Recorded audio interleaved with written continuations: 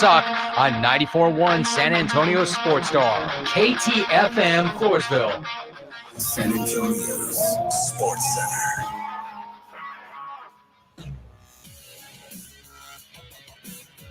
Your Super Bowl is set as the Kansas City Chiefs are going to face the 49ers in Vegas after the Chiefs upended Baltimore 17-10. 49ers came back in the third quarter and took out Detroit 34-31. Remember, you can catch it all live right here on San Antonio Sports Star as our Vegas coverage begins a week from today. The Spurs trying to stack some wins. This is R&R in the Morning. Man in motion, handoff, Pollard coming right, bang, zoom, touchdown Cowboys. Right, Yama about 3 feet behind the line, got it! It's R&R in the Morning with Rob Thompson and the managing editor of Blogging the Boys, RJ Ochoa.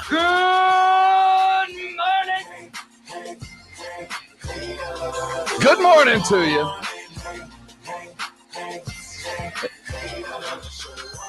It's Rob and RJ live right here on San Antonio Sports Star. Sorry, RJ, I'm switching channels over here. I'm doing some stuff. Sorry, I stepped on a button or two. How are you this fine Monday morning? I am fine and morninged and caffeinated and hydrated and excited. The Super Bowl is set, and it's a rematch. And I think that there should be a rule that we should never have any Super Bowl rematch. It's boring. Yeah, but, I mean, it's not a recent rematch. No, but I mean, like, it's, I want to see two different helmets, I agree. On the television. That's all I'm saying. I want to see two different helmets and all the material. We've seen these two before. But we're jaded. When people were asking me yesterday, who are you for, who's going to win? I said, that's two very different things. Because as a guy who's been to enough Super Bowls, I'm tired, New England and Kansas City have been a part of every Super Bowl I've, since I've gotten here to ESPN. I mean, literally. Yeah. I like to see the new faces. I remember when Kansas City went for the first time 4 years ago. I remember when Atlanta went, just the excitement of the fandom is really cool. You don't get like Kansas City fans jaded now. And Patriot fan was jaded. I mean, yeah, we're here. This will be reasonably excited. I wouldn't use the word jaded. I would say that they're a little entitled. Yeah, I don't mean that in a negative way. Yeah, you know what I mean. They've been here. They know what's important. Well, not only that, but like from a fandom standpoint, you get the people that are like, we don't need to go to, we don't need to go to Miami. We'll just wait because they'll probably be there. You know what I mean? It's like, screw y'all. I mean, you know what I mean? Like I want to see the fan base that is like, I don't know that we're ever going to be here again. We're taking a second mortgage out on the house. We got to make sure we're going this year, right now, 2 days, as opposed to, Chiefs fans that are like, whatever. Yeah. Like, we'll see you next time. Or you get it wasn't as good as last year. I hate it when I hear people at the Super Bowl. Last year, 3 years ago, they did it bad. So this year we get new types, new blood, and I do expect it to be a lot of fun, though. Might not have been the matchup I thought was going to happen. There was a time we sat yesterday with two road dogs in the lead in a conference championship weekend. Doesn't happen very often, though. Detroit, I don't know if you say Detroit collapsed or San Francisco found the rhythm, but third quarter was the key for San Francisco. And with Baltimore, there's so much blame to go around. It was Cowboy-esque in their collapse. And it's funny how many people yesterday from both within and without in my circles were comparing Baltimore to the Cowboys and Detroit to the Cowboys for various reasons. But when we look at failure, it seems like the Cowboys were capable of doing everything that both teams did to lose the game yesterday. I'm going to say that I was telling you before the show started that I was pre-annoyed at a few different things, right? Pre-annoyance is anticipating annoying things happening and being pre-annoyed at them in the process. I'm actually annoyed. So I'm in the present state of being annoyed. Now we're there. Yeah, no, not at the things I was telling you before. Oh, but at the take that you just offered, the people that are like, oh, there's a lot of cowboying happening. Oh, this is very Cowboys. No. You just watch 5 football games a year, and they all involve the Cowboys. So you think the Cowboys are the only team that does this. That's how I'm feeling today. I came to work ready to defend the Cowboys, Rob. That's where I'm at. And so I'm fired up. That's why I got 3 cups of coffee coming my way. Bring it, as we will. Buy into us. Well, they're a championship team. They just haven't found that trophy. We've established a championship program. It's just not the world championship yet. You're looking for a regional? You're looking for the North Dallas regional champions? You've got them in the Dallas Cowboys, and the comparisons there are many, from ignorance to apathy to, I don't know, daring what twos. I don't know. We're going to look all around. There's many chefs in a losing defeat, and we'll look at a losing defeat. See how double. So is that a win? We'll look at the Spurs. Speaking of losing defeats, 2 straight wins, baby, stacking wins. And the T-Wolves. RJ, you had it on the rundown, and we haven't really talked about it because it's been since 2 huge games. Was that the best win of the year on Saturday night? Absolutely. It was incredible when you factor in the opponent. Obviously, you're talking about, maybe the best team in the West, outside of Denver. I mean, really impressive outing. And it wasn't like and I mean this in the best possible way, it wasn't like a Wemby God mode game. It was team basketball. I mean, it was like, what got into Jeremy? I mean, like, holy crap. Like, what a performance. What did he have? 31? 32 the other night too? He ultimately finished with 30. 32. No. On Friday night. 13. I'm talking about Friday night. He had 31 Friday night and 32 Friday night and followed it up with 13 on Saturday night, but it was the full stat sheet along with everybody else. Good weekend. Devin had 25. Imagine if I told you we beat the T-Wolves and Wemby isn't even the highest scorer on the Spurs. Like, that's impossible. It's impossible to wrap your mind around and reckon with. It certainly is in Pop's mind, I think. They had a bat. See that? They had a bat at the game. Evidently, they had seen it ahead of time, so they knew that have the suit ready. I can't believe that. I'm at a point where I can't believe it's not scripted anymore, and I'm fine with that. I mean, if it is, but it was too incredible. My favorite part about this is how Spurs players and everybody involved from a Spurs fandom perspective is like in no way bothered. Like the T-Wolves are like, whoa, what? There's a bat here, and everybody's like, well, Kellen and Devin weren't going to have any part of it, but anybody, I guess, after I saw Mono have to go through those shots, I'd be running from it too. But only in San Antonio, it was cool. And props to the Coyote, man. I know we've had some practice over the years, but it would be difficult to catch a bat in general with a net. Yes. Like in general, but doing it in any kind of, mascot uniform would be at least twice as difficult, I imagine. So yeah, serious props. You take him dove hunting, man. I mean, imagine the conversation that happened at like Spurs HQ one day. That's like, we need to order a Batman costume for the Coyote. Oh, we're going to need a 20-foot long net. And then like somebody was like, well, why? And the first person said, well, see, there might be a bat one day that's flying around. And on Saturday night, that person said, I told y'all, it was going to happen. I wonder I saw Manu's been at games recently. I wonder if he was there.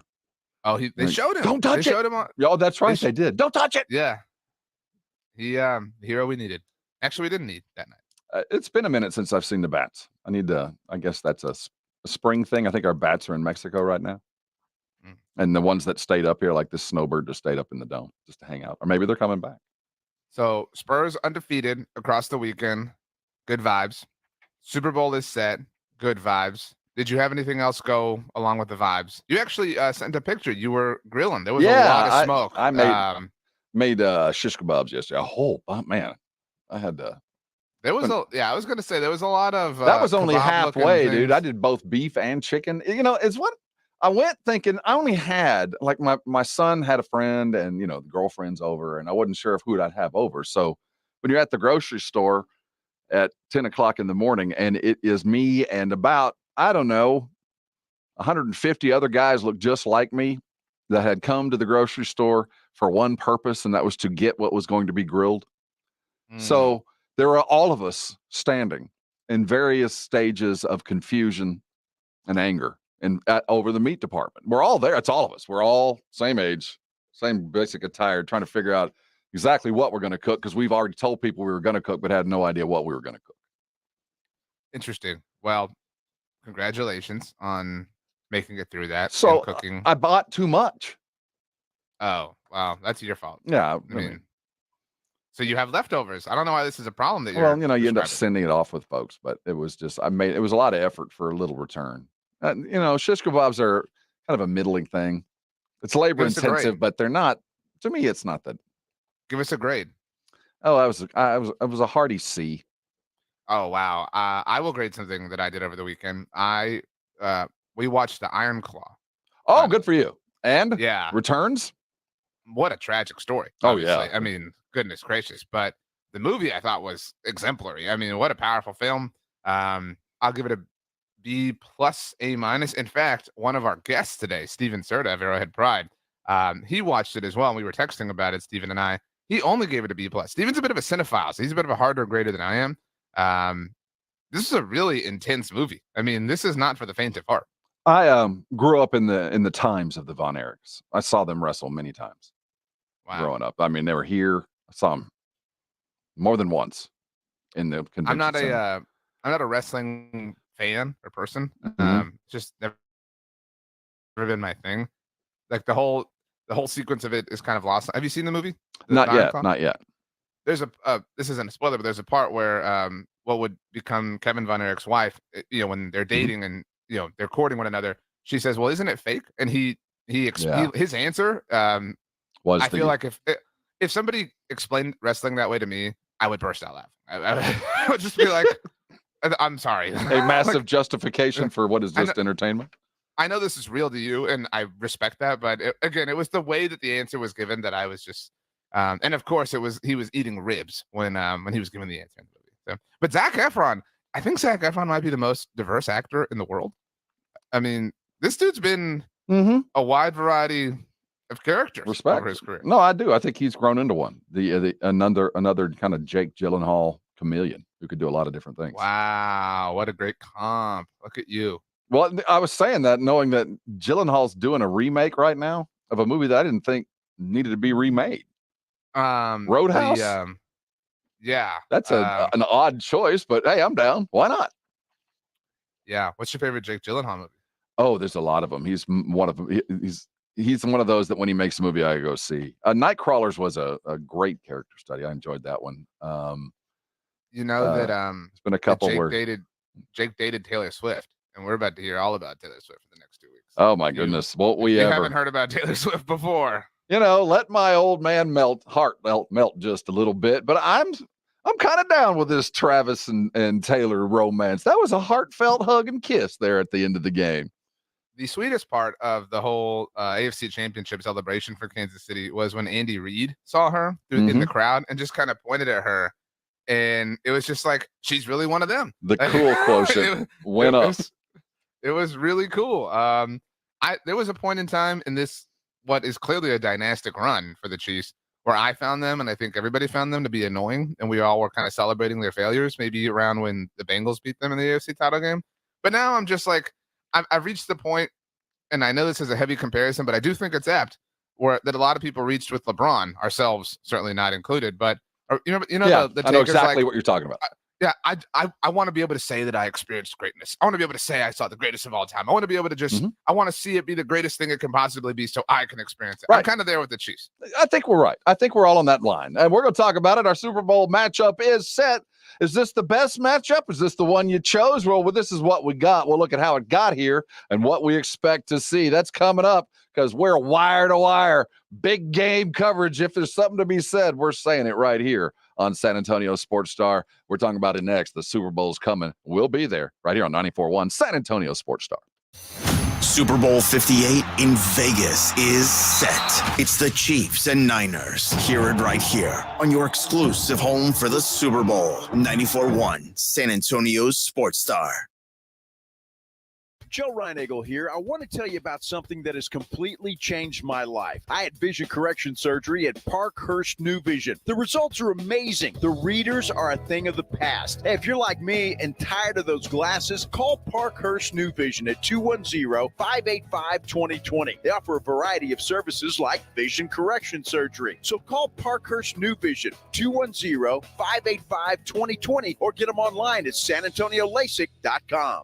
Listen to this station anytime, anywhere on Odyssey. Odyssey is your new audio home for all the music, news, sports, and podcasts that matter to you. Odyssey. That's AUDACY.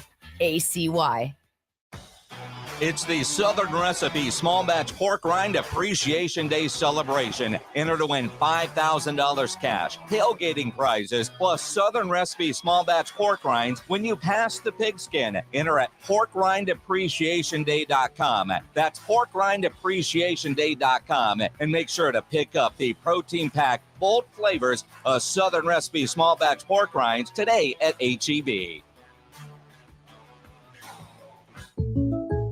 When something happens to your kitchen, you might say, "This is ludicrous." but that won't fix your home. That will only get you the rapper, Ludacris. Having trouble? Don't panic. Don't be alarmed. You need to file a claim? Holla at State Farm. Like a good neighbor, State Farm is there. That's right. You can file a claim on the app or call us. Thanks, Mr. Chris. No matter how ludicrous the situation, like a good neighbor, State Farm is there. State Farm, Bloomington, Illinois. My friend and I are taking a trip to Mexico this year, but neither of us speak Spanish. So we downloaded Babbel and started learning Spanish fast. Want to start getting conversational in another language in as little as 3 weeks? Babbel's quick 10-minute lessons were designed by language experts to be the most efficient and effective way to learn a new language. ¿Cómo te llamas? ¿Cómo te llamas? Babbel, language for life. Celebrating 10 million subscriptions sold. Go to Babbel.com and start learning a new language today. That's Babbel.com. The LaTappe, Texas cycling races are back in San Antonio, April 12th to the 14th. Cyclists of all ages, register now to ride in the 100, 60, or 25-mile Tour de France amateur cycling events. You can run, walk, cycle, and celebrate all things fitness fiesta at the Athletes Village and Expo, LaTappe, Texas. Register today at fiestafitfest.com. Presented in part by Thomas J. Henry. eBay Motors is here for the ride. 120,000 miles of night drives, daily commutes, and who knows how many. Are we there yet? Through countless fixes, elbow grease, and a new radiator, you kept your ride alive. With eBay Motors, you have over 122 million parts to keep it running. And with eBay Guaranteed Fit, they'll be the perfect fit every time. Plus, at these prices, well, we're burning rubber, not cash. Keep your ride or die alive at ebaymotors.com. Eligible items only. Exclusions apply.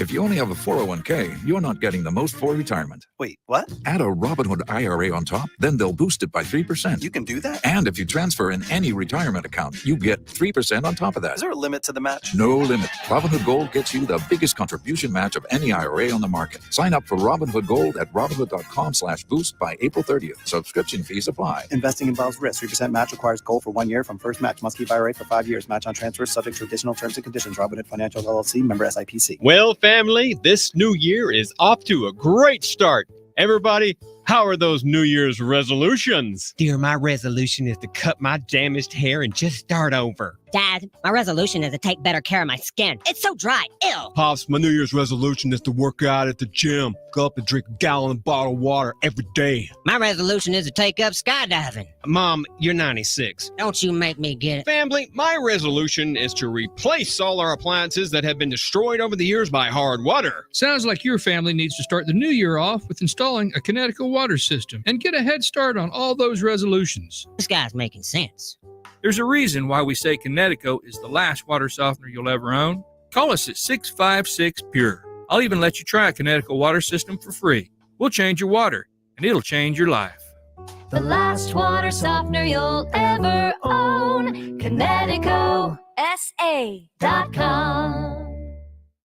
Have pain? Have chronic pain, low back pain, knee pain, neck pain, or shoulder pain? I can help. I'm Dr. Torres at the Institute for Functional Health, and we get to the root of your pain. We don't just give pain medications. We do the proper investigation to see what is the root cause, and it's covered by your insurance. Reduce your medication, avoid surgery, and get rid of pain for good. Call for your free evaluation. I'm Dr. Torres at the Institute for Functional Health, where we get to the root cause of your problem. 210-468-1891. The Jim Rome Show, weekdays at noon. I love San Antonio, man. I love it. On 94.1 San Antonio's Sports Star.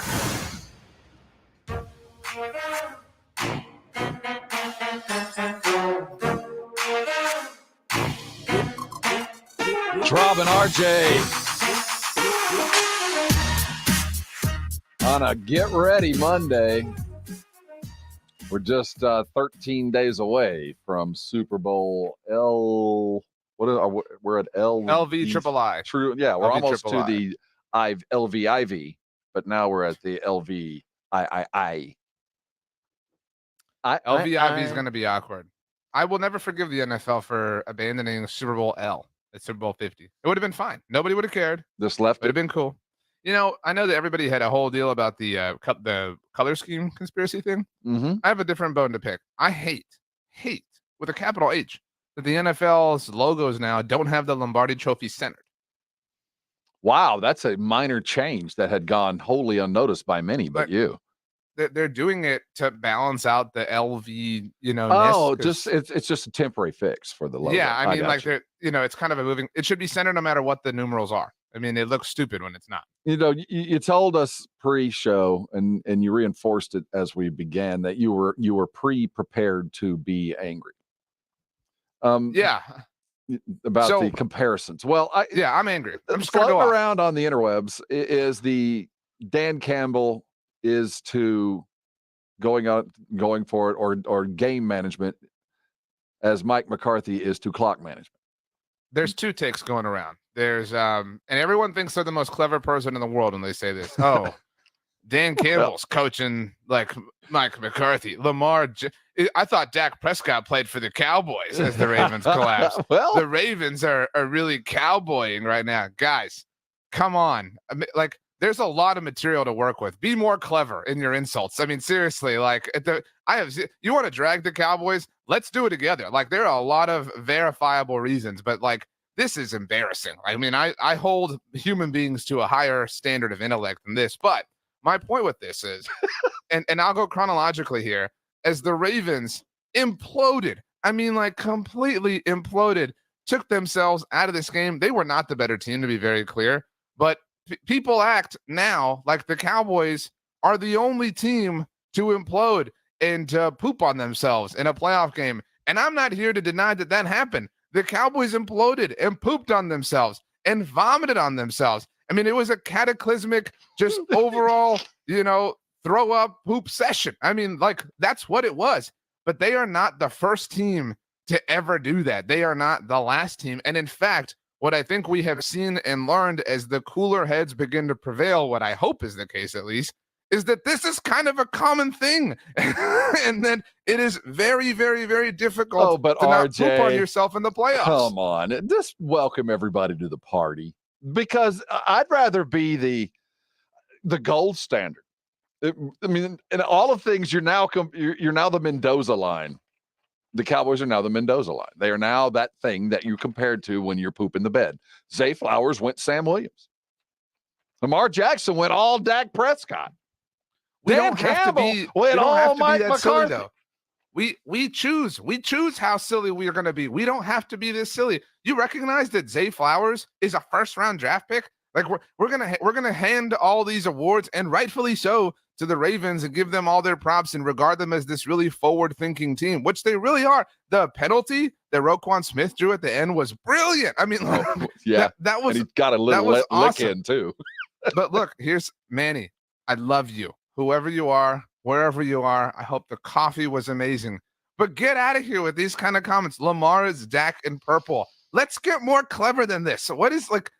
Lamar is Dominique Wilkins.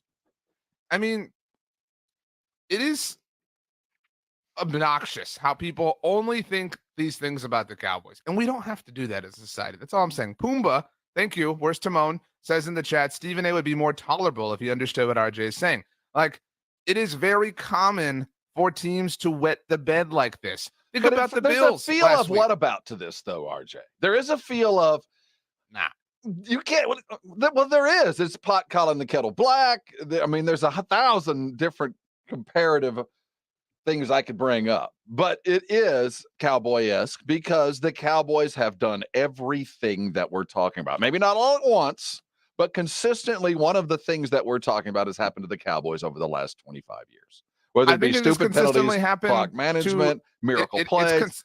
So it's consistently happened to teams from a percentage standpoint on a much more frequent standpoint. Like the Lions, you're a little bit too prickly, is all I'm saying. I don't think it's prickly at all. I'm saying let's be straight up about it. Like let's the 2 years that Lamar will have now won MVP as of like 10 days from now, he has had failure of moments in the playoffs. Yes, and monumental.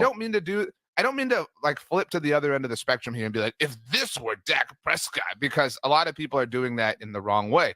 But if Dak Prescott won MVP twice, and in the playoffs in which he did, he was awful. I mean, he would be banished from Earth. I mean, people would not let him do anything ever again in the world. Thank you, Marco, for proving the point. Lamar Jackson. Thank you. These are super clever things, guys. A lot of it was, let's be realistic.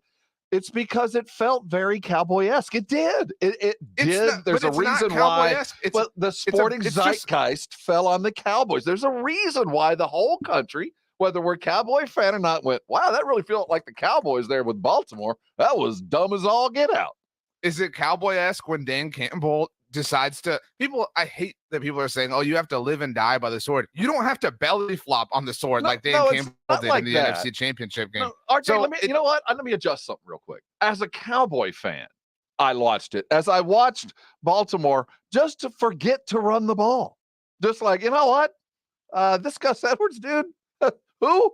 Just forget. We're just not going to run. And I watched Detroit do the same thing. Just, you know what? We're now going to throw the ball every down. That's Cowboys. I've seen that happen several times and go, yeah, I know how you're going to lose.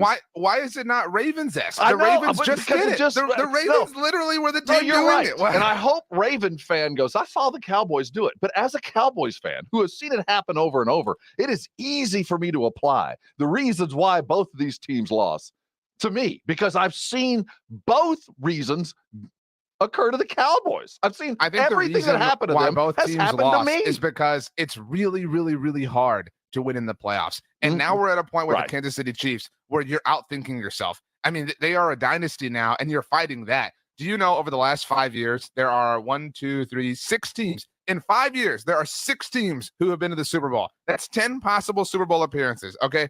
4 of them belong to the Kansas City Chiefs, who have maybe the future GOAT or the current GOAT, whatever modernized version of that word you want to use.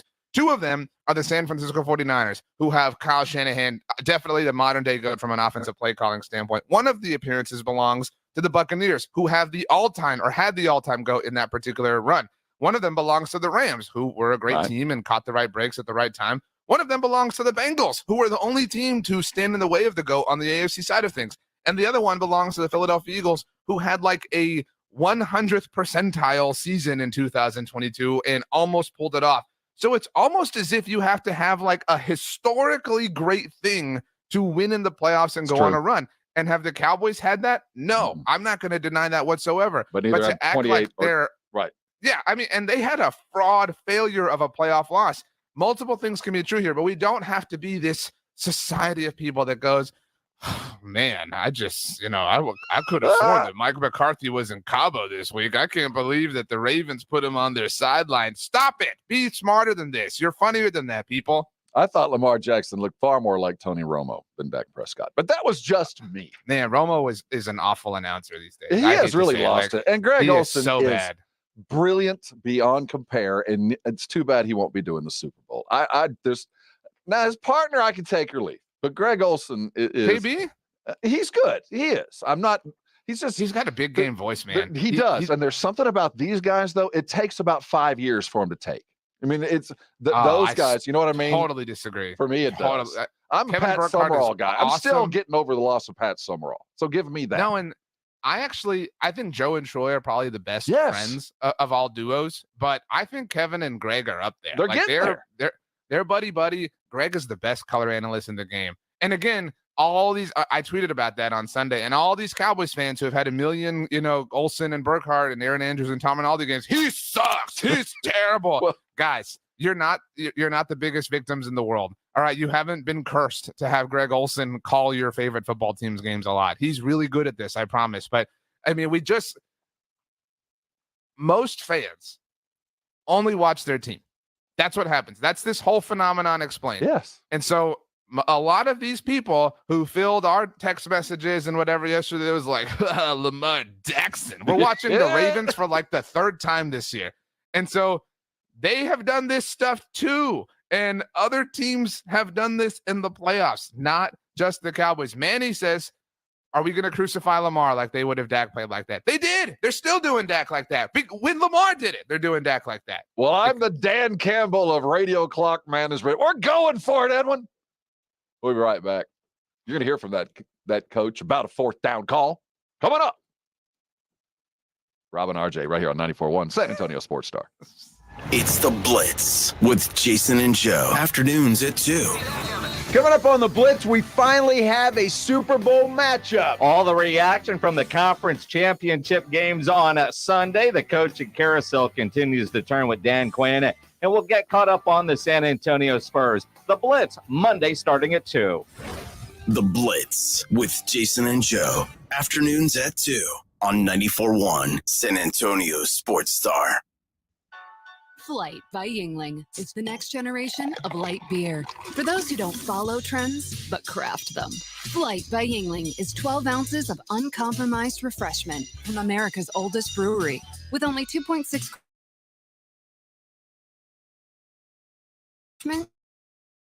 generations in the making.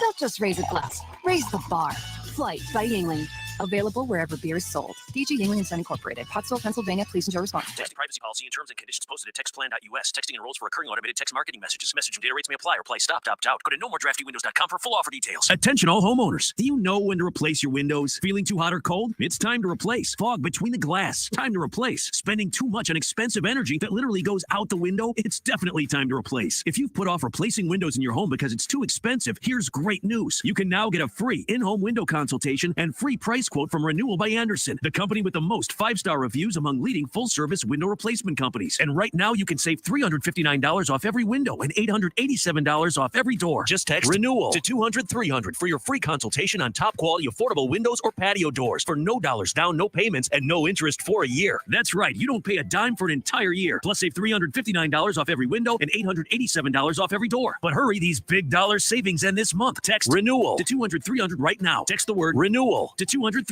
Don't wait. Text RENEWAL to 200-300.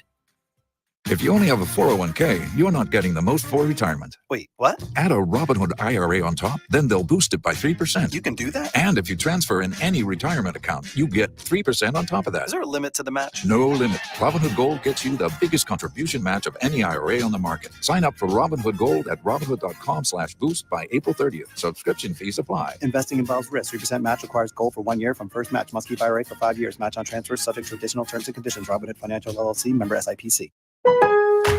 At Lowe's, save big every day when you buy in bulk. Save 10% when you buy 68 or more panels of select OSB sheathing. Plus, save an extra 5% every day on eligible purchases when you use your Lowe's business credit card. Because Lowe's knows savings. Lowe's knows pros. 5% offer subject to credit approval. Exclusions and terms apply. See store at Lowe's.com/credit for details. U.S. only. Selection varies by location. While supplies last. Discount taken at time of purchase. See sales associate for details. Guys, did you know your testosterone affects everything in your system, including how you feel and perform every day? Right now, Revive Men's Health San Antonio will check your testosterone for free. Knowing your T levels is the first step in understanding if you have low T. Your testosterone level impacts your energy, libido, sleep, weight, hair loss, mood, and even ED. Maintaining an appropriate T level can change your whole life. Most men start to see changes in their hormone levels in their 30s. Experience and results matter. So what are you waiting for? Get your T levels checked today by local, experienced, and trusted men's health experts. They've helped thousands of men since 2011. They're so confident they can help you, they even guarantee it. Call Revive today and schedule your free testosterone test, free exam, and free consultation. Call Revive Men's Health at 210-615-7777. That's 210-615-7777. Or visit ReviveMen'sHealth.com. Show your love this Valentine's with exquisite fashion jewelry from Diamonds Direct and save an extra 20%. Now through Valentine's, all fashion favorites at Diamonds Direct are on sale. All earrings, all bracelets, all necklaces, stackable bands, colored gemstones, jewelry, and more. Lots of romantic and timeless gifts for under $500. Special financing available too. Don't miss this. An extra 20% savings on all fashion jewelry favorites at Diamonds Direct. Shop in store or online at diamondsdirect.com. Diamonds Direct. Your love, our passion. This is Andrew Monaco, and the Aggies play here. 94.1 San Antonio Sports Star.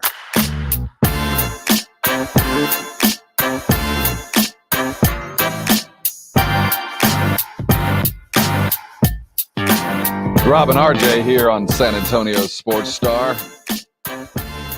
As we head toward the Super Bowl, you know what that means around here, around San Antonio? You know what that means? What? Put on your boots, grab your Yanks, and head out to the rodeo. We got your tickets. You want to go see, who do we got today? I might have tickets all week long. Today, I believe it's John Michael Montgomery. You can do this. Sorry, I have a lot of data in front of me, RJ.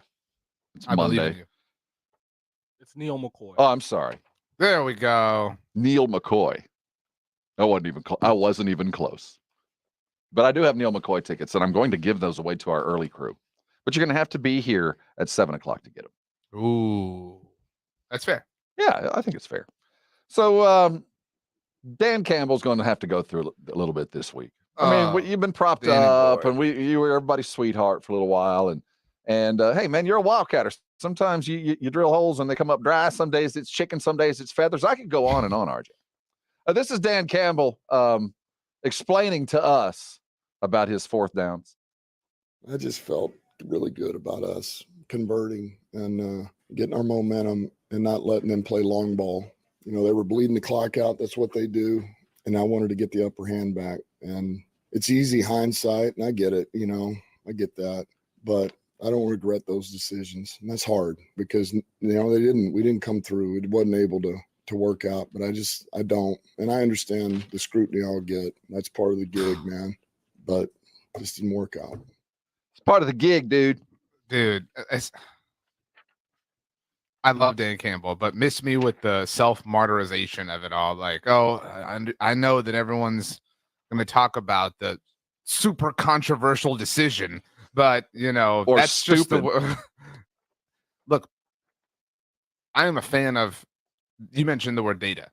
I'm a huge fan of data. I believe in making data-driven decisions. And for the most part, that's what things like this are. And there's a high amount of people, a high-level amount of people who are making the argument that, hey, it's aggression, it makes sense, analytics support this. I can totally understand that. One of the very first words that Dan Campbell said there was momentum. That's not a measurable, quantifiable thing. So are you chasing momentum, or are you playing probabilities and win percentages? Also, I mean, we could sit here and poke this apart in a million different ways. Like, if you want to defend the decision to go for it, fine. I suppose there is, you know, some level of logic in that. So which one are we mad at? Which one should we really be mad at? I think the most indefensible decision that the Lions staff made was the decision to run it on 3rd and goal. So that was the second one. The first one, when they were like the field goal and the extra point or the touchdown possibilities. No, we're not mad at that one, right? That one was. I think there are 4 controversial decisions. Okay. In order from most WTF to least WTF.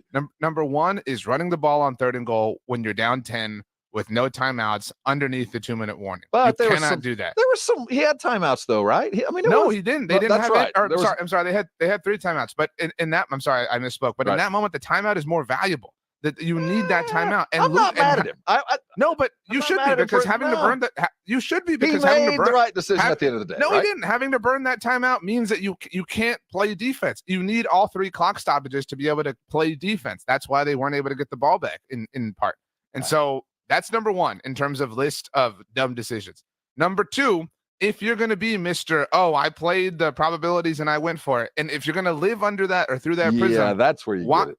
Then why didn't you go for it at the end of the first half? That's what I'm talking about. You don't have a problem with that? Well, no. I mean, these are contradicting philosophies. But can't let you like to say as often. I'm going to defend Dan today. That 2 things can be true at the same time. It's possible that yes, the data tells one thing, and gut is another.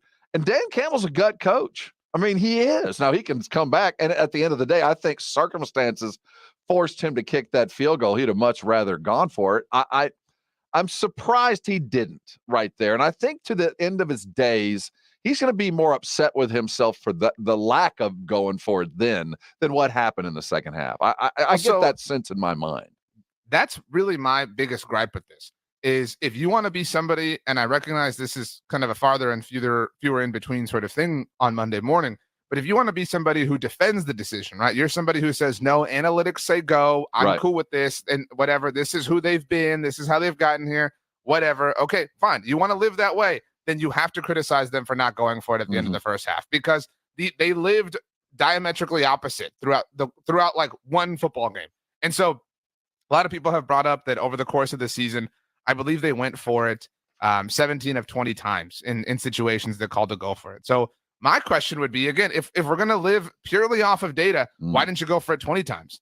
Why would there be any time where you didn't go for it when data, probabilities, and analytics supported the decision to go? Why would there be one singular time if you live off of that creed? And so I think it's talking out of both sides of your mouth to say, I like, and I'm not saying you're doing this, but some people are saying, I like analytics, but you got to take the 3 in that situation. I don't think it's fair to talk out of both sides of your mouth, but I do think, and again, what bothers me the most about this is people saying this is who they've been, this is how they've gotten here. Well, at that point, then, if you're admitting that they're predictable, right? Like at that point, Kyle Shanahan and the Niners offense can kind of. I mean, it is. When you play Dan Campbell, they're going to go for it. I mean, that's predictability. I predicted it before the game, so I'm not worried about that. I think it bordered on arrogance for Dan Campbell. Well, not quite as much as the 2-point conversion fiasco, but there's a certain thing to Sinatra styling it too much. I mean, it doesn't have to be your way, Dan. You got a ticket to the Super Bowl on the line, and this was one part of a second half collapse. But it's not difficult to say that fate could have been very different for the Detroit Lions if he had been conservative one time, which he showed to the point we just made a willingness to do at the end of the first half. I would love to hear him defend why he kicked that field goal, but decided against field goals in both instances where they went for it on 4th down in the second half. You want to dare greatly. I mean, he dared greatly when he was talking about kneecaps, and he will go down on that sword. But it just felt like yesterday was one of those experiences that a lot of coaches need to go through, and unfortunately, he inflicted it on himself. We'll continue looking at the Lions collapse, but who should suffer more today? The way that Campbell handled his team, or the Ravens? Just I don't know. The Ravens are really lucky. The Ravens are really lucky that they went first, and that the Lions thing could be boiled down to like a discernible, discussionable point. And so, because everyone can just focus on the decisions that Dan Campbell made, and it doesn't help the overall controversy that he made himself a martyr as a result of it all. He threw. I mean, if he fell on any sort of sword, it's the Ravens. I mean, he's the meme of the person taking all the bullets and grenades for them. I mean, but I think the more embarrassing performance was Lamar. I mean, you cannot be that dude, man. I mean, now Lamar has 2 playoff wins, and one of them is against the Texans in an upstart season with CJ Stroud. And while I believe in the Texans, that doesn't really speak to Lamar being a, incredible quarterback. But more than anything, Lamar's failure shows that I am never, or at least for a very long time, going to entertain the idea of any AFC team being on the same plane as the Chiefs, of any AFC quarterback being on the same plane as Patrick Mahomes.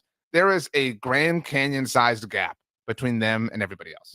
Hey, coming back, we're going to continue looking at the games from a different perspective. The outcome, as 2 more teams are out, that means coaches available. That circle carousel is going to continue. Would it be a strange thing to say that maybe Riverboat Ron lands in Dallas? Weirder things have happened Already in Philadelphia. enough. Hey, Philly picked them up OC that we know.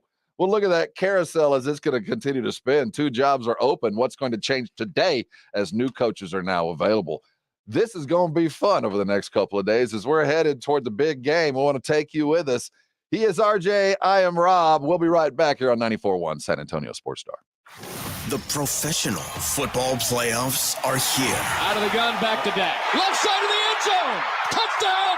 14 teams with only one goal in sight. The big game in Las Vegas. Presented by Flight by Yingling. Hear it on your exclusive home. 94.1 San Antonio Sports Star. Some people just know the best rate for you is a rate based on you with Allstate, not one based on Carol. She's more focused on hitting a high note than the car in front of her. Why pay a rate based on anyone else? Get one based on you with DriveWise from Allstate. Not available in Alaska or California, subject to terms and conditions. Rates are determined by several factors, which vary by state. In some states, participation in DriveWise allows Allstate to use your driving data for purposes of rating. While in some states, your rate could increase with high-risk driving. Generally, safer drivers will save with DriveWise. Allstate Fire and Casualty Insurance Company and affiliates, Northbrook, Illinois. Nachos! Yeah, your nachos! Hey, I'll take some. Great. And some Frank's Red Hot. Oh, nah, I'm good. Oh, you're just going to eat these dry, plain, boring nachos with no Franks. Seriously? Crank it up. Crank it up. Come on, lady. Crank it up. Crank it up. Crank it up. Yeah! Yeah, this guy finally gets it. Hey, look, we're on the Jumbotron. It's the perfect blend of flavor and heat. Frank's Red Hot. I put that on everything. Buyers Barricades is proud to provide traffic control, rental, and sales for work zones and events in the San Antonio area and beyond. Buyers Barricades, the Texas authority in barricade rental. Learn more online at buyersbarricades.com. That's buyersbarricades.com. Meet Cheryl. Hey. She's on vacation and lost in the moment. Unfortunately, so is her Chase debit card. It's got to be somewhere. Maybe she lost it at salsa night. These skirts should have pockets. Or maybe she lost it at Pilates. 3 and 2 and... But she's not worried. With the Chase mobile app, she can lock her card till it turns up. Tools that help protect. One bank that puts you in control. Visit chase.com/checking. Chase, make more of what's yours. Chase mobile app is available for select mobile devices. Message and data rates may apply. JP Morgan Chase Bank, N.A. member FDIC. Progressive asks, what do a late-night pizza craving, Pizza place. Can I get one large pepperoni pizza? a newly licensed teen delivery driver, a guaranteed delivery time or its free offer, and your front fence have in common? Uh-oh. That's my fence! They can turn your stomach upside down in under 30 minutes. I'm still getting a tip, right? Bundle your home and auto with Progressive for great savings and round-the-clock protection. Progressive Casualty Insurance Company, affiliates, and other insurers. Not available in all states or situations. There's never any FOMO with the iHeartRadio app. You won't ever have to miss out on your favorite shows and contests with this radio station again. Radio 24/7, 365. We're here when you want us. Stay connected and listen anywhere when you download the free iHeartRadio app. This is a special alert to all Americans who own a vehicle with less than 200,000 miles with an auto warranty about to expire or with no warranty coverage at all. Due to a decline in the economy, CarShield is announcing a low-cost month-to-month vehicle protection plan that is now available to the public to save any driver out-of-pocket expenses on future auto repairs. Call now to find out how you can pay almost nothing for covered auto repairs. Yes, you heard that correctly. Pay almost nothing for covered auto repairs. An open phone line has been established for all drivers to call for a free quick quote. Call 800-326-7765 now. Drivers who are covered will not have to pay for covered repairs again. This protection plan is at an all-time low. Additionally, drivers who activate this vehicle protection today will also receive free roadside assistance, free towing, and car rental options at no additional cost. Call us for your free quick quote today. 800-326-7765. That's 800-326-7765. What do you have to lose? Call 800-326-7765. Again, 800-326-7765. When something happens to your kitchen, you might say, "This is ludicrous." but that won't fix your home. That will only get you the rapper, Ludacris. Having trouble? Don't panic. Don't be alarmed. You need to file a claim? Holla at State Farm. Like a good neighbor, State Farm is there. That's right. You can file a claim on the app or call us. Thanks, Mr. Chris. No matter how ludicrous the situation, like a good neighbor, State Farm is there. State Farm, Bloomington, Illinois. My friend and I are taking a trip to Mexico this year, but neither of us speak Spanish. So we downloaded Babbel and started learning Spanish fast. Want to start getting conversational in another language? In as little as 3 weeks, Babbel's quick 10-minute lessons were designed by language experts to be the most efficient and effective way to learn a new language. ¿Cómo te llamas? ¿Cómo te llamas? Babbel, language for life. Celebrating 10 million subscriptions sold. Go to Babbel.com and start learning a new language today. That's Babbel.com. Let's go! Hi, it's Jason Lennox. You're listening to the home of the Cowboys, 94.1 San Antonio Sports Star.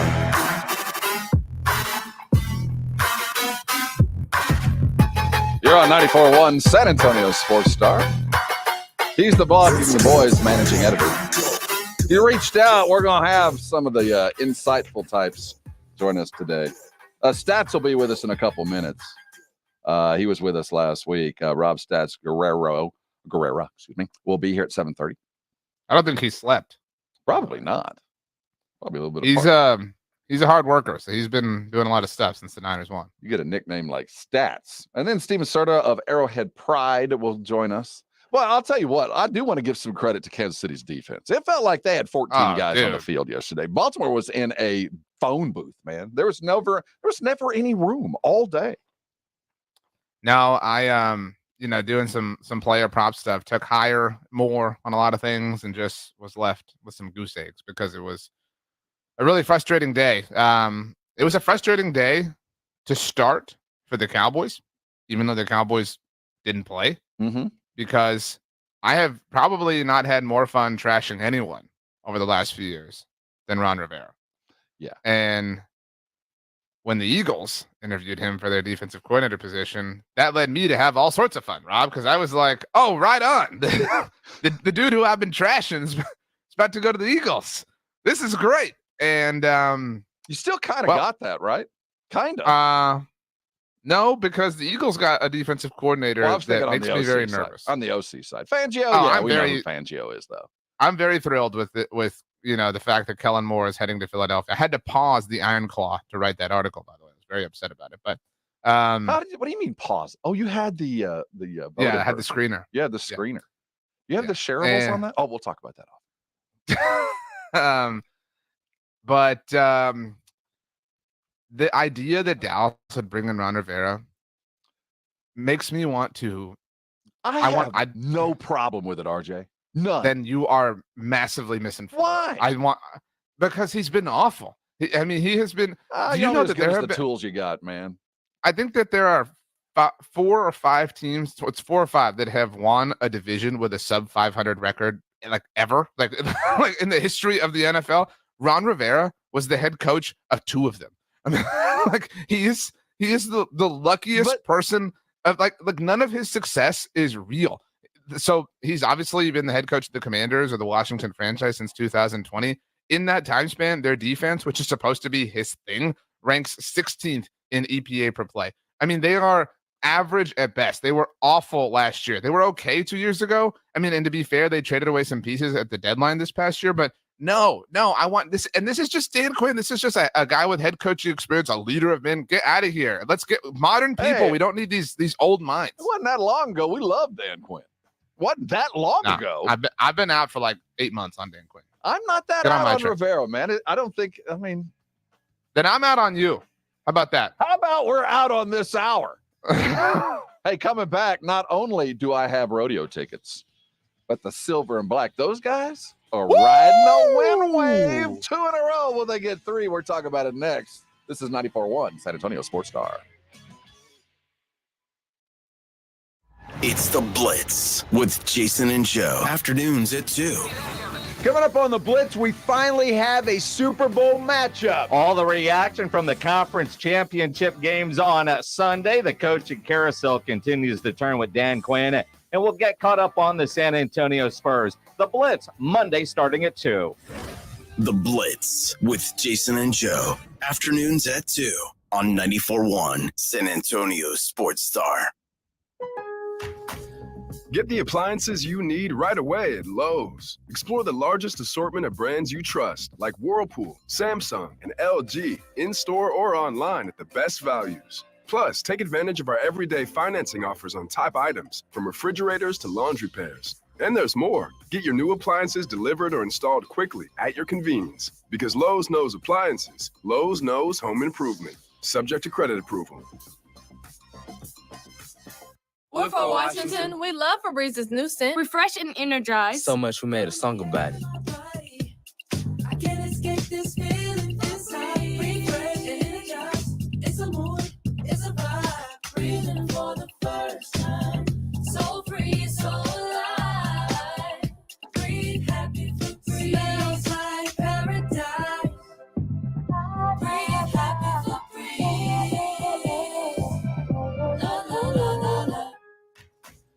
Get the appliances you need right away at Lowe's. Explore the largest assortment of brands you trust, like Whirlpool, Samsung, and LG, in-store or online at the best values. Plus, take advantage of our everyday financing offers on top items, from refrigerators to laundry pairs. And there's more. Get your new appliances delivered or installed quickly at your convenience. Because Lowe's knows appliances, Lowe's knows home improvement. Subject to credit approval.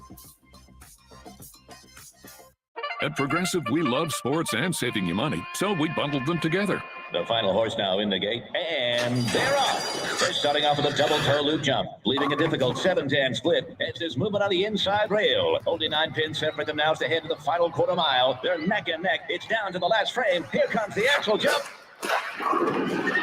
They bundled their home and auto insurance with Progressive. Win, strike, savings, gold.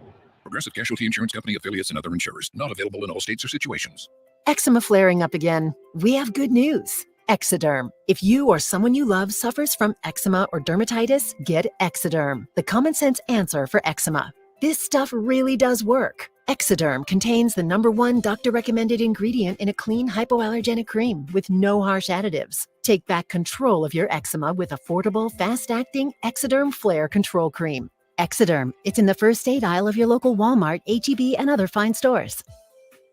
Injuries happen, and when they do, skip the ER and get to the Ortho Now Injury Clinic by TSAOG Orthopedics and Spine. Ortho Now provides walk-in care for injuries like broken bones, dislocations, sprains, and strains. Conveniently located in the Corey area with extended hours Monday through Saturday with on-site x-ray casting and bracing, Ortho Now has everything you need to treat your injury, and best of all, no urgent care or emergency room copay. Learn more online at tsaog.com. The possibility of lung cancer can be pretty scary, especially if you're one of approximately 8 million current or former smokers at high risk. That's why SaveByTheScan.org wants you to know that now there's a breakthrough low-dose CT scan that can detect lung cancer early, and it only takes 60 seconds. You stop smoking, now start screening. For an easy quiz to see if you're eligible, visit SaveByTheScan.org. It could save your life. SaveByTheScan.org is brought to you by the American Lung Association's Lung Force Initiative and the Ad Council. On job sites, few things are more important than a solid work boot. At Boot Barn Work, we pride ourselves on knowing that no matter your trade, when there's hard work to be done, your boot should be built for non-stop protection and mobility. Thoroughgood checks all the boxes. Their Wear Anywhere boots are time-tested and crafted with the highest quality materials for relentless support. For job-fitted boots, Thoroughgood at Boot Barn Work.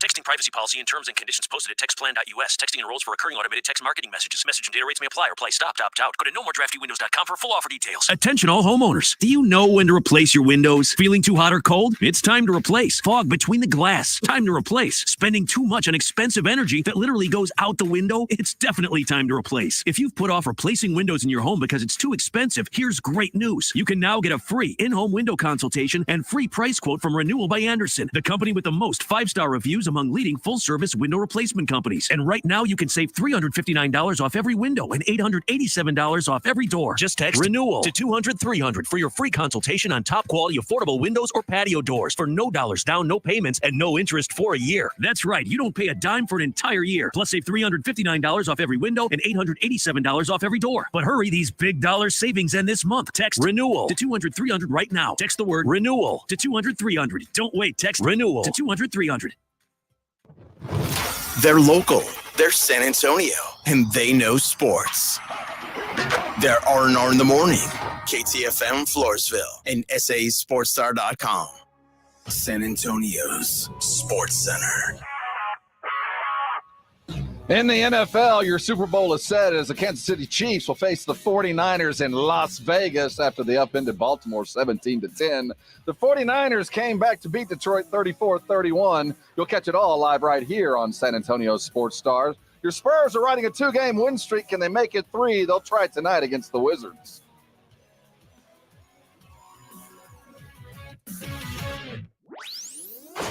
This is R&R in the Morning. Man in motion, handoff, Pollard coming right.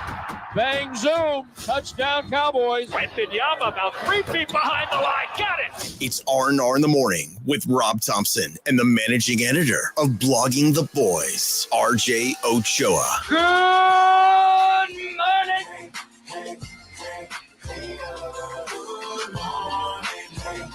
Hey, good morning to you. It's Rob and RJ huddling up right here on 94.1 San Antonio Sports Star. Good morning to you, sir. How is your Monday going so far? The fact that I've been with you for several hours should have nothing to do with the quality of your morning. It's impeded it in a lot of ways, to be straight up with you, but I've powered through. I'm here. It's Monday. This time next week, Robert, we will be Sin Citying it, Las Vegasing it. You know, can you give us a casino sound effect? Can you do it? I don't know. We're going to be in the convention center, right? I don't know. We're going to be somewhere. That's really all. I don't know where we're going to be set up. I think we're in the convention center. The good news about us being there, will be that for the first time in a minute, we'll be, even though we're up early, it'll still be Vegas. What's So I 5 won't a.m. in feel Vegas so right now, alone. Rob? 3 a.m. It's 3 a.m. Yeah. So they're partying. It's not 3 a.m. right now. It's 5 a.m. right now. It's 5 a.m. to them, but I'm talking about when we start our show. It'll be 4 a.m. Yeah. There we go. So there'll be one or two of these. Because if I had my druthers, I would do our show right outside the Golden Nugget, right there on Fremont, about 3 a.m. There would be no better place in the world to be at Super Bowl week with a bunch of stumbling around 49er fans at 3 a.m. downtown under the Fremont, right there at the Nugget. Man, the trip to Vegas for 49ers fans has got to be what, like an hour and a half, like 90 minutes? You know what I mean? No. That's from L.A. From San Francisco. They got it's a flight. It can't be that far. They're coming from NorCal, man. That's way up there. It can't be that far. Let's talk some silver and black. The San Antonio Spurs went this weekend under a lot of pressure. Things had really started to turn south after that Oklahoma City embarrassing loss. And here they come. 2 consecutive wins, one of which against the Timberwolves was one of the better teams in the league. And you wouldn't know it by the game we watched. They played good. They get down, they come back, they play hard. Spread around scoring. Wemby, doesn't lead the team. He got 3 and 20, and that's a basketball team. When you see things work, you go, I kind of get it, though. Stacking wins in late January and February is what most bad teams do.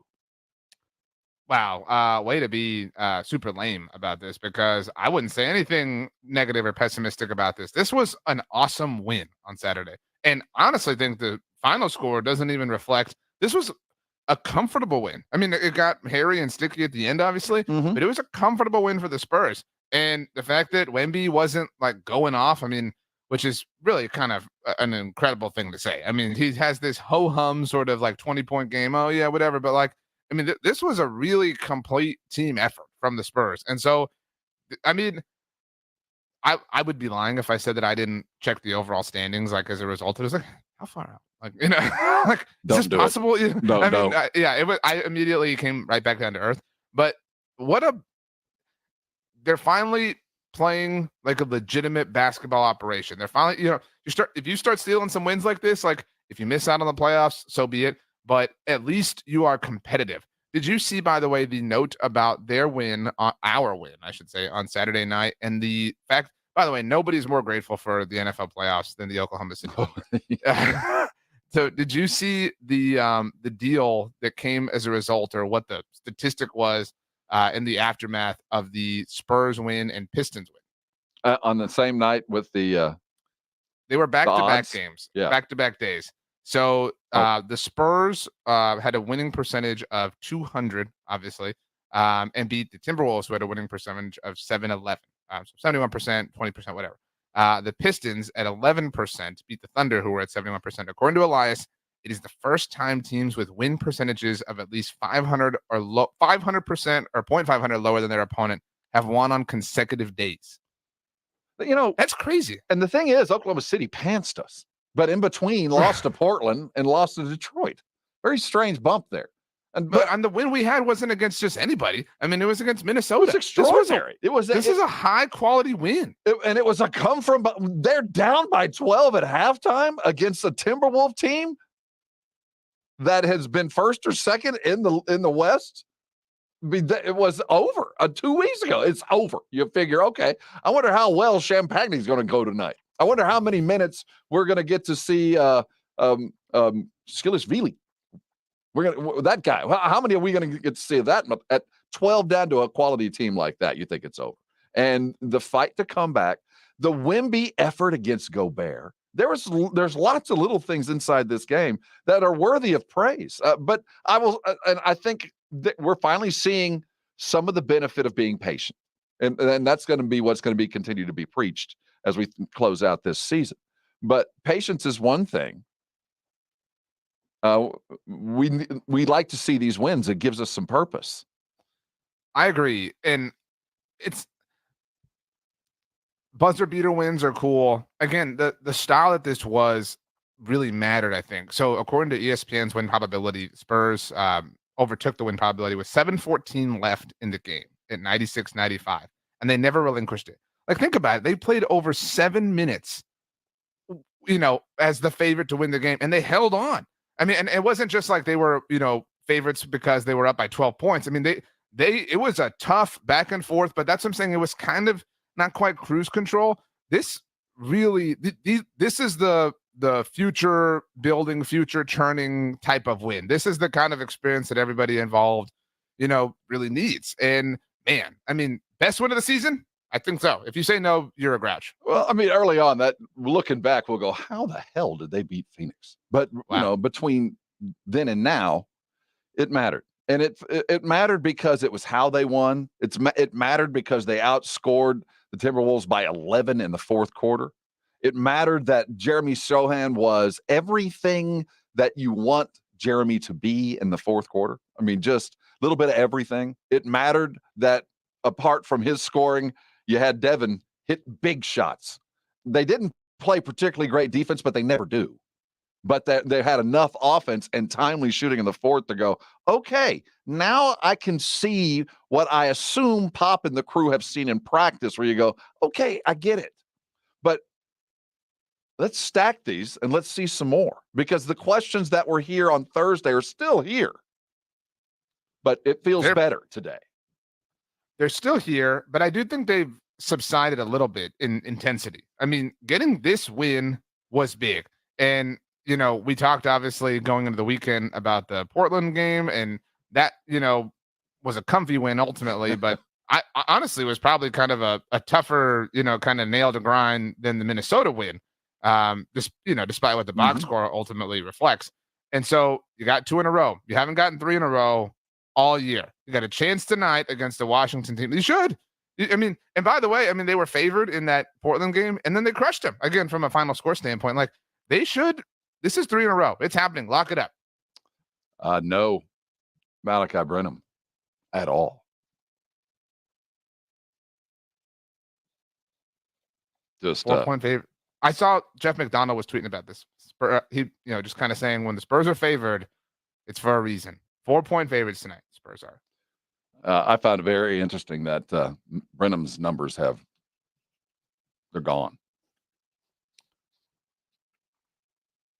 I don't know where to digest that, but I would say as we get closer and closer to the trade deadline, the guys that are D and P, CD, which are the worst initials to have next to your name as a former basketball player, I saw it a lot. Malachi might not. I hope the least you can buy your way out, because he has found his way to the end of the bench, and that's never good for any guy who's fighting for time. Spurs have won 2 straight. The Wizards here. Remember the last time they played the Wizards, they got their coach fired.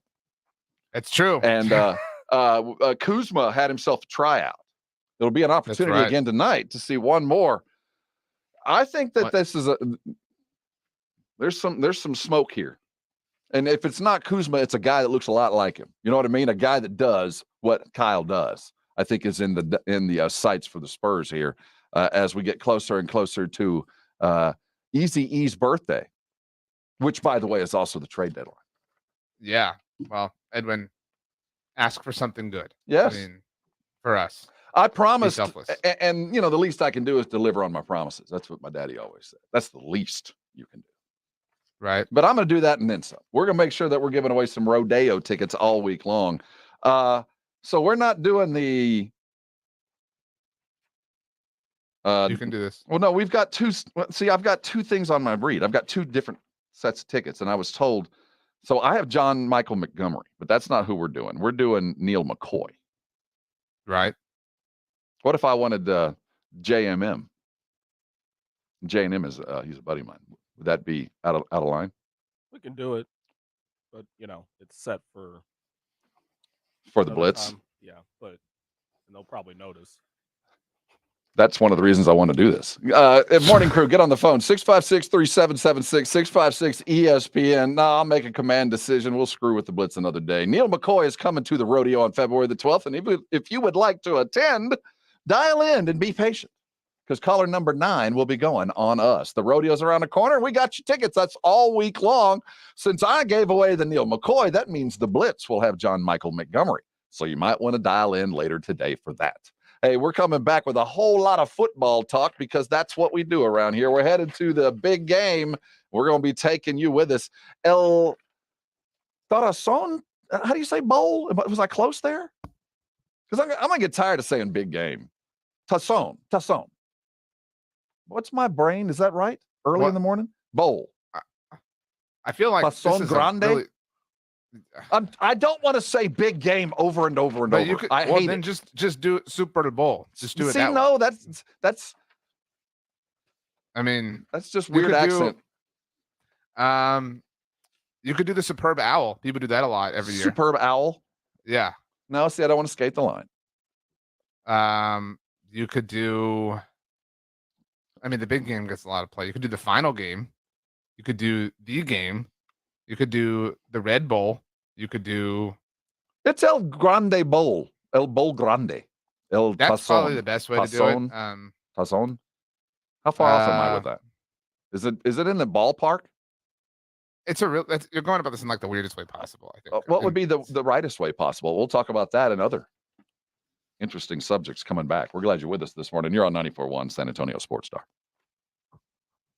Oh, I got to tell you a little bit about the Institute for Functional Health. You know, you forget Mondays are supposed to be weigh-in days for a lot of people.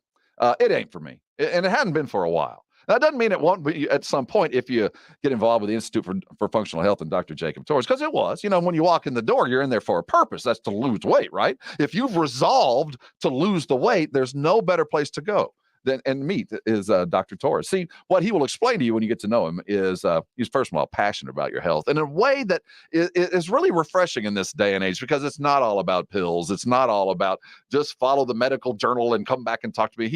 It's a functional health thing with him. It's a whole thing. And I'll tell you what, you're better for it. And when you talk about losing weight, it's a whole part of an entire puzzle that he puts together for you and only you. Now, there's some certain basic things involved with weight loss, but at the end of the day, are you going to be able to follow through and live with a plan? Because you don't ever stop a healthy plan, right? It's something you're going to stay with, and that's why I'm nearly 75 pounds down. If your time is now, if you've resolved to make 2024 the year that you look back on and go, man, I'm going to put away those big pictures and make some new ones with some skinny clothes on, I want you to call Dr. Torres today and find out what I know. The number is 210-468-1891. The website is iffhealth.com.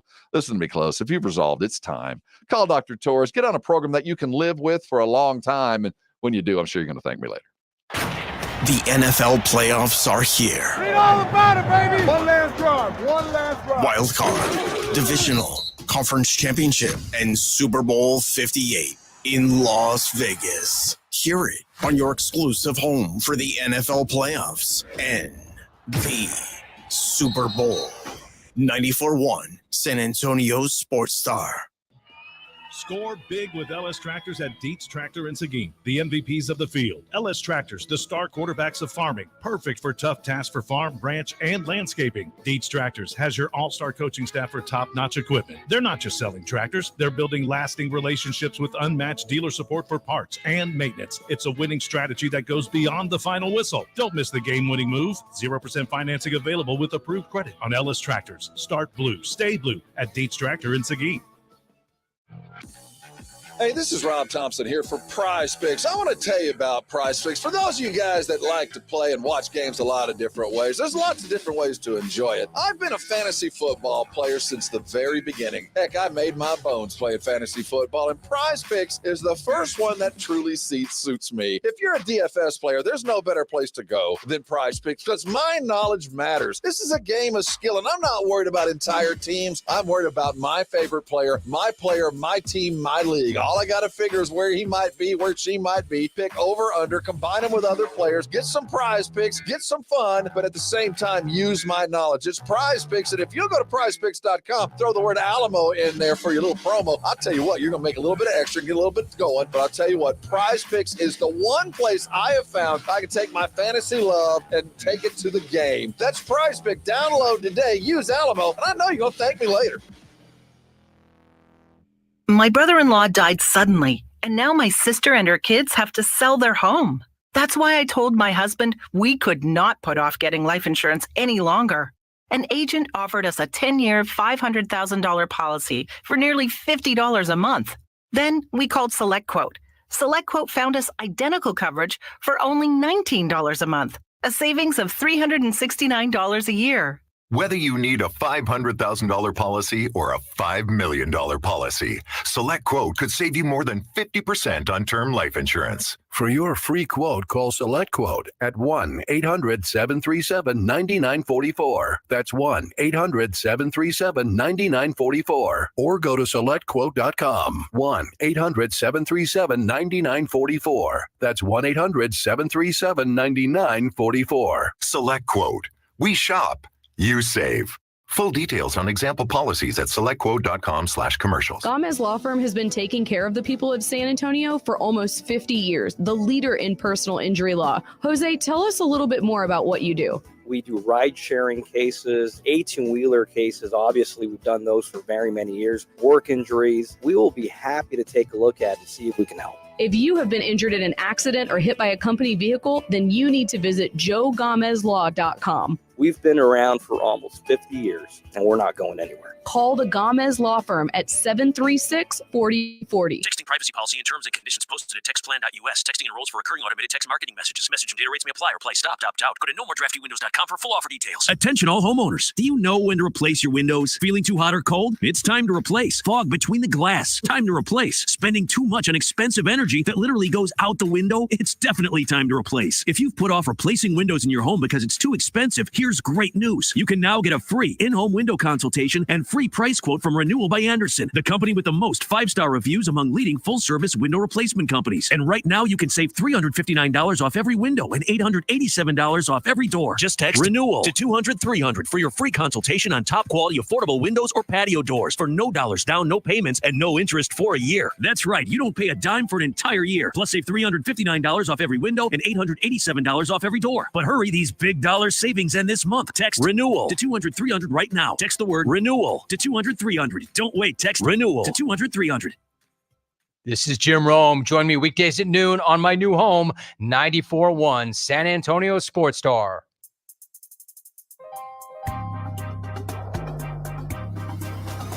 Hey, huddle up.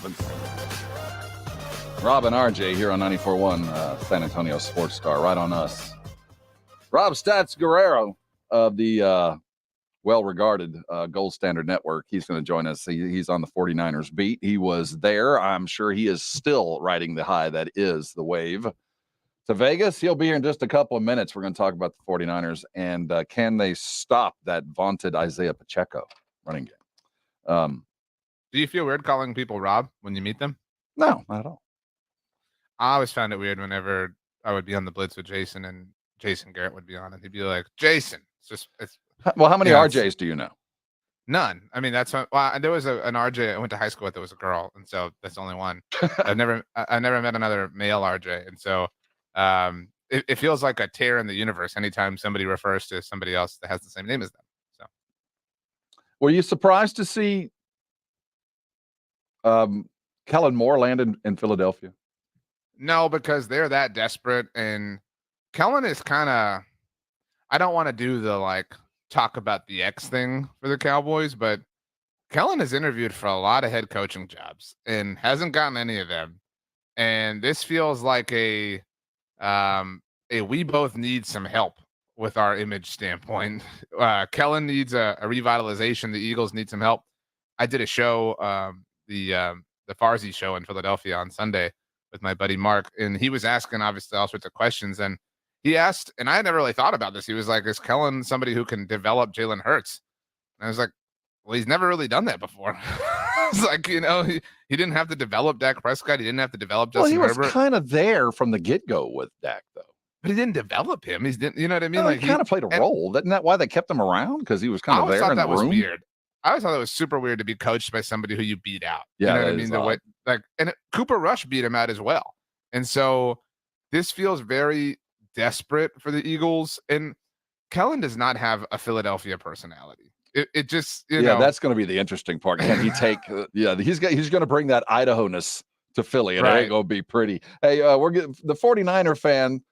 They got it, for a half it looked pretty desperate, but that third quarter we saw the football team that we had seen all season long, and there was some of the legs of Brock Purdy and Brendan Ayuk with a miracle catch. which was we saw 3 miracle plays yesterday. 3 just the Lamar catch and run, pass, catch and run, which I still would like to see the stats on that officially. Okay. Then we saw Pat Mahomes break dance out of a tackle. I've never seen. Dude. That was like Neo, and he bent back. That was amazing. How did he do that?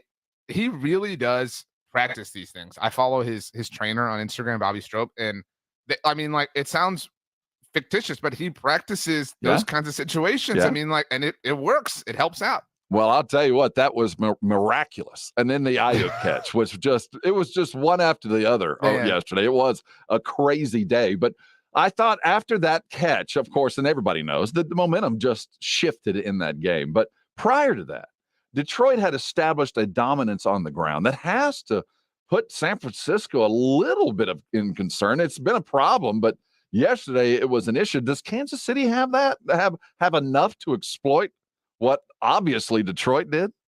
I think Kansas City just has the air of inevitability. It's so difficult to fail because you're fighting more than just the team. And I think that we've seen Buffalo and now Baltimore both run into that. And I don't want to spoil my pick now.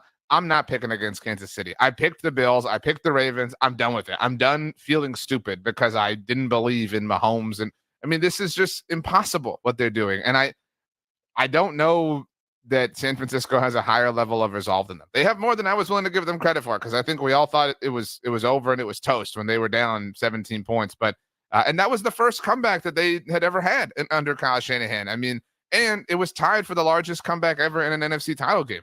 And so they deserve a lot of props for that. But they are, I believe they're still carrying the pressure. I mean, they're still trying desperately to justify or, have some sort of coronation for this era that they're in the middle of, an era that started with a Super Bowl loss at this team. It's got to be so annoying if you're them to get back, and it's like, we have to try and slay this dragon of all people. So yeah, I'm betting on KC. The biggest flaw that you see coming from Kansas City as they head towards San Francisco, because we're going to ask stats. Rob Guerrero is going to join us in just a couple of minutes. I want him to self scout. I want him to talk. We're going to talk about the rush defense that they saw, but what worries him most about his team as they get ready to take on what we're talking about is the quarterback and team awaiting their coronation, the super champion just awaiting the coronation that is imminent, it appears. Man, I mean, at some point, it's so strange how Kansas City has nobody but Travis Kelsey, really. I mean, and then those dudes just make plays. I mean, it's just crazy. Like, Marquez Valdes-Scantling had the game winner on Sunday. What? Like, the dude who dropped the game winner against Philadelphia, of course, caught the big bomb, prayer of a backbreaker, pass. And that's really hard to not count on. In San Francisco, I don't know. I mean, is it unfair to say that it was Mahomes' ugliest big victory? Because it wasn't it wasn't a masterpiece, an artful masterpiece. It was a great quarterback muddling through against a great defense and just getting things done, and what didn't look beautiful, but by every measure, and you could even tell by the coverage, they were like, it was Romo that just kept giving him flowers. Like, my gosh, this is A-level quarterbacking. It wasn't beautiful, but it was highly effective. I don't think that that's dramatic to say at all. And I think that Sunday was kind of a microcosm for their season in that sense. I mean, this is the quote unquote worst, offense that Kansas City has had in the Mahomes era. And in that season, they have beaten the Buffalo Bills in the playoffs on the road. They have beaten in a really impressive Bill season, beaten the Baltimore Ravens on the road in the playoffs in maybe the most impressive Lamar Jackson season, where he's going to win a second MVP. Like, if you're, we feel as Cowboys fans like, oh man, the Niners are inevitable. The Niners are so annoying. The Chiefs are that same way for literally everyone. 49ers open as a little tiny favorite, it appears, right? 1 point. How dare you? Did it move a little bit? We're going to talk about what the 49ers got to do with a guy that knows. Rob Stats Guerrero of the Gold Standard coming up next. This is 94.1 San Antonio Sports Star. It's The Blitz with Jason and Joe. Afternoons at 2. Coming up on The Blitz, we finally have a Super Bowl matchup. All the reaction from the conference championship games on Sunday. The coaching carousel continues to turn with Dan Quinn, and we'll get caught up on the San Antonio Spurs. The Blitz, Monday starting at 2. The Blitz with Jason and Joe. Afternoons at 2 on 94.1 San Antonio Sports Star. Buyers Barricades is proud to provide traffic control, rental, and sales for work zones and events in the San Antonio area and beyond. Buyers Barricades, the Texas authority in barricade rental. Learn more online at buyersbarricades.com. That's buyersbarricades.com. Over the past decade, the Roo Pub has proven to be the best place to watch games with those 3 massive 170-inch screens and TVs all around. Football, basketball, all the UFC fights. And when you show up at the Roo Pub, show up hungry. The food is fantastic. Open daily at 11. Great for lunch, great for dinner, great for late at night, and the best place to watch a game. Celebrating 10 years in business, the Roo Pub is next to the Angry Elephant there at 281 in Redland Road. We'll see you at the Roo. Some people just know the best rate for you is a rate based on you with Allstate. Not one based on the driver who treats the highway like a racetrack and the shoulder like a passing lane. Why pay a rate based on anyone else? Get one based on you with DriveWise from Allstate. Not available in Alaska or California, subject to terms and conditions. Rates are determined by several factors, which vary by state. In some states, participation in DriveWise allows Allstate to use your driving data for purposes of rating. While in some states, your rate could increase with high-risk driving. Generally, safer drivers will save with DriveWise. Allstate Fire and Casualty Insurance Company and affiliates, Northbrook, Illinois. Our free 2024 Gold Investment Guide isn't just a collection of tips. It's a treasure map to possible wealth in a shifting economy. We've distilled expertise and insights into this comprehensive guide, tailored for both newcomers and veteran investors. Ride the wave of gold to unprecedented heights. Call Advantage Gold now at 800-900-8000 for your free guide. Call 800-900-8000 now. Listen to this station anytime, anywhere on Odyssey. Odyssey is your new audio home for all the music, news, sports, and podcasts that matter to you. Odyssey. That's AUDACY. Nothing says I love you like romantic, timeless jewelry. Even better when you can save an extra 20%. Right now at Diamonds Direct, all fashion favorite jewelry is 20% off. That's earrings, bracelets, pendants, bands, colored gemstone jewelry. Get 20% off Diamonds Direct's already unbeatable prices. Special financing too. Get her something she can enjoy and appreciate for years to come. A fashion favorite from Diamonds Direct. Shop in-store or online at diamondsdirect.com. Diamonds Direct. Your love, our passion. The NFL is on 94.1 San Antonio Sports Star. Purdy is under center. He takes the snap. He backpedals a step. Zeros on the clock. It's over. The sideline's empty.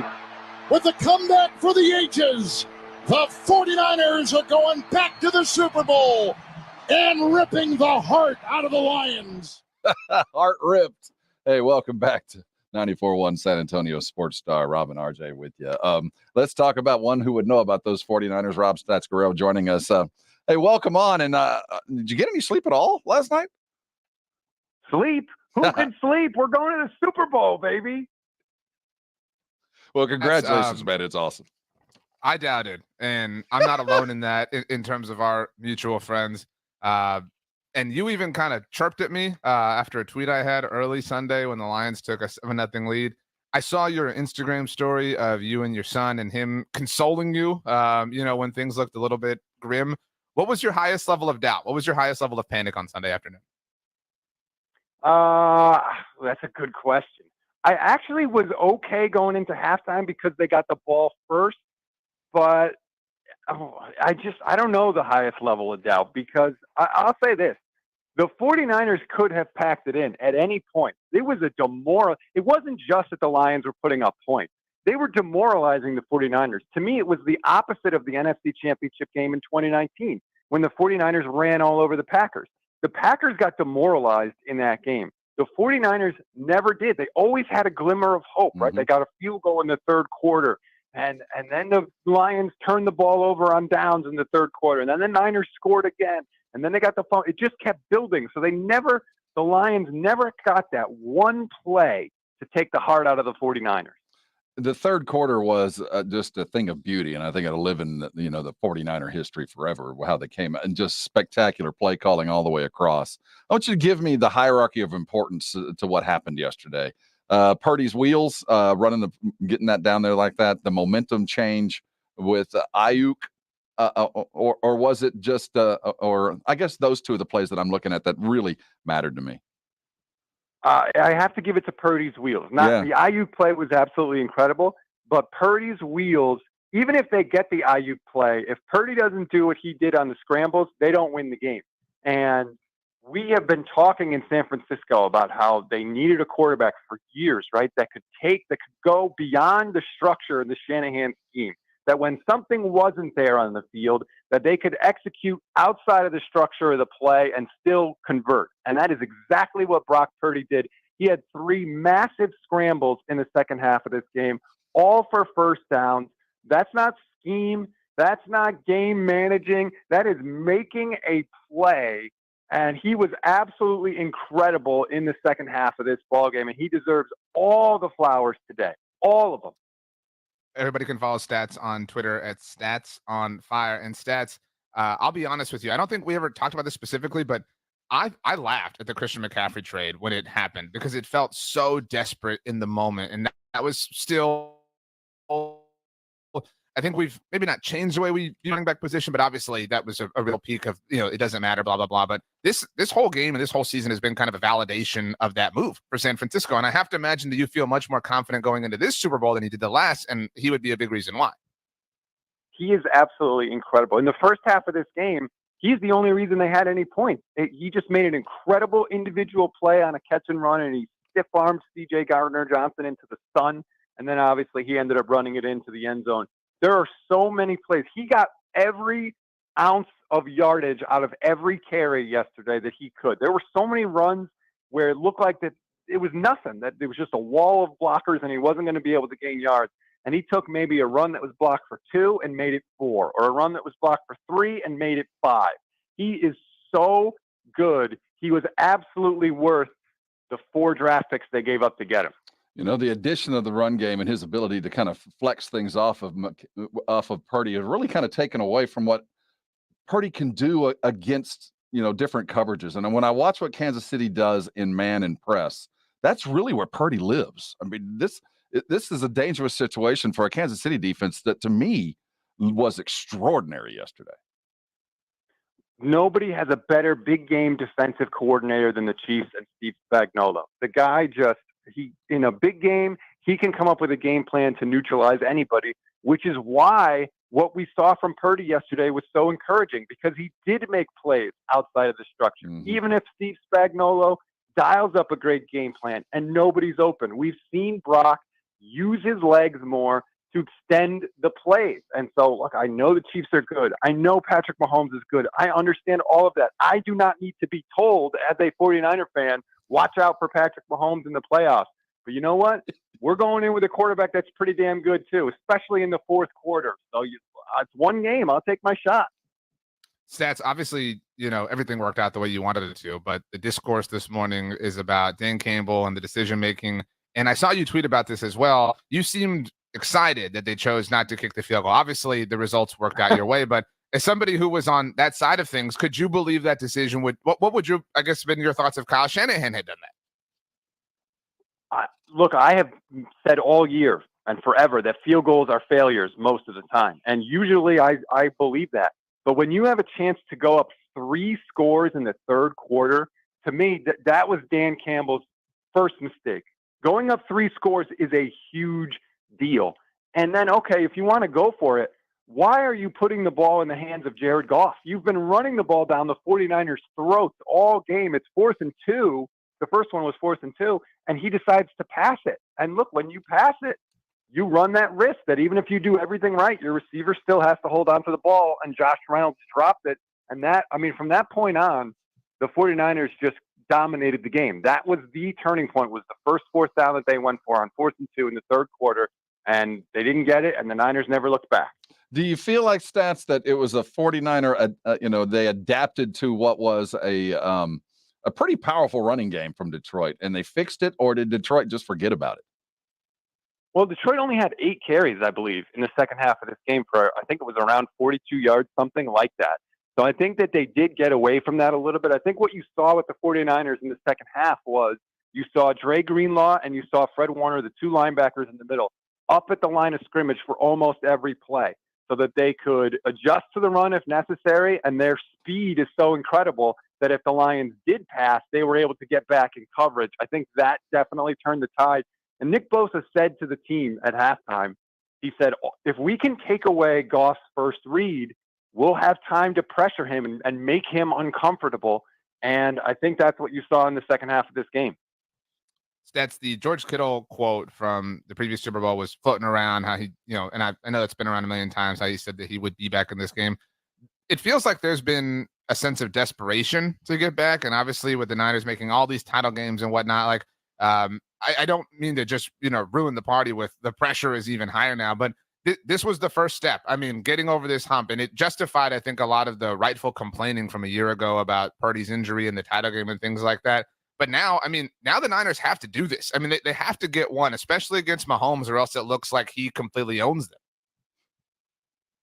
Especially, they could have drafted Patrick Mahomes too, right? That's the added layer on top of this. He could have been their quarterback.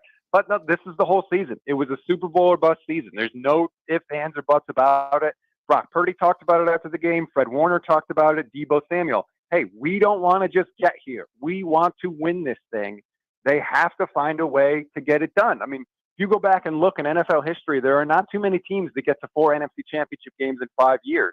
The Chiefs obviously are one. They have multiple Super Bowls. The Patriots did the same thing. They have multiple Super Bowls. Most of the teams that are this good for this long at least get one. And that's the rare air that the 49ers are in right now. No question about it. There's still one more win to go, and they have to get it.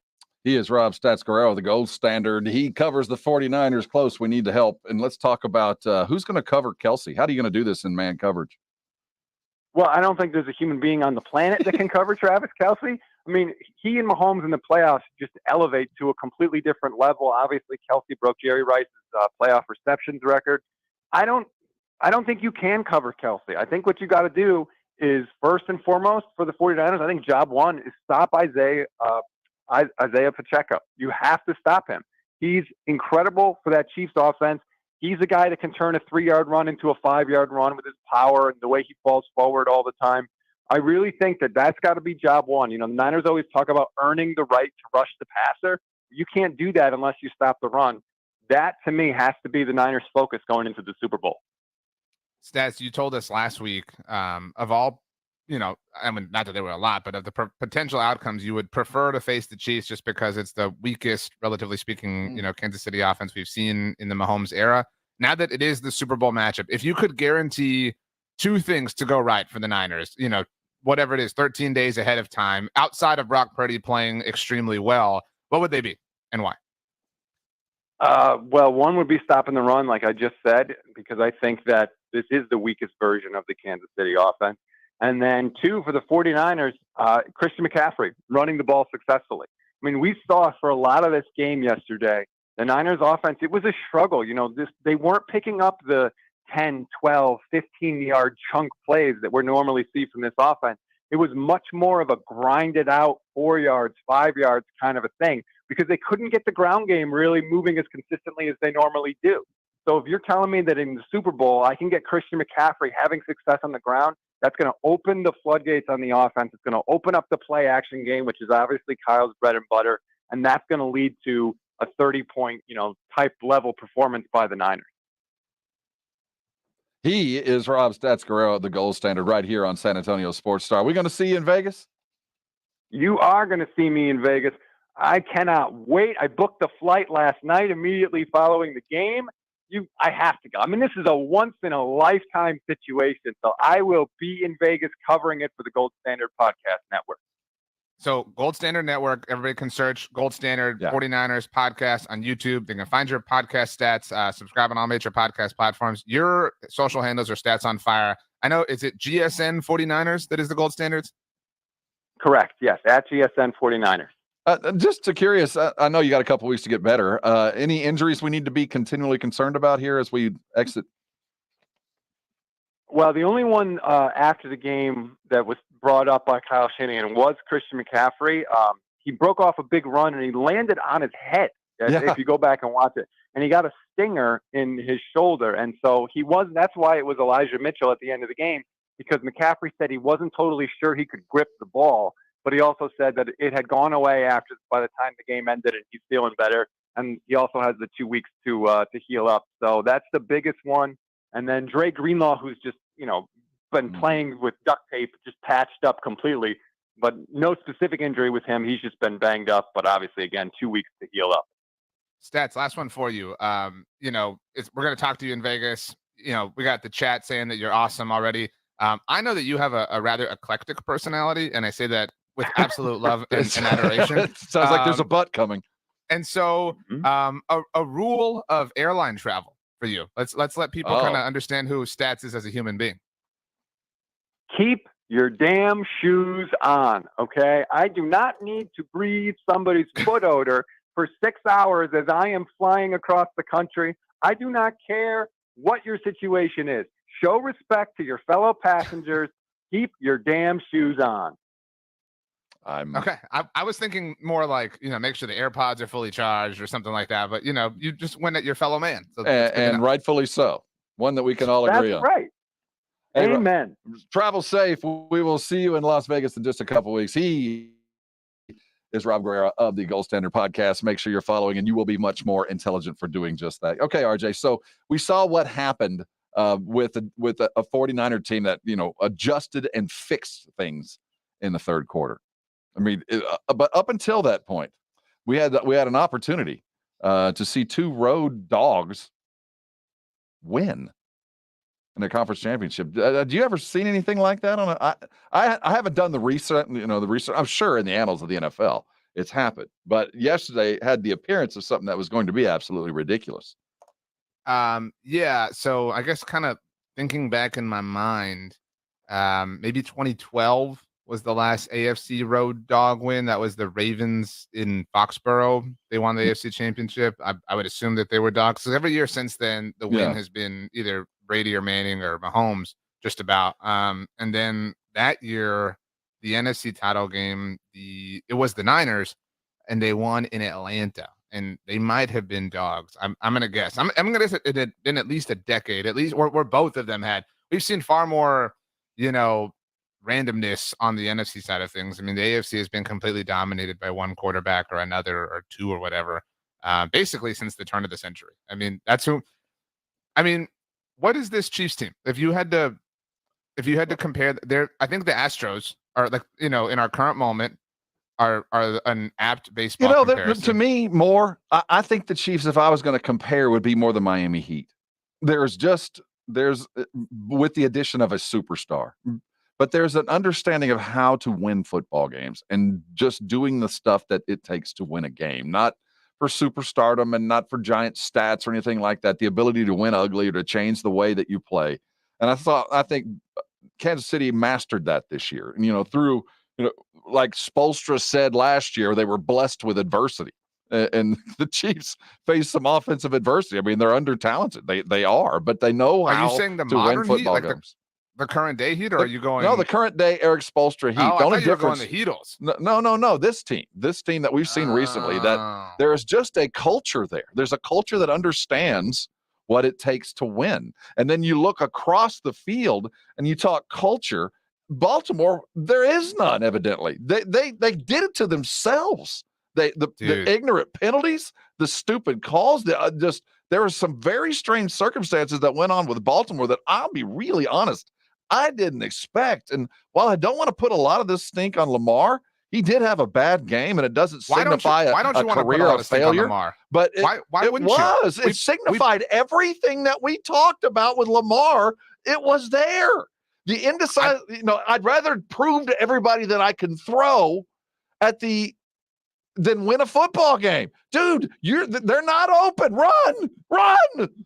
I think it's ridiculous that you don't want to put a lot of stink on Lamar. We lined up. We more pleased to put stink on Dak. We should absolutely be willing to put the stink on Lamar, and we should be willing to put the stink. Zay Flowers is going to take 500 times the level of heat that Lamar is this offseason to be fair, just unbelievable like sequence of events that happened, down the stretch of this game. But John Harbaugh should too. I mean, like there comes a point with certain head coaches where they achieve a level of stature, and then we just blame the coordinators. We just say like, oh well, Todd Monken is the one who stopped running the ball. Why people used to, and rightly so, criticize Jason Garrett and say, well, he doesn't call any plays. And that's a criticism I've had of Nick Sirianni this season. It's like, well, if he's not calling any plays, like what is he offering to your team?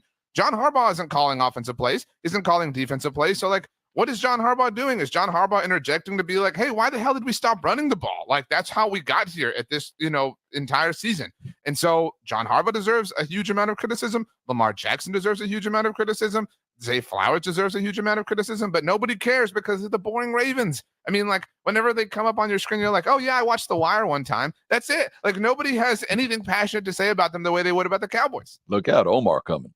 The inability or the decision not to run the football seemed as arrogant as Dan Campbell is in going for it. Is Lamar Jackson in the arrogance of taking the stand that, well, he's a good enough passer to stand back there and throw the ball. Well, yeah, he is. But he's also blessed with the ability to be the best running back on their team, which he is. So some of the fault, at some point, dude, they're covered, go. And I felt like there was some arrogance of, we're going to try to throw ourselves back into it. I don't know who to place was it play calling? Was it, why did Purdy look better coming out of the pocket yesterday than Lamar Jackson?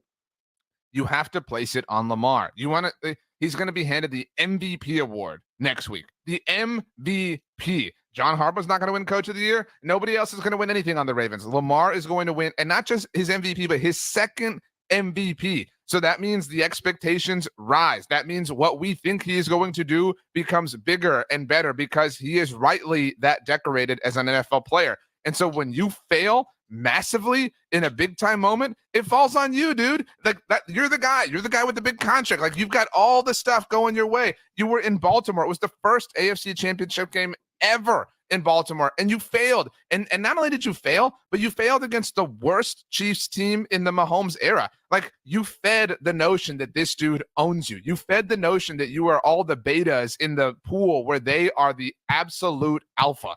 I mean, there is no doubt about it. This is completely and ultimately on Lamar Jackson's shoulders.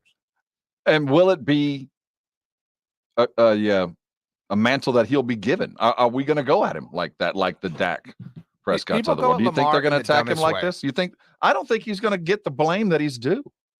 I think he will, but in a dumb way, because people only attack Lamar for his running prowess, and they act like that makes him a non-functional passer. He's an incredibly talented passer. He's so eager to prove that, though, to the detriment of what was absolutely required of him yesterday. Well, that's all I'm saying. The criticism is weird because the criticism is that he can't pass the ball. So you're right. If you want to apply any sort of fair criticism to him, I think it's that he gets in his own head and he cares too much about what other people think. Because he's an incredibly talented passer. That's all I'm saying. But you can be both. I mean, like be who you are. Like and he forgot about that, and they forgot about that on Sunday against the Chiefs. I mean, it's unbelievable. I mean, they were right there, and they probably would have won the Super Bowl if they'd gotten there, because I do think this Niners team is vulnerable. But the Chiefs, I don't want to make it too much about like Baltimore's failures, and there are definitely a lot of them. They are inevitable, man. I mean, like, I don't know how you are ever in a game against them and not completely and totally panicked. I mean, how? Like, how could you possibly be? Like, they're undeniable. They're going to have a third Super Bowl win potentially. Like, that's crazy. And as we head into the Super Bowl, I hope as we look closer and closer at what they did, the credit to Kansas City's defense is given.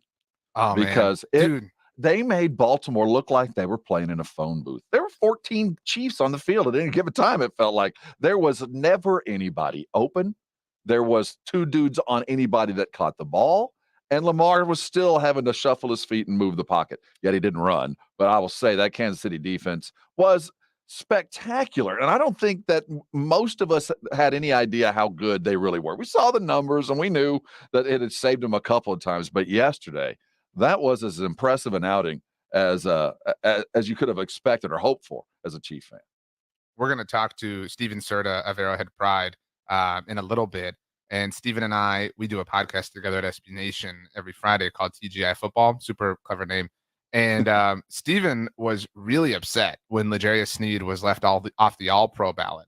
And DaRon Bland made it for reasons that are pretty understandable, I think, but it's really difficult to defend DaRon Bland against L'Jarius Sneed. You mentioned, the tight defense. L'Jarius has been awesome, obviously, all season long, but the fumble he caused on Zay Flowers, it's a reckless decision to reach over the goal line like that. But the instantaneous reaction to pull it off the way that Sneed did, he might be the most important player on their team, relative to reputation entering the Super Bowl. Because Mahomes is Mahomes and Kelsey's Kelsey, right? But I think that L'Jarius Sneed might be number 3 in terms of priority list, in terms of Chiefs players. He might be higher than Pacheco on my list, even though Stats is terrified of Isaiah. This is something that's right down your alley. Dating back to Super Bowl 39 in 2004, the team wearing white jerseys has won 16 of the last 19 Super Bowls. The Chiefs did wear red jerseys in 54 versus the 49ers. And they won, which was the last time they had the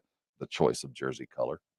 They also wore red against the Bucks when they lost, but the Bucks, to your point, chose to wear white, and then the Eagles chose to wear green.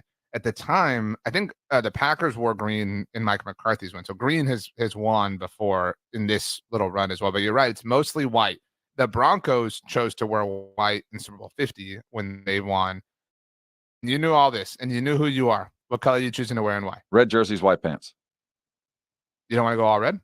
No, that's too much. Yesterday's Detroit and all white. I didn't like that either. Look, that looked like you were wearing your fancy suit. I kind of like the white tops, red pants. Go mix it up.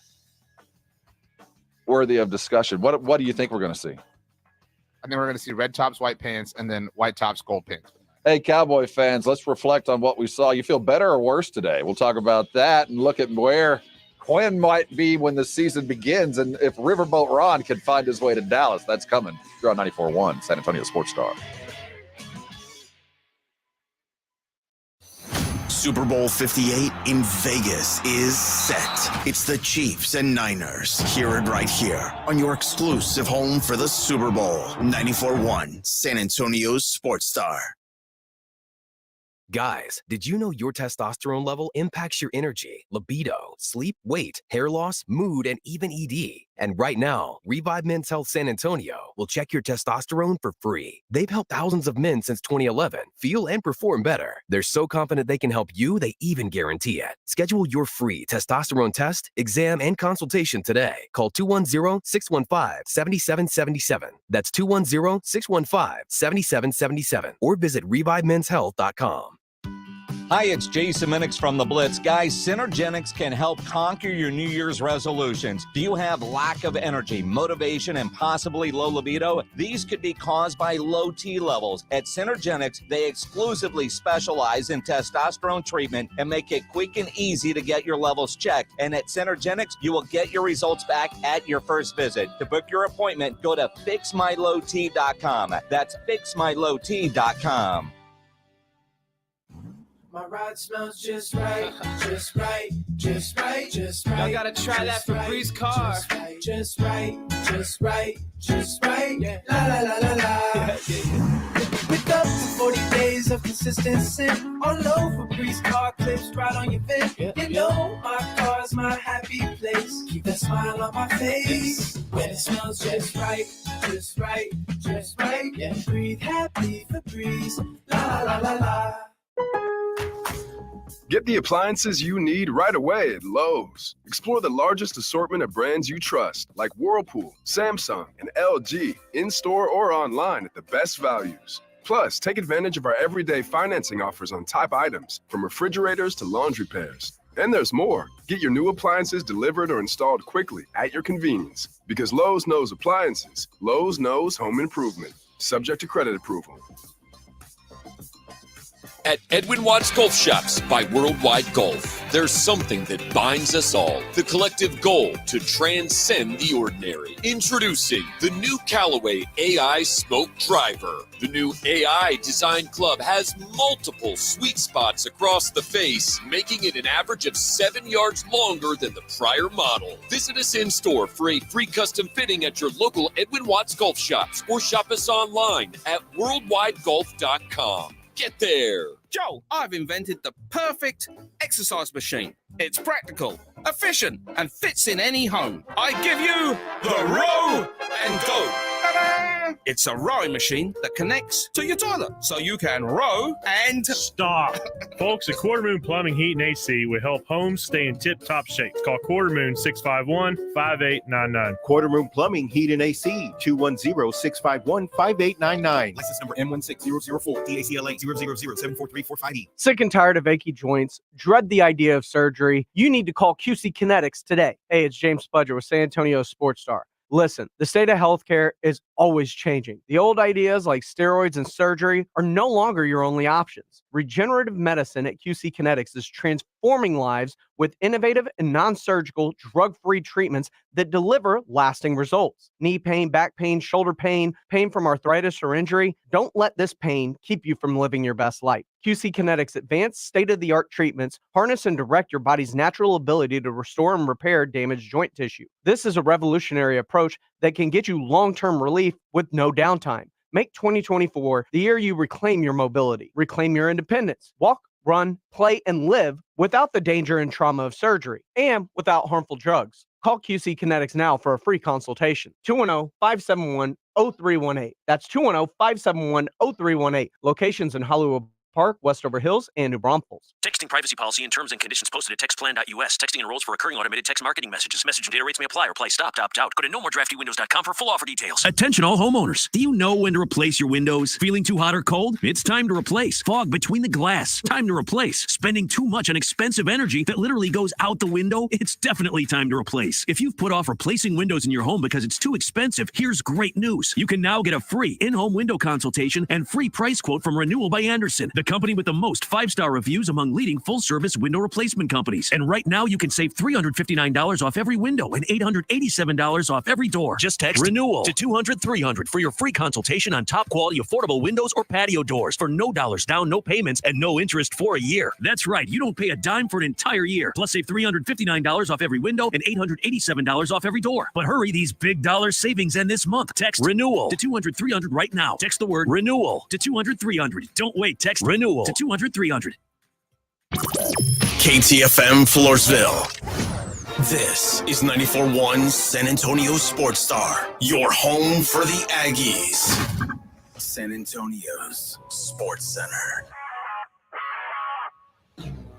Your Super Bowl is set. It will be the Chiefs taking on the unbelievable San Francisco 49ers. That's 2 weeks. You can catch it live right here on San Antonio Sports Star. Closer to home in the NBA, the Spurs are riding a 2-game win streak. They're welcoming in the Washington Wizards tonight at our Frost Bank Center. The tip will be at 7 o'clock, hoping for a 3-game run. You're on 94.1.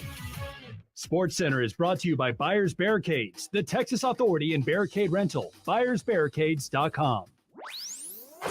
This is R&R in the Morning. Man in motion, handoff, Pollard coming right. Bang, zoom, touchdown Cowboys. Wembanyama about 3 feet behind the line, got it. It's R&R in the Morning with Rob Thompson and the managing editor of Blogging the Boys, RJ Ochoa. Good morning.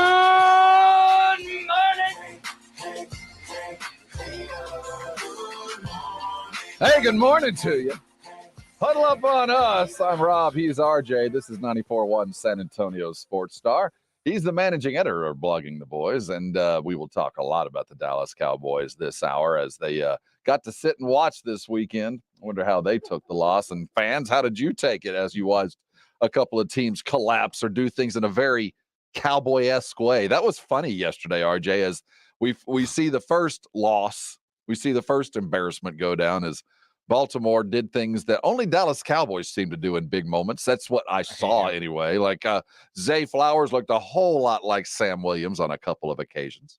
And Lamar Jackson and Dak Prescott looked very similar in big games. There was that interception that Lamar Jackson threw into triple coverage to close the game out was as dumb a pass as any quarterback has ever thrown in any part of any game in a championship game. I mean, it was as bad as you could have hoped. So here we sit. It felt very Cowboy-esque for the teams that lost yesterday. We could get into Detroit's clock management and fourth down management as well. I hate you with everything in me. Like every part of my, I'm body, not alone, heart, mind, man. and soul hates I'm you. not alone. No. I did not come up with the memes. They hit the circuit, but it was for lack of a better term, the zeitgeist. Oh man, Lamar Prescott, boom! Like, do these people who send these text messages and tweets and whatever, are they like, got him? Whoa! I am so clever. I am so funny. No, this is stupid. All right. Lamar has had bad playoff games before. Maybe compare him to, I don't know, himself. I mean, pick one. There are a lot of bad Lamar playoff games. There are more bad ones than not. We do not have to be this dumb as a society. I'm begging you, human beings. But as a Cowboy fan, do I have the right to kind of sit back and poke some fun? Like, it ain't You do, just but us. there are a number of logical and legitimate ways to make fun of the Cowboys. If you want to roast the Cowboys, let's do it. They want to hire apparently Ron Rivera to be their defensive coordinator. So if you're looking for a reason to trash the Cowboys, that's staring you right in the face. The idea that Lamar Jackson played horribly in the playoffs is a weird way to go about it, though. Was it Baltimore collapsing? Or was it Kansas City was just better? I think Kansas City was the right anaconda to, wrap around the body and just kind of wait things out. And Baltimore, cried uncle before most people probably would. I mean, it was an embarrassing folding of the rate. They were never in it. They weren't. It felt the disparity was not as wide, if you want to liken it to the Cowboys playoff game, but it felt similar in that they were never in this. You were always on edge and felt uncomfortable for Baltimore. That deep pass early, you felt like that's the only way they're going to score is they're going to have a big play. They're not going to just matriculate down the field. And it might be because Kansas City took it away or they just decided not to, but no rush game turned into a very, mundane performance from the MVP, the guy that's going to grab the trophy next week. Where did the win put Andy Reid in the pantheon of NFL head coaches? Has he got to get another Super Bowl to where he joins the Bill Walshes, the Landry? We can name those that have won several. Or does he take a step even beyond that if he gets himself another Super Bowl with Kansas City? He's already matched Tom Landry, to be fair, and he needs another one to match Bill Walsh. But he's an incredible offensive mind. I don't know that he's an offensive innovator the way Bill Walsh was. And some of that is just the matter of when it happened. I mean, Bill Walsh, when you're one of the first, you know, the level of innovation is different. And so, but I mean, dude, he's been this is now their fourth, but his fifth Super Bowl, counting his time with the Eagles. He's been to like 11 conference championship games. I mean, in modern NFL times, he's the second best coach. I mean, it's Belichick and then it's Andy. That's it. With a loss, does that remain the same, or does it become Marv Levy? No? No, Levy never got a Super Bowl. I guess the couple that he's got is enough. I was thinking about this during the break. The Chiefs and Mahomes and Andy and Kelsey, Brett Veach, everybody, they've lost a Super Bowl and an AFC championship game. Think about that. Like, they've lost one of each, and they're still like a dynasty, like in our current moment, that's why, I'm not the first to do this, but I liken them to the Astros. Like, when you're just there if you go 6 years in a row to the title game, you're not going to win 6 Super Bowls in a row. You know what I mean? Like, but it's that sustained level of right there, being in the cusp, the round before the Super Bowl or the World Series, whatever, and just being in the mix. Like, that is what makes you all time. Should I feel as Cowboy fan that has to live on, I got to carry on into next year? What should be wake up in the morning? Because I look at those, I feel like if the Cowboys had just played half-assed, that they'd have been in either one of those, that they'd have been in this San Francisco game, because you felt like they probably could have run the ball. I'm not sure that maybe Purdy gets outside the same pocket. I don't know. But when I saw Detroit collapse, I felt like, well, I think the 49ers might have been imminent and the Cowboys could have collapsed just as easily. I've told you before about how my baby in the construction zone sort of analogy and how the Lions have kind of been like they didn't know any better, right? And I think that we kind of saw that. I mean, you get out to a 14-0 lead, and I think all of a sudden it's like somebody tells you what's at stake, right? And so all of a sudden you know better, and all of a sudden you know what's on the line. And if there's any team that knows what's on the line, it's the Cowboys. They're fighting ghosts. They're fighting history. They're chasing all this stuff. They know the drought. They know all this stuff. I don't know if you know this, Rob. Yesterday, the drought turned 28 years old. The Cowboys last won the Super Bowl 28 years ago yesterday. And so I don't have faith that the Cowboys would have been able to beat San Francisco. San Francisco overcame a 17-point deficit. Like, you think the Cowboys are piling up that big of a lead on the Niners to begin with? No. You know what I mean? And they don't have the same resolve right now to be able to stand or withstand something like that, unfortunately. It's funny, the differences in the teams that we're going to get to see in the Super Bowl as far as their roster management. The 49ers have spent the most money on their defense. They got $157 million put in on that side of the ball. And remember, they just kept adding. They got Chase Young during the season. On the flip side, the Chiefs had the fourth cheapest defense by cash, $75 million. And they're not a dominating defense. They're a squelching defense. There seems to be a whole lot of Chiefs on the field. And that's never felt like the Ravens or anybody hit with over the last 5 to 6 games ever felt like they had any space. It was like the field got narrow on them whenever the Chiefs defense was out there. Yeah, I mean, that's what people talk about when you get down near the goal line, right? The field shrinks and things like that. It was just a really uncomfortable game for Baltimore.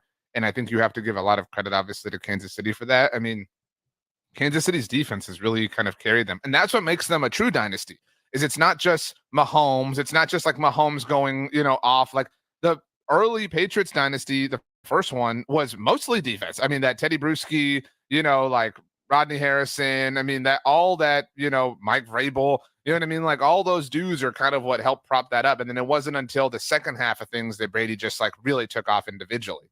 And so, we're kind of seeing a bit of a back and forth here, but when you have all the properties involved, you have the moment that Kelsey can get hit. You have the Isaiah Pacheco run that can break your back. You have the Mahomes.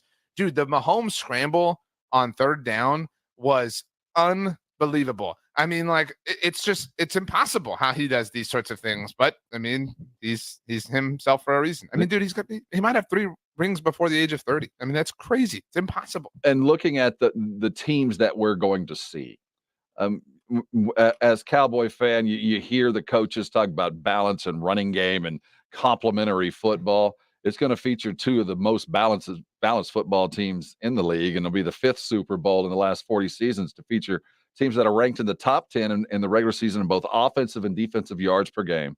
The first time since we saw the Patriots and Eagles back in 2004. Balance. Solid. They take care of each other and do it in different ways. The Chiefs, they're a man blitz team. They blitz at a high rate. And the 49ers, they bank on that front 4. They get the 4 up the field and bank on a kind of a ball hawking defense. Different styles, though the outcomes have been the same. Team football. I mean, these playoffs have been kind of a indication that you, to a certain degree, have to prioritize the linebacker and the running back position. It's not just, you can't just be the Warriors. I know people say that all the time about, different, NFL teams. By the way, that was quite a game on Saturday night. I don't know if you caught the double overtime thriller that they had against the Lakers, but it's still football. It's still, a trench battle in a lot of senses. And I think that's what, Isaiah Pacheco is one of the more underrated running backs in the NFL. I mean, and Detroit had the lead they did because David Montgomery and Jahmyr Gibbs are running all over the place. And obviously Christian McCaffrey is Christian McCaffrey. And so this might be the best matchup we could have gotten. It's a little bit boring, but it might be the best overall football that we could possibly see. It's the first time since 2003 if the Chiefs repeat, we haven't seen that since the Patriots did it 18 years ago. Yeah, it's really hard. Well, that's just because you get the sense, because Kansas City's been here so much that we might be heading toward a three-peat, but just to get 2 in a row in the modern NFL, it feels strange, and it is going to be kind of exciting to see some new faces there. But Kansas City, I think, as we will talk about as we go through this is going to be pick the Super Bowl where Brady and the New England Patriots ascended to the next level. Which one was that where you went, okay, all respect given, now we are gilding the lily. You're already a great one. Everything you do from now on just pads the resume into what is already a Mount Rushmore-esque team. I think when they won 49 against Seattle, the Malcolm Butler game, because that was the first after the initial dynasty, because they had lost twice at that point to the Giants. And so, it had been at that point, 10 years since their last title. And so you kind of felt like they got a fourth. Brady tied Montana, whatever. And then the 20-3 game was just like, I mean, that took them into a different kind of legend and lore because of the nature of it all and the comeback and whatnot. I feel like the last one was really kind of boring. Right. The one against the Rams. And some of that was the game was really boring, but that was like, okay, you got number 6. And even Brady's title with the Bucs was kind of like, okay, like we know you're the best. Like you have them all. It's just ridiculous at this point. If they do get it done, Mahomes will be the first quarterback not only to start 4 Super Bowls under the age of 30, which will happen. Mahomes is already the only player in NFL history to win multiple regular season MVPs and multiple championships within his first 6 seasons. You really get the sense that a Kansas City win will put them up there with Steelers and the New England and all those that have put together decades long or single decade long run. A Kansas City win gives them 4 titles as a franchise, and they're an original AFL franchise. And so, they have all the history. They have the kind of, if you look at the qualities of the Tiffany brand teams in the NFL, the kind of foundational blue bloods, if you will, you've got to be one of the OGs, which they are. I mean, the AFC Championship trophy is literally named after their late owner, Lamar Hunt. I mean, like the Hunt family is one of the more pristine. So you've got that quality, which the Giants and the Steelers have. The Giants have 4 titles, so you would match them. The Steelers obviously have 6. The Patriots are kind of a modern Tiffany brand. They don't have the same historical kind of relevance. I mean, the Chiefs were in the first Super Bowl ever. And I know they lost, but you know what I mean? Like, right. So you've got this historical. You might be the richest AFC team in terms of like history and modern moments outside of the Steelers. Steelers are probably like the perennial AFC historical brand, but all of a sudden you're up there and you're a team that has maintained this like NFL feel and not necessarily a corporate one, right? Like the Cowboys have this real corporate feel. I know that the Chiefs stadium is now called GEHA Field, but it's still at Arrowhead Stadium, right? Like you have all these. I mean, they still have the AFC, the AFL patch on their jerseys, right? Like it's just like Mahomes still wears the cotton. I always mess this up. I know not mock. What is it? The thing? The mock turtleneck. Yeah. Yeah, like it's cotton. It's not like Under Armour. You know what I mean? Like it's like the same one that Len Dawson wore. You know what I mean? Like it just. It is the lineage of the Kansas City. Yeah, like I don't mean this literally, but you could almost place them in any moment in time and it would fit, like the way they look, except for like he wears a lot of bracelets. Mahomes does, and he's got a lot of gear on. So it's all part of being a star. Some of them are bracelets that Travis and Taylor TNT have given him. Yeah. Some of those. Oh, dude, I didn't even think about this, Rob. There might be that. So the Taylor bracelets are a thing at her concerts, right? I'm very aware. Yes. Okay, well, I wish I wasn't. Okay, but like, do you think there will be bracelets being passed around at Radio Row? Oh, I guarantee you. Some marketing, somebody going to be putting bracelets out there on our tables. I promise. That's what I'm saying. And so, if they're not, I'll go ahead and accept the money now, and we'll do it for you. Here's my question. We're doing a show next week at Radio Row. Somebody walks up and offers you a bracelet. What's your reaction? Just so we can hold you to that if and when it happens. It's really going to depend on who that is. Seriously. And the context what if it's Travis Kelsey? In which it was given. What if it's Donna Kelsey? Mama Kelsey? See, we get to see her again this week.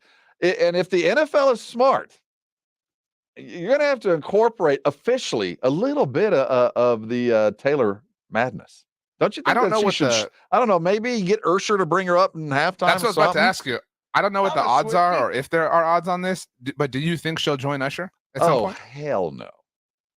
Usher paid for this. To do this, you pay. I know that, but I don't think a lot of people know that. The halftime performer it's like $200,000. Yeah, you're putting on your show. This is to promote your record, your stuff. You just get to do it. They provide you with a platform, but it's not like, hey, congratulations, you're doing the Super Bowl. And oh, by the way, we're going to pay you $1 million. No. I can't wait to ask you to rank your top 5 favorite Usher songs next week. You know what? I love every time they come on, I was like, is that Usher? I remember it was now 10 years ago. I remember seeing a tweet from Matt Miller, who works at ESPN now. Again, this is 10 years ago. Bruno Mars did the halftime show at MetLife in the Super Bowl that was between Seattle and Denver. And the tweet was something like, does Bruno Mars have any other songs, or is it just like the one that goes, yeah, yeah, yeah? Like that was the tweet. It was so funny. But that's my favorite halftime show of all time is Bruno. So if all this is any indication, Usher's about to kill it. That is a conversation that is indeed imminent, RJ, but that will be much closer to the game. The greatest halftime performance that ever was, of course, was U2 in New Orleans, but that's a whole other story. I just saw a tweet. Somebody said, explain in Lamar Jackson. The Prince show is great, but it gets a little bit overhyped because of the rain. I mean, I'm not saying that it was purple rain, RJ. God was weeping. It was also a really boring game. I mean, it was just, but I saw a tweet here. Explain Lamar Jackson in NBA terms. Who do you think that somebody said? Lamar Jackson in NBA? I think he's Dominique Wilkins. I think he is. That's exactly what somebody said. That's exactly what it is. That's tough. Did someone actually stroll that? I think we might have been talking about it earlier, but yeah, he's a ridiculous athlete who keeps trying to prove something that doesn't need to be proved. Just go win some games, dude. I don't care how you do it. You don't have to be the statuesque, perfect dart throwing quarterback. Go win some football games. That's all we ask. Explain Dan Campbell in NBA terms. I'm not sure I can. Well, my thought process is when you talk about put him in NBA terms, I think of the coaches that decided I have a system and we're just going to run that system. I don't care. I'm Dan Campbell. I go for it on fourth down, or whatever that persona is. So if you put it in those kind of terms, I look at like Paul Westhead with the Lakers, who, we're just going to run this system. I don't care what you say. We're going to run, we're going to score, and it's going to win us no matter what. And I think Dan Campbell got locked in. Coach. Well, you can compare him to a player if you want. No, I'm just comparing him to a guy who put method over achievement. Like, we're going to do it this way no matter what. And then he chose not to, and it screwed him up. I got one for you. And it's city relevant. Rip Hamilton. Rip had the weird side dribble before his free throws, and then he would breathe the like. Well, he had that mask on like Darth Vader. I know, and he had the mask. Like you want to talk about process and like being like a victim of superstition or whatever the case. Like, when he took his mask off, he like lost his superpowers. That's what I'm saying. Dan Campbell thinks he's Batman. Like he thinks he's wearing a mask all the time. You know what I'm saying? So like he lives and dies by that. So yeah, Rip Hamilton. We're going to hear from, speaking of that guy, Dan Campbell has to justify what he did on a couple of different occasions. Detroit got there doing certain things. One time they did it. Another time they did not. We'll talk about the ramifications of Dan Campbell's actions, what we expect from them in the future, and how it all applies to what really matters, the Dallas Cowboys. Hold on tight. We got more NFL talk coming as the Super Bowl is set and the ramifications therein start to trickle. We're talking about it next. This is Rob and RJ. You're on 94.1 San Antonio Sports Star. The NFL playoffs are here. Read all about it, baby. One last drive. Wild card, divisional, conference championship, and Super Bowl 58 in Las Vegas. Hear it on your exclusive home for the NFL playoffs and the Super Bowl. 94.1 San Antonio Sports Star. If you are trying to quit drinking or doing too many drugs, listen to me. You don't know me and we'll never meet.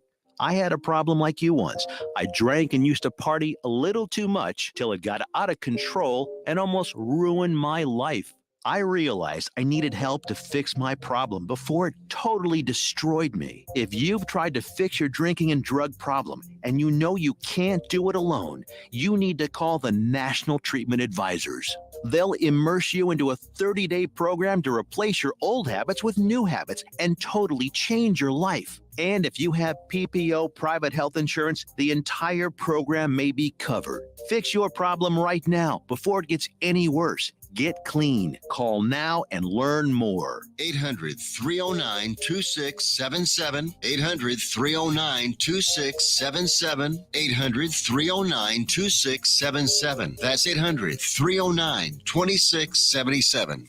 Joe Reinagle here. I want to tell you about something that has completely changed my life. I had vision correction surgery at Parkhurst New Vision. The results are amazing. The readers are a thing of the past. Hey, if you're like me and tired of those glasses, call Parkhurst New Vision at 210-585-2020. They offer a variety of services like vision correction surgery. So call Parkhurst New Vision, 210-585-2020, or get them online at sanantoniolasik.com. Hey, this is Rob Thompson here for Prize Picks. I want to tell you about Prize Picks. For those of you guys that like to play and watch games a lot of different ways, there's lots of different ways to enjoy it. I've been a fantasy football player since the very beginning. Heck, I made my bones playing fantasy football, and Prize Picks is the first one that truly suits me. If you're a DFS player, there's no better place to go than Prize Picks because my knowledge matters. This is a game of skill, and I'm not worried about entire teams. I'm worried about my favorite player, my team, my league. All I got to figure is where he might be, where she might be, pick over, under, combine them with other players, get some prize picks, get some fun, but at the same time, use my knowledge. It's Prize Picks, and if you'll go to prizepicks.com, throw the word Alamo in there for your little promo, I'll tell you what, you're going to make a little bit of extra, get a little bit going, but I'll tell you what, Prize Picks is the one place I have found I can take my fantasy love and take it to the game. That's Prize Pick. Download today, use Alamo, and I know you're going to thank me later. No amount of money can make up for a life-changing injury. I'm George Salinas, and at George Salinas Injury Lawyers, our team of attorneys will fight to get you the maximum compensation because we prepare and we care. So if you've been injured in an accident, get George. Call George Salinas Injury Lawyers today at 210-225-0909 or visit getgeorge.com.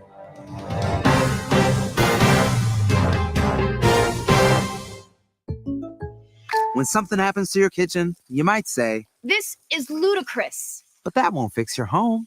That will only get you the rapper, Ludacris. Having trouble? Don't panic. Don't be alarmed. You need to file a claim? Holla at State Farm. Like a good neighbor, State Farm is there. That's right. You can file a claim on the app or call us. Thanks, Mr. Chris. No matter how ludicrous the situation, like a good neighbor, State Farm is there. State Farm, Bloomington, Illinois. My friend and I are taking a trip to Mexico this year, but neither of us speak Spanish. So we downloaded Babbel and started learning Spanish fast. Want to start getting conversational in another language in as little as 3 weeks? Babbel's quick 10-minute lessons were designed by language experts to be the most efficient and effective way to learn a new language. ¿Cómo te llamas? ¿Cómo te llamas? Babbel, language for life. Celebrating 10 million subscriptions sold. Go to Babbel.com and start learning a new language today. That's Babbel.com. Hey, it's Jim Rome, and it's great to be back in San Antonio. Join me weekdays at noon on my new home, 94.1 San Antonio Sports Star.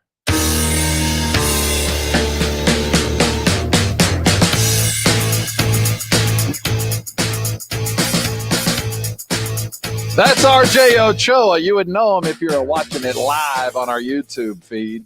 Go there and make sure you're subscribed in the appropriate manner. Put your thumb on it on a regular basis and make sure you get all the deets and all the updates that come passing around. Spend any time away from the TV and movie theater? I know you went and saw the wrestling movie and watched a lot of football. Anything else have to go down this weekend?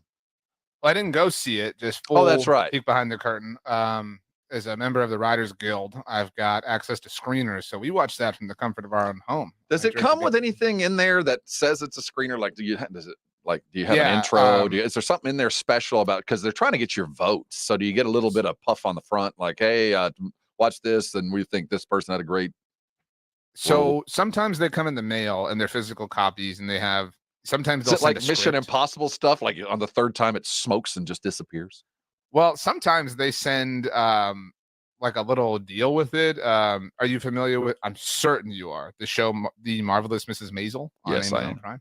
Yes, I am. They sent. It was like a little like kind of makeup kit. Oh first, yeah. And it was all like But I've never seen the show, but it was like in the theme of that. Oftentimes, though, it's just a boring little email with a code. Oh yeah. And that's what this was. And so you can watch it on your device, or they have apps for everything. So we have the app on the Apple TV, put the code in, just watch it, boom. And this wasn't that elaborate. So they really didn't want this photo all too bad, apparently. But it was a really powerful film. Was it? I saw I watched the latest Mission Impossible. is MI streaming 12. now. And yeah, whatever number it was. We watched that. I was, I'd planned on watching Oppenheimer, but I never could scratch out 4 consecutive hours. You know what I mean? Like Dude, to do that. That's an amazing movie. I mean, I can't wait, but it's just going to take that kind of interlude. Break But it I'll down, tell you, like a miniseries. Well, no, I can't do that. I won't make it back. Mission Impossible was dang near 3 hours too. That wasn't a short one, and we chose incorrectly because we started late. And I thought, if Oppenheimer is bad, I don't want to fall asleep. I don't want to, because then I'll have a negative connotation every time I think of it. Like, oh yeah, I fell asleep in that movie. Did you see the Dune preview? I've seen it. Okay, see, why is it everybody of your age or younger is not as is it just my age guys are excited about Dune because they got that kid that's supposed to be the next Timothy star, Chalamet, whatever, whatever. Willy Wonka. Yeah, they got Wonka doing it, and the chick from Zendaya. Yeah, I've seen a lot. Rob, of her, I'm just gonna be straight up blunt with you. All right, that's my charge as your co-host here. I'm embarrassed for you that you are excited for Dune. Really? Why? It's maybe the most boring movie I've ever seen in my life. Well, no, the first one was not neat. The funny thing is, I'm talking about the first one in this. Well, both of them really didn't live up. Isn't it a book? Have you read the book? Oh, that's why. And maybe that's why. I have a hard time here. Like, guys, they're all in the sand, and there's a monster. That's it.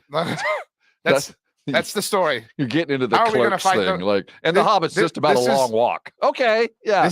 This is Jaws in the desert. That's all this is. Oh no, how are we gonna stay away from the monster in the sand? I don't know. Maybe just never go out there. I feel personally attacked right now. Jaws in the desert? Those are giant worms, and their poop is the spice, or their pee is the spice. I mean, come on, RJ. I don't know what you're spicing your food with, but I mean, like, they drink their own pee in their suits. Also, like the overwhelming intensity of the first movie of this generation of Dune films. Like every moment is like them trying to win every Oscar. It is ever. Like they're just very serious all the time. We have to move. They're here. His word. His name is a killing word. What? Go ahead. The bass like tones of. Dude, every time anyone's walking anywhere, this is a phenomenal. It's a great movie, and I'm not going to listen to anything else. What do you think it is on IMDb? I don't know. I don't care. Actually, I do, and I please be good. It's an 8.0. That's not bad. Okay, that's worthy. That's actually pretty impressive. Yeah, that's worthy. All right. The Iron Claw, which I just watched, is an 8.1. So suck it. And Oppenheimer, which you refuse to watch. What do you mean? Oppenheimer's an 8.4. So again, you're wrong again. On the Richter scale. What is this Mission Impossible that you watched? Is it Dead Reckoning Part 1? Is that what you watched? I can't imagine there was a Part 1 to this, but yeah. No. That's the one you watched that came out in 2023. You mean Part 9? That's Part 1 or whatever. Yeah, I think it was the official name is Mission Impossible: Dead Reckoning Part 1. I didn't know that there was another one coming. It is 2 hours and 43 minutes, so almost 3 hours. To your point, that's your gripe. 7.7 out of 10. So, of all the movies we've talked about, the one you chose to watch over the weekend was literally objectively the worst. Objectively, yes. I did not say that I was proud of it. I'm so mad that you think Dune is cool. That is the worst quality of you as a human being. That is just unfortunate because I'm a nerd enough to have read the book. It's so boring. What is the thing in their noses? Like, what? I don't understand. Like, what any of this is. What is the technology that is powering this? They're in the desert. Is it solar powered? I mean, like, what is? What are you talking? You mean the way that the bodysuit recycles their bodily fluids? So okay. So if the suits can recycle the sand or whatever, turns their pee into drinkable water. That's technology beyond our comprehension. So is it just like it's just a circular, like you never need water then? It's that's why it's magical. Just think about what you could do at, like, say, Mardi Gras, and you had one of those suits, you could go for days. It's like a camelback, yes, basically. It's a reverse camelback. The more you drink, the more you get. It's a phenomenal thing. It's a perpetual motion machine. And what do you think the original Dune is on IMDb? Oh gosh, it was it had Sting in it. I mean, that alone was worth it.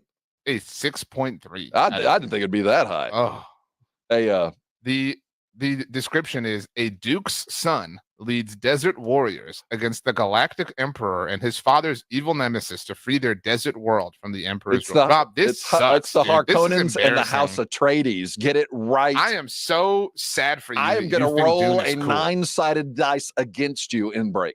There is going to be a spell that befalls you, the likes of which you could never have. I hope you kept your icons and have a couple of rolls of dice left in there, because you're going to suffer. Wait a minute, Mike. This is suddenly 1987, and I'm overhearing a D&D game. Hey, let's talk some football with a guy who would know. His name is Steve Serta. He is with the Arrowhead Pride, and we're going to talk to him next.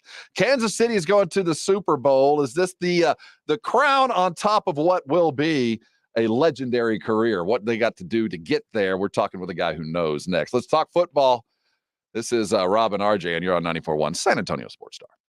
It's The Blitz with Jason and Joe. Afternoons at 2. Coming up on The Blitz, we finally have a Super Bowl matchup. All the reaction from the conference championship games on Sunday. The coaching carousel continues to turn with Dan Quinn, and we'll get caught up on the San Antonio Spurs. The Blitz, Monday starting at 2. The Blitz with Jason and Joe. Afternoons at 2 on 94.1 San Antonio Sports Star.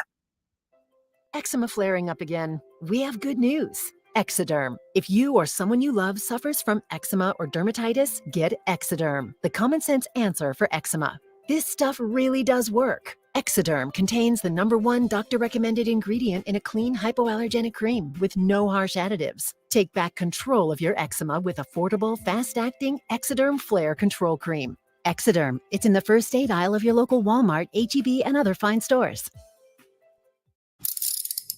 If you get arrested, get out of jail fast by calling AA Best Bail Bonds, 210-225-2121. Text bail to 474747 or online at mybestbailbonds.com. You don't have to call attorneys or anybody else. Don't be forced into a PR bond. If the jail offers you one, make sure you understand the conditions before accepting it. AA Best Bail Bonds. Nobody beats their price. They have payment plans. Call 210-225-2121 or mybestbailbonds.com. License number 149. As the world keeps changing, so does COVID-19. That's why this season's COVID-19 shots have been updated. They're designed to help protect against recent variants. Learn more about a COVID-19 vaccine option at schedulecovidvax.com. Sponsored by Pfizer.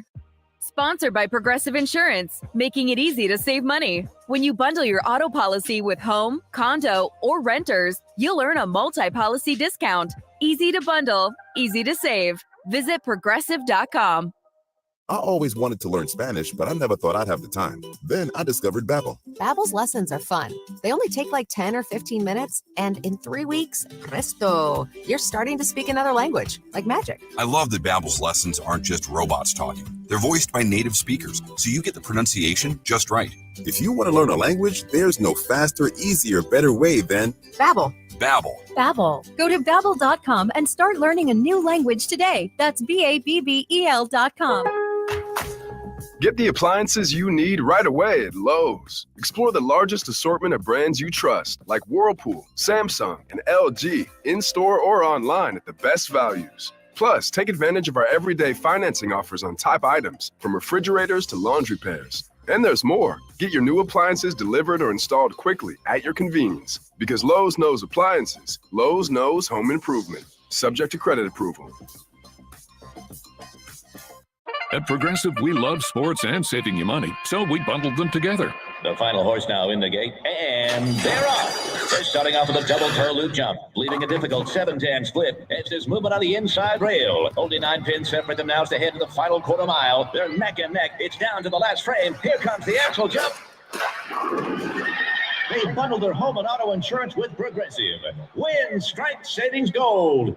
Progressive Casualty Insurance Company, affiliates, and other insurers. Not available in all states or situations. Most of us go to the doctor when we're sick or need prescriptions refilled. But at the Institute for Functional Health, we offer a different and complete version of primary care. This means you will get the medications you need, but we will also put together a custom game plan to fix the root cause and allow your body to heal itself. I'm Dr. Torres at the Institute for Functional Health, and we help people get off of medications. Call me for a free consultation, 468-1891, or online at iffhealth.com. You will experience a doctor's visit unlike any you've ever had. 468-1891.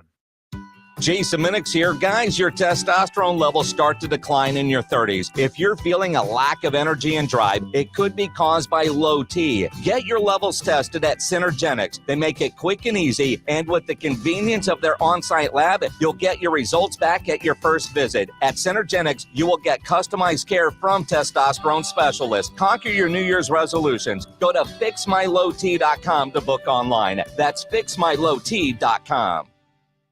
Howdy, San Antonio. This is Andrew Monaco, and you're locked on the home of the Aggies, 94.1 San Antonio Sports Star. Mahomes takes a knee, and that is it.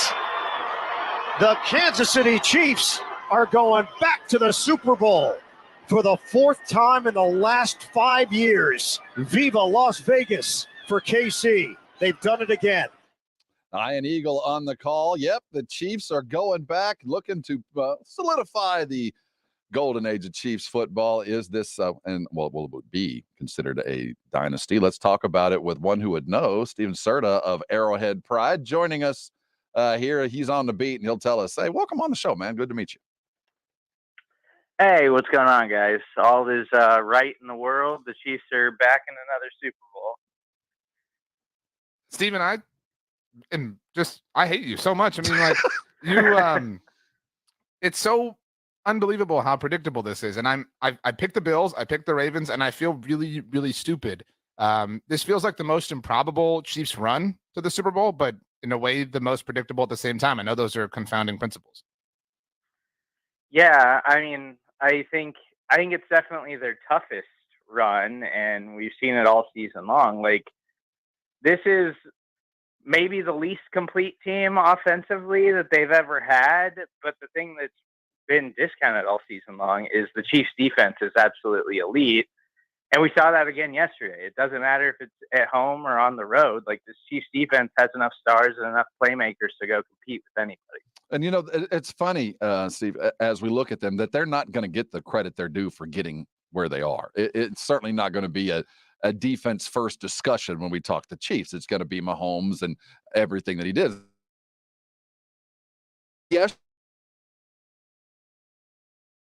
Was defined by what he did yesterday, because it was probably his ugliest playoff game, but it showed where he is now in his career. And while, you know, he'll not pass Tom Brady, at least in his play yesterday, and with another ring, he certainly joins that club. Talk about what Mahomes did on his own outside of what we even know about to get them here. Yeah, it's been, you know, I mentioned that this is the toughest season they've really had to fight through. And it's crazy because this offense all year long has been the biggest reason that they're losing football games, not the biggest reason that they win football games. Like, if you look at their schedule and you look at their close losses to good teams in the regular season, like their loss to the Eagles, loss to the Bills, they've got a bunch of them all year long. And in all of those games, the offense had some kind of critical error, some kind of turnover, something that wound up losing them the game, while the defense played elite all season long. And it really took them as long as 17 weeks through the regular season to figure out, we don't got to drop 35 points a game. We need to not turn the football over and put our defense in a bad situation, and our defense will go do their job, and they can do enough that we win football games. And it felt like they didn't really commit to that until week 17 against the Cincinnati Bengals, when they really leaned into Isaiah Pacheco, Rashee Rice, Travis Kelsey, and nobody else.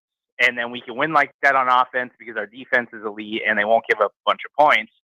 And once they finally did that, now the Chiefs are actually winning football games. They're actually completing games. And it's insane that it took them 17 weeks of the regular season to actually commit to that way of winning. Stephen, I think that when we think of dynasties, we think of nothing but excellence. You know, we think of the Cowboys. They went 3-0 in their 3 Super Bowls in the 90s. But I think what gets forgotten is they lost an NFC Championship game right there in between in that fourth year. And I think maybe the concern was, I look at the Tyrann Mathieu, the Chiefs fans, or a toxic fan base moment, is like a real, you know, this is the moment that the crap is starting to hit the fan for the Chiefs. But it feels like they've been able to kind of make it through the muddier parts of a run to a dynasty, I guess, the losing the title game, losing the Super Bowl. Do you feel like they need this win to properly be regarded as a dynasty at this point? probably in most people's eyes, I still regard them as a dynasty, whether they win this one or not. And, I think they've got a really good chance. But I just think what they've accomplished, like, you talk about, Patrick Mahomes at this point is really only going to be short of Brady with what he's accomplished so far in his career. And he's just on an all-time run. Like there's no other way to put it. Nobody's ever started their career this way. He's never not played in an AFC Championship game. He's going to his 4th Super Bowl now. And I understand we talk about dynasties like you got to win 3 rings, and they've certainly got an opportunity to do that. But as far as I'm concerned, they're already a dynasty with what they've accomplished, because this run is absolutely insane. Never not started an AFC Championship game. It's hard to even fathom that. As we look at the Chiefs and headed toward Las Vegas, one of the ways they got here is through Travis Kelsey, though we hadn't seen him in a while. He kind of looked like he had run out of gas. We saw a lot yesterday.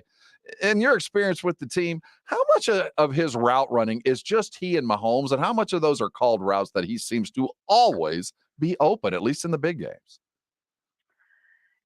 I would say it's maybe like 10% of the plays total, or like Travis Kelsey freelancing, like him and Mahomes giving each other a nod before the snap and saying, like, this is open, this is where I'm going to go. And I think that's another thing that the offense really, really missed this season. Like, there's nobody else on the offense. We saw it a little bit with Rashee Rice late in the year after he had developed and gotten some reps under his belt. But for the most part, there was nobody else on the offense that could be like, hey, Pat, I see the way they're playing me. I can go find this open space. Just look for me there. And that chemistry is really important. But most of the time, it's Andy Reid. And Travis Kelsey has said that multiple times this season. He gives all the credit to Andy Reid, of course. But it's really, with them, it's more like, hey, this is the route I'm running. I think this is going to be open. Just know where to put the ball. And that's a lot of the communication stuff that I think the Chiefs have lacked with other guys on offense, that Kelsey and Mahomes are totally in sync all the time. Steven, you're very used to the Chiefs being in the Super Bowl and very used to the same stories being told over and over and over again. You though, put my attention at least on L'Jarius Sneed earlier this season on our podcast on TGI Football. So what is something that we don't know? What is something that is still somehow unknown relative to the overall Chiefs sphere that is worth paying attention to over the course of the next 2 weeks?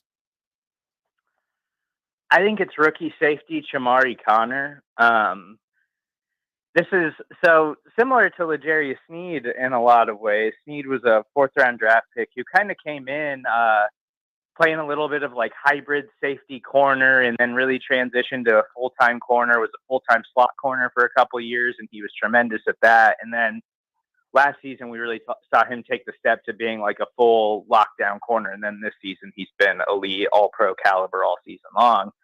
And Chamari Connor has kind of stepped into this Swiss Army knife role for the Chiefs secondary, because Brian Cook got injured earlier in the season. He's out. He's not going to play again this year. Mike Edwards has been really banged up the last couple of weeks. And Chamari Connor has stepped up. In that game against the Bills, Chamari Connor, according to PFF, was their highest rated player in the secondary. And this is another 4th-round rookie that Brett Veach just seemingly absolutely nailed. Like, when he got drafted, everybody was like, oh, he's kind of a special teams ace player, but he's not more than that in the NFL. And he's been way more than that so far for the Kansas City Chiefs. There's a case to be made that Chamari Connor is the most talented safety that they have on the roster. And nobody knows anything about him, because unless you watch the Chiefs every single week, like, why would you know who Chamari Connor is? And he's actually been really important for the Chiefs in their last 2 playoff games. So I actually think he's got an opportunity to low-key have a big role in the Super Bowl here in a couple of weeks. He is Stephen Serta on our Buyers Barricade guest line. He writes with Arrowhead Pride. As we look at Kansas City, and of course the storyline will be in the future, will be told with Taylor Swift intermingled with just about every game. On the inside, what has this meant to you guys? I mean, positively, negatively. I mean, this Taylor Swift thing has gotten out of control early, and it has just stayed huge all season long.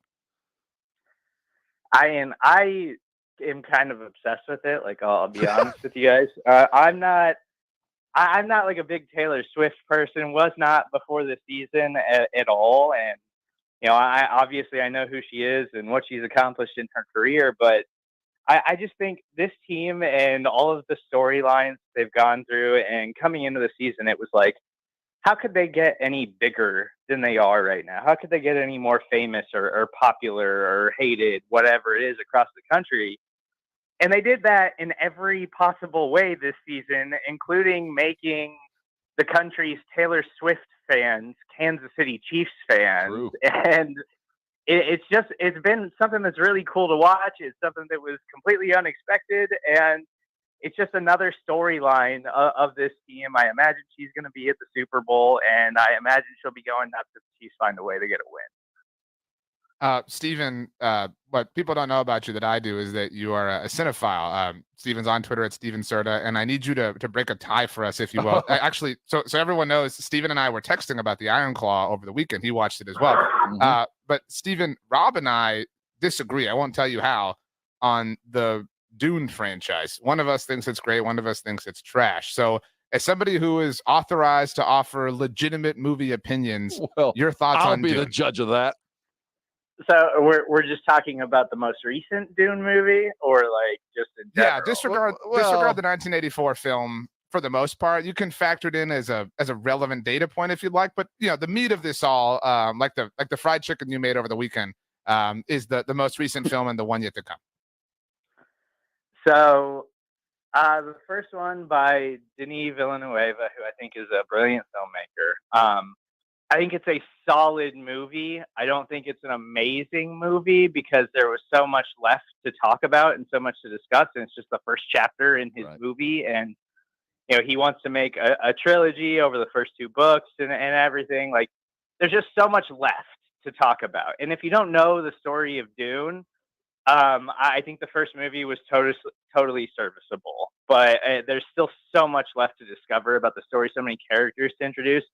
I think the second one's going to be an excellent movie, I hope. I'm really excited for it. But if you didn't love the first one, I totally get it, because there's so much that has yet to be covered, and they just kind of end the movie abruptly, which is kind of annoying. But overall, it's a solid movie. It wasn't quite as complete as the first version, and the first version was just a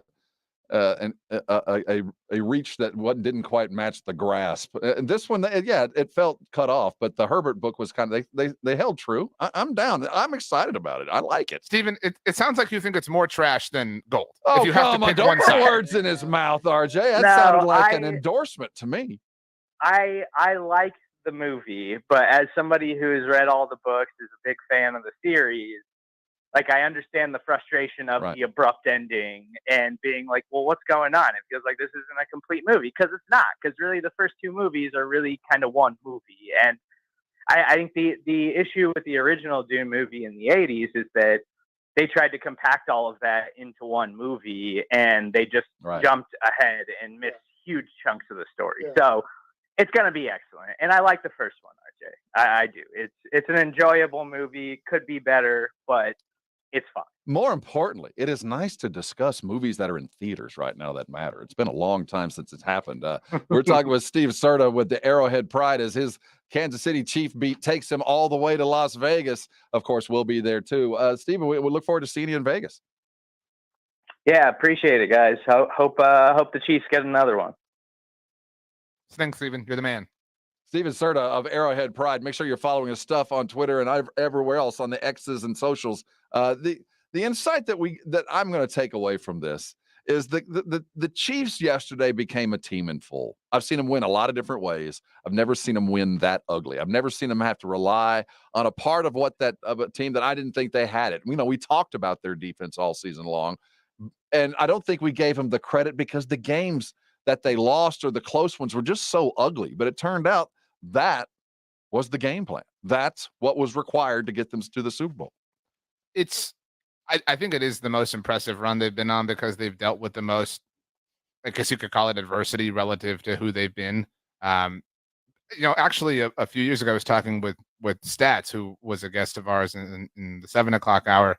And at the time, people were saying things like, oh, Mahomes has never lost in September and all sorts of stuff like that. And I remember Stats had such a great line. He said, we don't have to invent reasons why this guy is awesome. Like, we don't have to keep dressing it up and adding these stupid little details. And I do think that people maybe got a little bit oversaturated with Mahomes, like we talked about. And so this year, some of that faded away. Like they lost to the Broncos for the first time ever, right? Like they had all these cool, fun records. And so it seemed like, oh man, the armor has too many chinks in it. It's no longer like glimmery and diamond looking. And it's like, it's still armor. Like they can still make it through lots and lots and maybe all battles. And so I think there's a higher level of pride in what they've accomplished, especially obviously if they're able to take down San Francisco again. There's a variety of ways where you track like mentions and tweets and all that. When we get to the end of the Super Bowl, who will be mentioned more in all the Chiefs tweets? Will it be Mahomes or will it be Taylor Swift? It will absolutely be Taylor. You think so? I was thinking about this. Obviously, she's a divisive person for some people. And, that's not something I get, but whatever. And Steven has done, and the Arrowhead Pride team, they've done a great job kind of leaning into it. What do you think the image, if the Chiefs win, of her raising the Lombardi trophy will do to people? Like, oh my goodness. Because it will happen, right? Like there will be an image of her hoisting the Lombardi trophy, and it will be incredible content. It will be content. It'll be on like decorative plates. It'll be on like backpacks. Oh, like Steins. Oh, like yeah. Old school. That picture will be on things for like, why does Granny have that picture of that? Way back when she was a Taylor Swift fan and back in 2024. You saw obviously the jacket she had that Kyle Juszczyk's wife made for her, right? Well, they're in the Super Bowl too. You know what I'm saying? Mm-hmm. So like, I wonder, is she going to outfit like everyone on the Chiefs? Gonna like, have to now. The stories here, even though we've seen this matchup in very recent history, there's a lot of meat on this bone. Oh, I'm very it's excited. Going to be really, really good. And I really got the sense, at least coming into this game, that maybe Travis was going to retire. Now going 11 for 11 there, and not dropping a single ball, that might have added some life to it. But I'm still not sold that he ain't done. I was sort of thinking about this when Steven was talking. Not that he said anything that pushed us down this road, but at this point, I'd almost believe that Travis is more likely to retire than Jason. I mean, like, because Travis is just, it's got to be exhausting to be at the center of this all the time. I mean, you get a third title. I mean, but also, how do you not come back for more? How do you not come back when Mahomes is your quarterback? He passed Jerry Rice. Dude, remember when, I'm sorry, but remember when they won the first one, when they beat San Francisco, and everybody was like, oh, well, Andy Reid's going to retire now. What? Andy probably would have been a Hall of Famer just with that.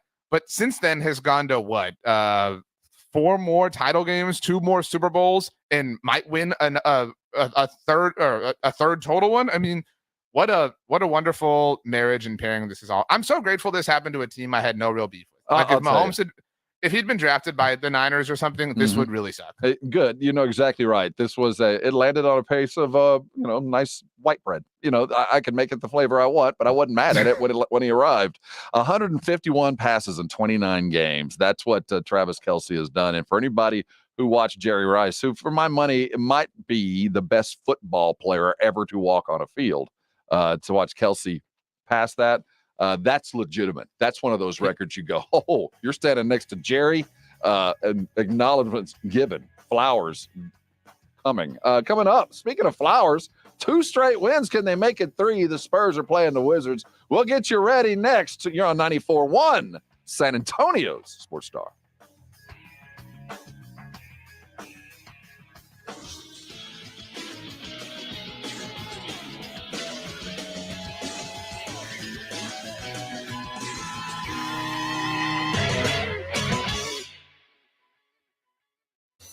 Super Bowl 58 in Vegas is set. It's the Chiefs and Niners. Hear it right here on your exclusive home for the Super Bowl. 94.1 San Antonio's Sports Star.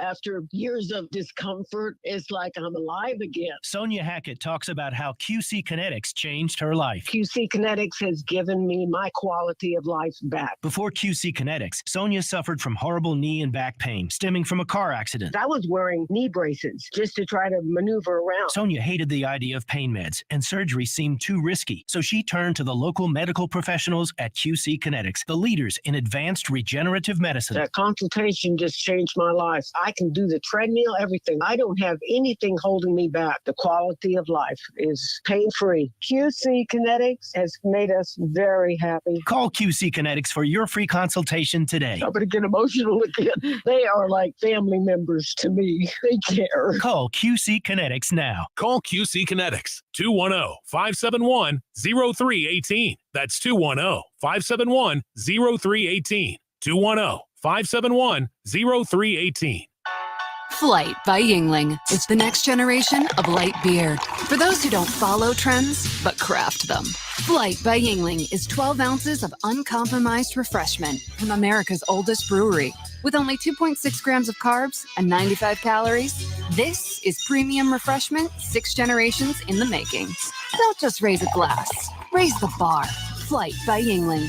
Available wherever beer is sold. DG Yingling and Son Incorporated, Pottsville, Pennsylvania. Please enjoy responsibly. We all hear the radio ads about the IRS. They tell you to be afraid, to be scared, and they try to frighten you into calling. I'm not here to do that. Tax Relief Advocates is different. TRA is here to tell you that if you owe money to the IRS, whether it's $5,000, $50,000, or $500,000, we have a solution. It doesn't matter if you're sitting in your car, at work, or with your kids. No matter where you are, call now. 800-583-5795. Don't lose hope. TRA can eliminate or reduce what you owe to the IRS. There is zero risk to you. If we can't reduce your tax debt, then you pay nothing. Our passion is taxes and helping individuals fix their IRS problems. We have a 5-star rating on Google and Yelp and an A+ with the Better Business Bureau. You don't need to be afraid of the IRS any longer. End your tax nightmare today by visiting us online at TRA.com or call 800-583-5795. That's 800-583-5795. Tax Relief Advocates. Real solutions for real people. Joe, I've invented the perfect exercise machine. It's practical, efficient, and fits in any home. I give you the Row and Go. Ta-da! It's a rowing machine that connects to your toilet, so you can row and... Stop. Folks at Quarter Moon Plumbing, Heat, and AC will help homes stay in tip-top shape. Call Quarter Moon 651-5899. Quarter Moon Plumbing, Heat, and AC, 210-651-5899. License number M16004, DACLA 000743458. Show your love this Valentine's with exquisite fashion jewelry from Diamonds Direct and save an extra 20%. Now through Valentine's, all fashion favorites at Diamonds Direct are on sale. All earrings, all bracelets, all necklaces, stackable bands, colored gemstone jewelry, and more. Lots of romantic and timeless gifts for under $500. Special financing available too. Don't miss this. An extra 20% savings on all fashion jewelry favorites at Diamonds Direct. Shop in store or online at diamondsdirect.com. Diamonds Direct. Your love, our passion. Well, family, this new year is off to a great start. Everybody, how are those New Year's resolutions? Dear, my resolution is to cut my damaged hair and just start over. Dad, my resolution is to take better care of my skin. It's so dry. Ew. Pops, my New Year's resolution is to work out at the gym. Go up and drink a gallon of bottled water every day. My resolution is to take up skydiving. Mom, you're 96. Don't you make me get it. Family, my resolution is to replace all our appliances that have been destroyed over the years by hard water. Sounds like your family needs to start the new year off with installing a Connecticut water system and get a head start on all those resolutions. This guy's making sense. There's a reason why we say Connecticut is the last water softener you'll ever own. Call us at 656-PURE. I'll even let you try a Connecticut water system for free. We'll change your water, and it'll change your life. The last water softener you'll ever own. Connecticut SA.com. This is Jim Rome. Have a take, don't suck on 94.1 San Antonio Sports Star, KTFM Floresville. San Antonio's Sports Center.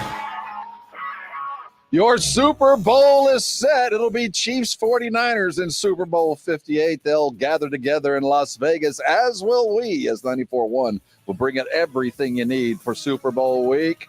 In the NBA, the Spurs have won 2 straight. Will they get number 3 against the Wizards? We'll be talking about it all day long. And, oh, yeah, in college hoop, Texas falls to 21st BYU, 84-72. This is R&R in the Morning. Man in motion, handoff, Pollard coming right. Bang, zoom. Touchdown, Cowboys. Wembanyama about 3 feet behind the line. Got it. It's R&R in the Morning with Rob Thompson and the managing editor of Blogging the Boys, RJ Ochoa. Good morning. Hey, good morning to you. He's RJ, I am Rob, and we are huddled up together. We got an hour of fun to come. If you missed any of this show, first of all, start setting your alarm. We're sorry you overslept, but you can go to sasportstar.com. We got this thing we call the Audio Vault. It's pretty cool. It's kind of like our podcast center. You can catch up on all things SA Sports Star, including the Blitz, who will be out and about this week. I see that they are going to, as I promote the fact they're going to be someplace, I want to make sure I give you the right place they're going to be. And we'll get that in just a minute. We're getting everybody signed up for our golf tournament. We're on just about 2 months away. We're playing in late March. We already got sign-ups. So if you want to play, go to sasportstar.com. We've got space for 144 players, and they're already filling in it. We say it all the time, but don't come crying when we fill up. You got time. Go get yourself signed up. Want to thank Mr. Serta for stopping by. He of the Arrowhead Nation. You know, we talked a little bit about the Taylor Swift thing, the ripple effect from the stardom. I'm a fan. It's got me in. I believe that there's true love amongst those kids. I just hope it all works out for them. You feel like you're watching a Hallmark movie kind of thing. You know what? This does have the makings of a Hallmark movie in the very near future. It certainly does feel like it's a feel-good story. I don't know if you saw this, but the super cold game that they played against Miami, there was a photo of her behind the window of one of the suites, and it was like all fogged up, and I don't know if it was fog or frost, whatever. And she was just kind of peering out of it, and it really looked like a Hallmark movie, like, you know, the girl just like behind the cold window, like, you know, pontificating about, you know, the circumstances that she finds herself in. It was the content has really delivered these NFL playoffs. It's not scripted though. This wasn't planned. This was not planned in the preseason, and they didn't plan on intertwining the largest social media star just about in the world to go along with the elephant that is the NFL, intertwined, headed toward Las Vegas. No, there couldn't be any previous plans for that. Those kind of things just fall into place periodically. It's a perfect storm of sorts, a perfect storm, the likes of which we saw in the fourth quarter against the Minneapolis Timberwolves on Saturday night. They outscored the T-Wolves 33-22 in the fourth. Keldon hits him 1 of 2, but he did get 1 free throw to lock in the best win of the 23-24 season. Coach Greg Popovich was asked post-game, what? You won? How? Well, I think that, you know, that they just exhibited a lot of desire to win, a lot of little things. I mean, obviously Jeremy had that run there. He was spectacular. Devin was spectacular all night, but it's a loose ball. It's Keldon's rebound there at the end, you know, giving us an extra possession. The trapping they did down the stretch, they were, you know, very physical and covered everybody, especially, you know, Towns and Edwards. Those are the two guys obviously you worry about the most anyway, and they did a good job with them. So we'll see as the season progresses. You know, we hope we're getting more habitual in doing things the right way and being more consistent. But the last 2 nights were wonderful for them. Wonderful for them. Greg Popovich post game as the Spurs take down the Minnesota Timberwolves in the fine fashion, coming from behind, having a heck of a fourth quarter. And he talked about the highlights, the Jeremy work. Sohan, after being freed from the constraints of being a point guard, you want to talk about guys that have benefited. I mean, Jeremy is free to do exactly what Jeremy does. That's be a garbage man and just play the role. Be more active than anybody else on the court in everything that you do, and that's all we'll ask of you. And that's what we got. Devin was shooting the ball. Keldon goes and gets a rebound, and there you have a win against a team that might have been looking down their nose at San Antonio. I mean, they had a nice lead through 3 quarters. Who'd have thought they'd have come back? It checked all the boxes, right? I mean, it was a true total, like, this is what you want to see outside of, I guess, Wemby, like, going off. It was a quality win with quality performers against a quality team on, you know, a Saturday night. Everybody enjoyed it. You had the bat thing happen, right? Like, I mean, it was nothing but good times and good vibes. You also overlooked, by the way, I think it was 30 team assists. The streak lives. Oh, that's right. 103. The most unimportant stat in all of sports, maintained. So we're at 20 or more assists in how many games now? I believe we're at 103. There you go. 103 consecutive games. The all-time record, 120. So, we're still moving, and we're doing it, with force. 30, 20 assists. I know that everybody thinks that's easy, but it's not. All right. So 30, lots of room for error in that capacity.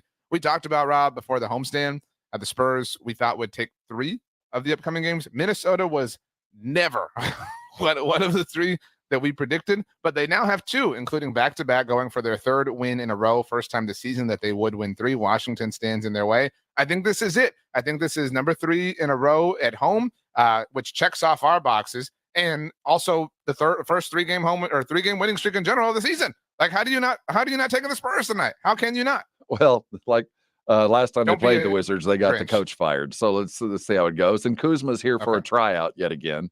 Kuzma's checking out some properties in the area. Yeah, maybe we'll show him around.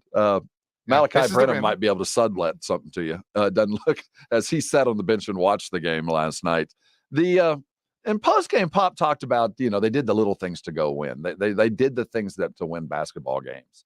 And I know he was talking about his players, but I'm talking about Pop. Pop did the things to win basketball games. And sometimes I don't think he's doing the things to win basketball games. I think he's doing things to improve individual players. I think he's doing things to improve, down and distance plays. We're going to run this play at some point when everybody's good. Let's practice it now when it really doesn't matter kind of stuff. And I think on Saturday night, he kind of loosened up a little bit and went and won a basketball game and allowed his guys to go, or at least kept the guys on the court that were going to win the game for you. Does that make sense? Because sometimes I don't feel like Pop is putting the chess pieces out on the court to actually win. He's putting scenarios together in his mind that at some point might matter in the future, but not in the moment. And a win would be nice, but it's not the most important thing. And it felt like Saturday night, it was like, you know what, damn it.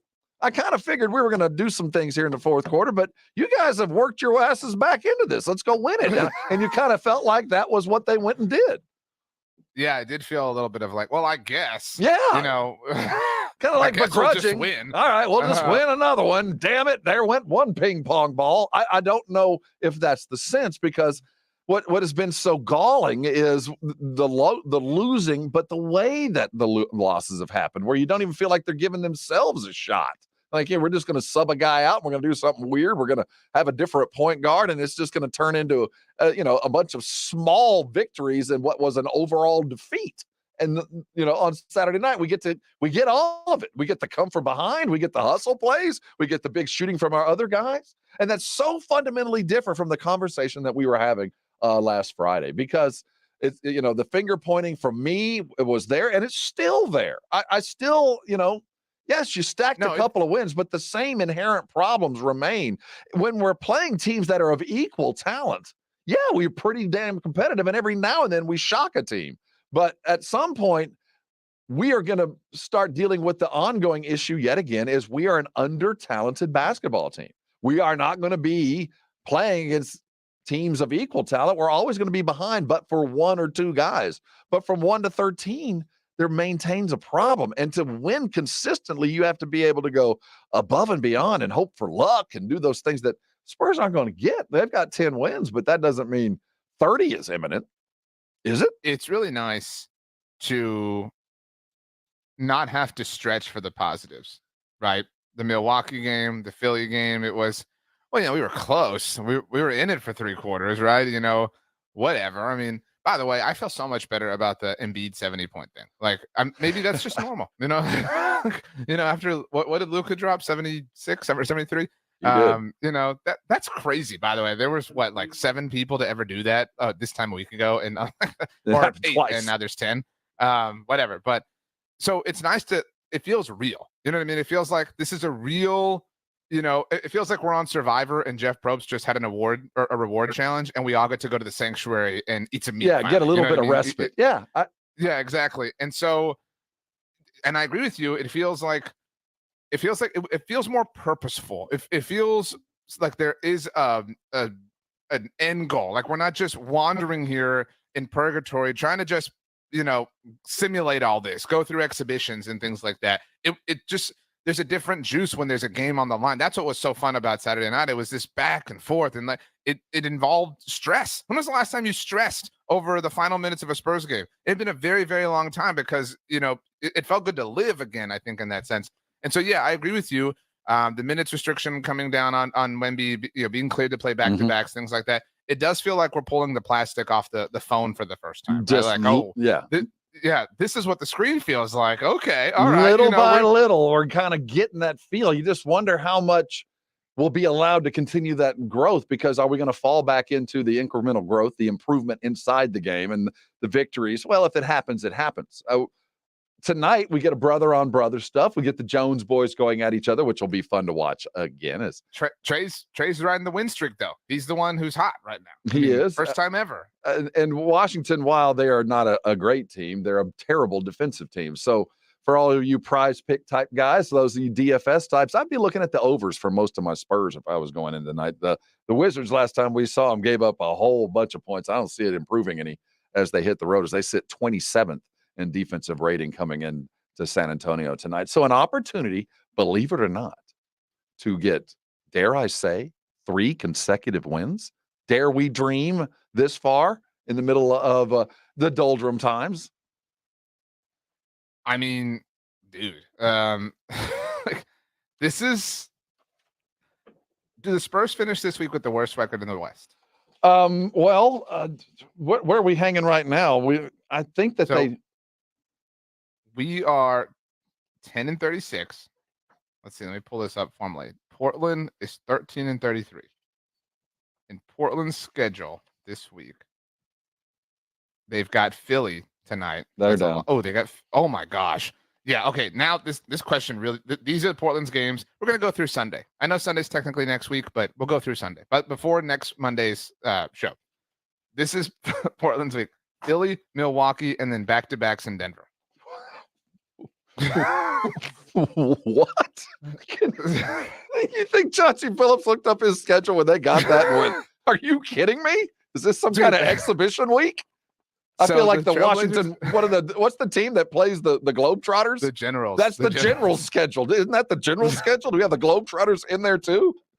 So they beat the Rockets in overtime last week, and then they lost to us. They lost to Chicago.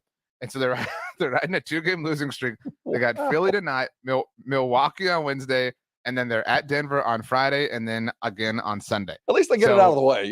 Pull that Band-Aid off. Just suffer through it. Gilberto Padilla says someone in Portland made the basketball gods mad. Dude, they're not mad. This is like pissed off. This is like you better go sacrifice a goat.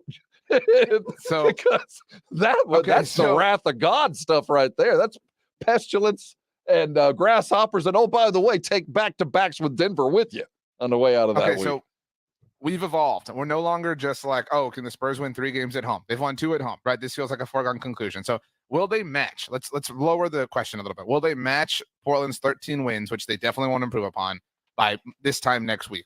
Your games to choose from. They gotta get 3 of these. Yes, I'm going to say yes.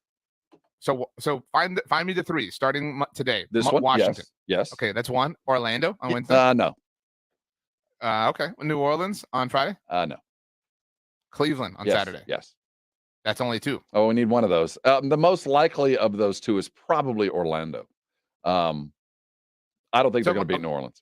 So then maybe by the time we get back from Vegas, the Spurs have leapfrogged Portland.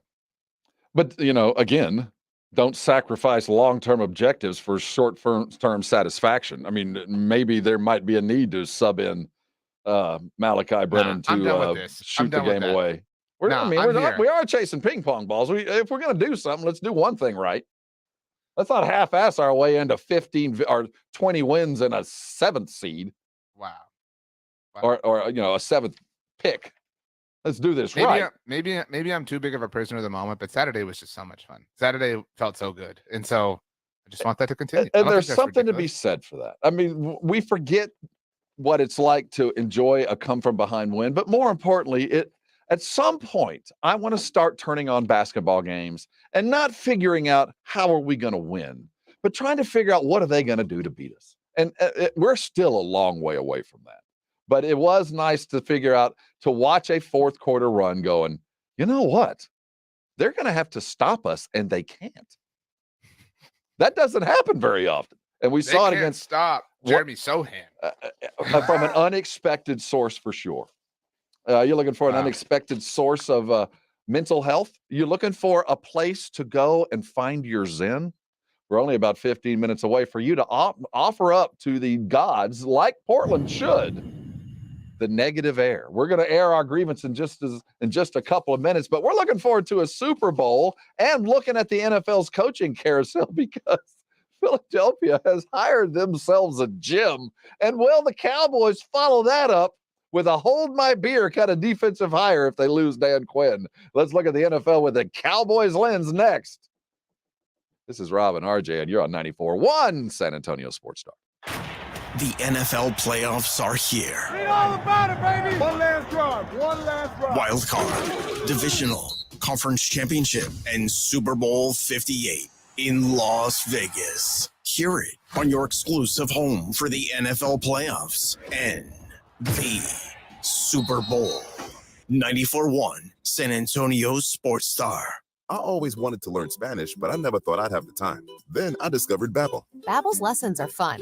They only take like 10 or 15 minutes, and in 3 weeks, presto, you're starting to speak another language, like magic. I love that Babbel's lessons aren't just robots talking. They're voiced by native speakers, so you get the pronunciation just right. If you want to learn a language, there's no faster, easier, better way than Babbel. Babbel. Babbel. Go to Babbel.com and start learning a new language today. That's Babbel.com. Finding great candidates to hire can be like, well, trying to find a needle in a haystack, but not with ZipRecruiter. Its powerful technology actively finds and invites qualified candidates to apply to your job. So while other companies might deliver a lot of hay, ZipRecruiter finds you the needle in the haystack. See why 4 out of 5 employers who post a job on ZipRecruiter get a quality candidate within the first day. Try ZipRecruiter for free at ZipRecruiter.com/free. That's ZipRecruiter.com/free.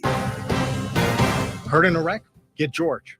Hit by an 18-wheeler or commercial truck? Get George. Injured at work? Get George.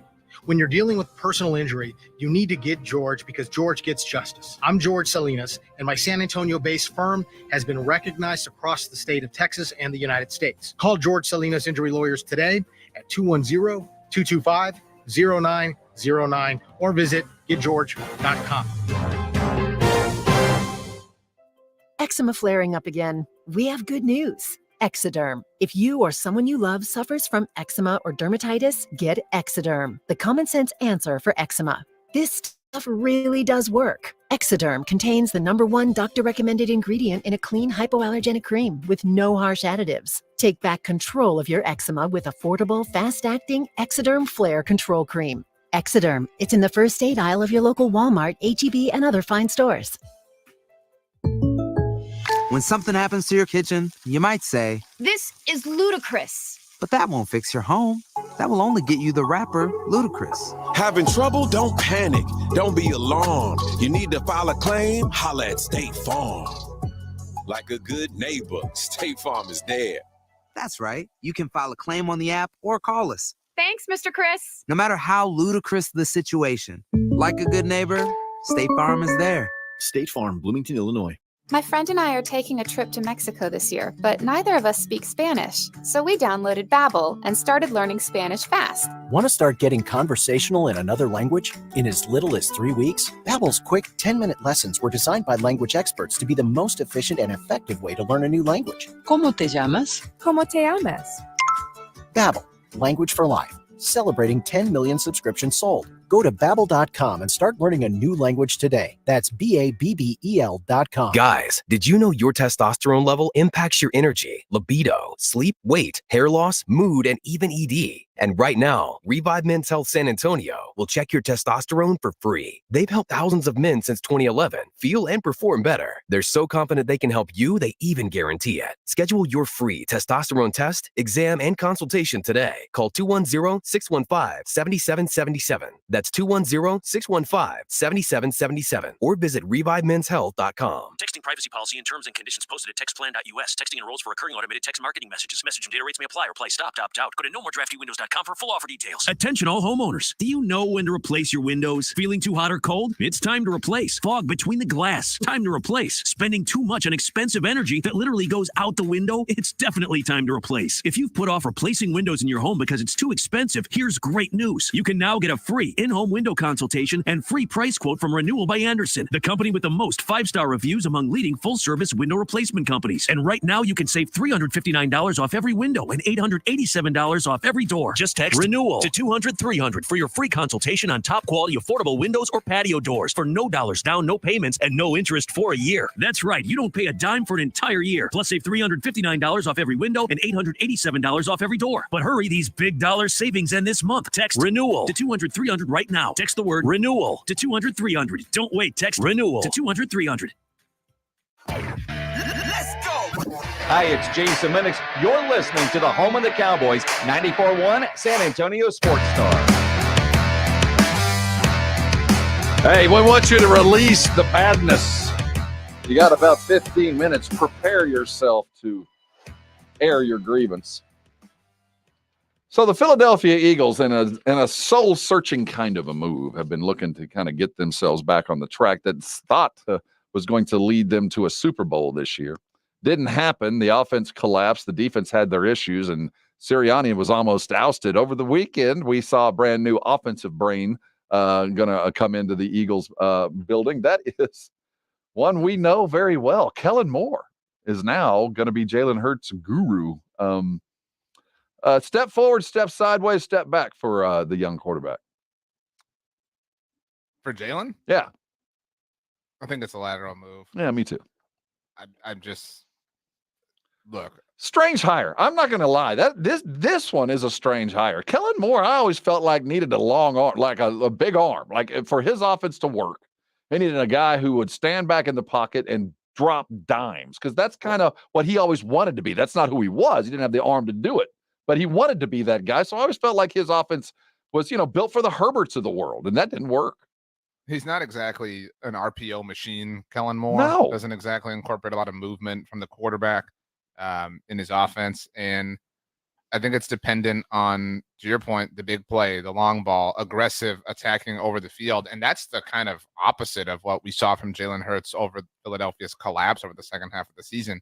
It seemed at times like whether it was Nick Sirianni or Brian Johnson or whoever was afraid to let Jalen play quarterback, right? Like they just wanted him to, these kind of be safe, lateral screens, dump offs, or runs himself. They just rarely kind of had him challenge the middle of the field. And some of that is, when you do that, you leave yourself susceptible to weird crap and tip balls and interceptions. And that obviously happened to Dak Prescott in 2022. Does he make does Kellen Moore, do his wide receivers like him?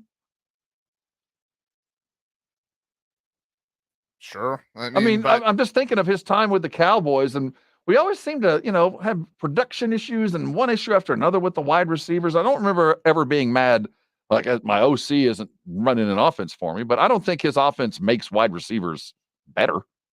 So he was not the Cowboys offensive coordinator in 2018 when they traded for Amari Cooper, and he came in and just blew up. Yeah. That was the year that Kellen was the quarterback's coach of the team. Now, he was the team's offensive coordinator in 19 and 20 and 21 when they experienced some levels of success. But I think if you just, you're an alien. You just landed here. Give me an alien voice. Okay. I didn't know aliens spoke like Roadrunners. Shout out to Jeff Taylor. But so I don't know where that came from. No, but I'm trying to explain. This is how I would explain it to you, an alien who doesn't know how to speak. Apparently, Kellen's offense were great, right? He left Dak Prescott, right? There's a clear divide and a clear break off there. Dak Prescott played even better. Yeah, got thrived more, and had the best season of his career. And meanwhile, Justin Herbert was even more limited than he'd ever really been as a passer when this was supposed to. I mean, the entire conversation all offseason was like, oh man, Kellen Moore and Justin Herbert are going to take over the NFL. Kellen's going to take him. They're going to soar. And I don't want to say that the Chargers were all Kellen Moore's fault, because Brandon Staley was clearly an awful head coach in his own right. And I don't think that anybody wants to or likes to place blame at Justin Herbert's feet. Maybe Justin Herbert's part of the problem too. It's okay to say that out loud sometimes. But that being said, I just have a hard time seeing how this is what the Eagles need. They're just, I mean, they're in a weird place. Wow. And it's hard to justify that Kellen Moore has, a track record of success, because right now it looks like he rode Dak Prescott's coattails more than anything else. 3 OCs in 3 years for Jalen Hurts when they'll add Kellen Moore to the squad on the offensive side of the ball. Stranger story. Kellen Moore, OC with the Eagles. Ron Rivera, OC or DC with the Dallas Cowboys if Dan Quinn does in fact finally get the Seattle job. Rob, I'm being completely serious here. I'm being completely serious. I would commit to Dune being the only movie that I would ever be able to watch across the rest of my life if it guaranteed that Ron Rivera would never be anywhere near my favorite football. Why do you think it's a possibility? I think it's a possibility because I think the Cowboys are lazy, and I think the Cowboys are just looking for the retread. I think they're looking for that hot name, that known name, that leader of men. That's exactly who Dan Quinn was when they brought him in. Somebody with former head coaching experience, somebody obviously who has had some success in the NFL, although I have always poked at Ron Rivera's success in the NFL. I've mentioned there are, I think, 5 teams who have won divisions with a sub 500 record. He's been the head coach of 2 of them. Twice. Well, we could say he coached his ass off, or you could say he's the tallest blade of grass on it. He's the benefit of everything around him collapsing. The NFC South in whatever it was, 2015 or 2017. I don't remember exactly, but and the NFC East in 2020. And so I don't really, I don't regard him highly. I think he's a wonderful human being. And it was very difficult, obviously, to pioneer anything through the Washington franchise in the time that he chose to do so. But dude, their defense has been bad. Well, what about the premise? Really well, I think it's you're only as good as the tools you got to work with. And I don't think he's had a lot. He had the second overall pick. Yeah, that guy's a wash. Chase Young has been a washout. That was poor scouting. Now, we might blame him for development and all that, but Chase is not what we thought he was going to be. We can be realistic about that. Chase was touted as one of the generational pass rushers. And to your point, he developed him poorly. So why would I want to give him Micah Parsons? I don't know if it was him or not, but I will give you the Chase Young. That does lend itself to a question. But what about if it's not going to be Ron Rivera with the Cowboys? My argument would be whoever it is going to be, I want him to have enough experience to where McCarthy doesn't even have to go to that side of the building. Like, I'm going to trust the fact, like Dan Quinn, you know what? I'm going to let you do it because I got to focus on this offense. And I think that you disagree with that, because I felt like he let Dan Quinn just go do that. And the extra time spent with this offense paid dividends. The extra time he spent working on those little things we saw pay dividends. And I would, at least for this last year of run, this last one, go all in on this offense, man. Go find somebody that'll control the defense and you just focus on that side of the ball. Again, completely disagree. Mike has got to roll up the sleeves even more. I want Mike in a tank top. That's how far the sleeves. That's the side of the ball. I want him involved everywhere. You want us to believe in you, Mike McCarthy? Believe in us. Blah, blah. No. Buy into then us. Do something. Yeah, or buy into us. Excuse me. But then you better do some work. You better do something serious. I do not want you just kicking things down the line, especially. But this is the problem of it all. This was why at least I, advocated for moving on from Mike McCarthy, even though it's incredibly uncomfortable for me to say you should move on from somebody, because now you set up this not only lame duck head coach, but you set up this spot where what up and coming coordinator on the defensive side of the ball wants to come attach themselves to this when they might be looking for work next year. And so I don't blame. I think it's awkward when a coach has been a head coach for this long and demotes them or is demoted to the coordinator role, which is what would happen with Ron Rivera.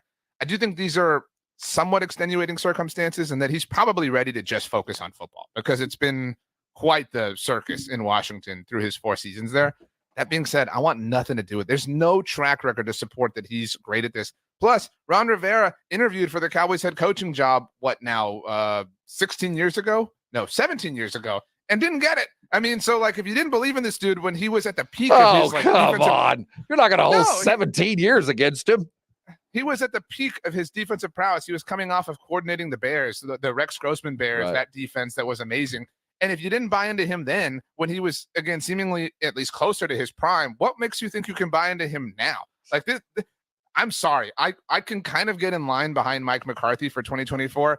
I cannot stand in line behind Mike McCarthy and Ron Rivera. I want out of the line. I want off the line. Get me out of here. Transport me. Move me somewhere else. This is the bad place. This is not somewhere that we deserve. We deserve better than this. No, I reject this. I think you need a moment of zen. I think you need to exhale some bad air and bring in some good. That's next. We are airing the grievances on the correct way, safely and soundly on the radio waves. We'll be right back. He's RJ. I'm Rob. This is 94.1 San Antonio Sports Star. Super Bowl 58 in Vegas is set. It's the Chiefs and Niners. Hear it right here on your exclusive home for the Super Bowl. 94.1 San Antonio's Sports Star. It is time to play Pass the Pigskin for a chance to win $5,000 cash and tailgate prize packs. Celebrate with Southern Recipe small batch pork rinds by entering the Pork Rind Appreciation Day giveaway at porkrindappreciationday.com. That's porkrindappreciationday.com. And don't forget to pick up your favorite bold flavored protein packed Southern Recipe small batch pork rinds today at HEB. With your choice of select sandwich, nugs, fries, and a drink, Wendy's $5 Biggie Bag is your go-to. Your nugget wingman. Your hot and crispy fried co-pilot. Just like us. We're like the bag boys. What? Bag boys, what you gonna do? What you gonna do when we bring your food? For a deal you can count on, bet on Biggie and choose wisely. Choose Wendy's. Bag boys. U.S. price and participation may vary. Includes choice of JBC or crispy chicken sandwich with 4-piece nuggets, junior fry, and small soft drink. Third-party delivery pricing may be higher. At Lowe's, save big every day when you buy in bulk. Save 15% when you buy 4 or more Purdy paint products.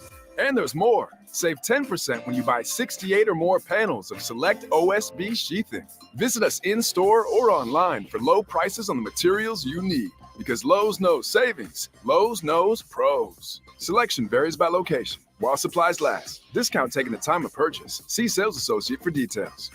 My name is John. I could not lose the weight I needed to. The Institute for Functional Health Wellness program was the answer. It included a great deal of testing, supplements, and weekly face-to-face doctor visits. I finally had the accountability I needed. I am now 50 pounds lighter. I no longer have pain in my elbow, back, and hips. I have more energy and just feel and look so much better.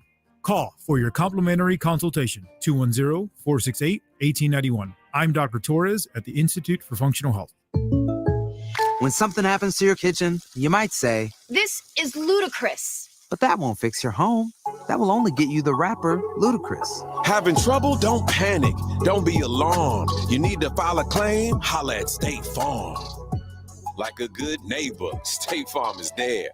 That's right. You can file a claim on the app or call us. Thanks, Mr. Chris. No matter how ludicrous the situation, like a good neighbor, State Farm is there. State Farm, Bloomington, Illinois.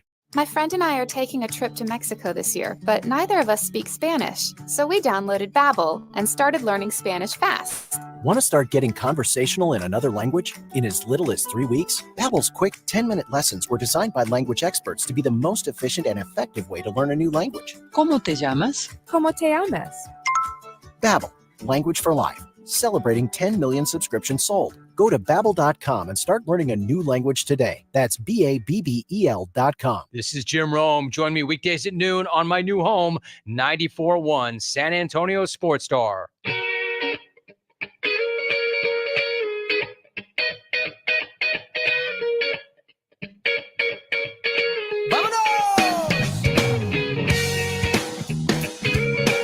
Rob and RJ with you on a Get Up and Get Moving Monday. We got our Super Bowl set for sure. The Spurs in game 3 of their nice long 7-game home stretch have game 4? In game 4 of the home stretch? We got a couple more. This is game 4. Game 4. Welcoming the Wizards tonight. It'll be a 7:00 tip. See if they can get 3 straight. Good weekend for them. Best they've had in this season anyway. Ever. I have no grievances today with the Spurs. I really don't.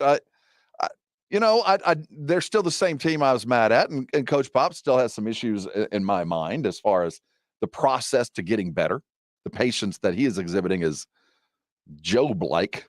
I am not quite as patient and starting to get a little upset. Now those 2 wins kind of calm the beasts. I will say that they do need to. I want to make sure that they remain active. Don't just because you won a couple games doesn't mean we're not off the let's upgrade this roster bent. You got a couple of weeks, February the 8th, Easy's birthday, to make a move or two, and I think that still should be front and center, regardless of how many wins they've got. Whether they're beating a Minnesota or they're beating a Wizards, good or bad. You seem to like my pre-annoyance that I have with various things, which is the act or the spirit of being annoyed in advance of something. Yes. But something that to be inevitable. That's what pre-annoyed really is.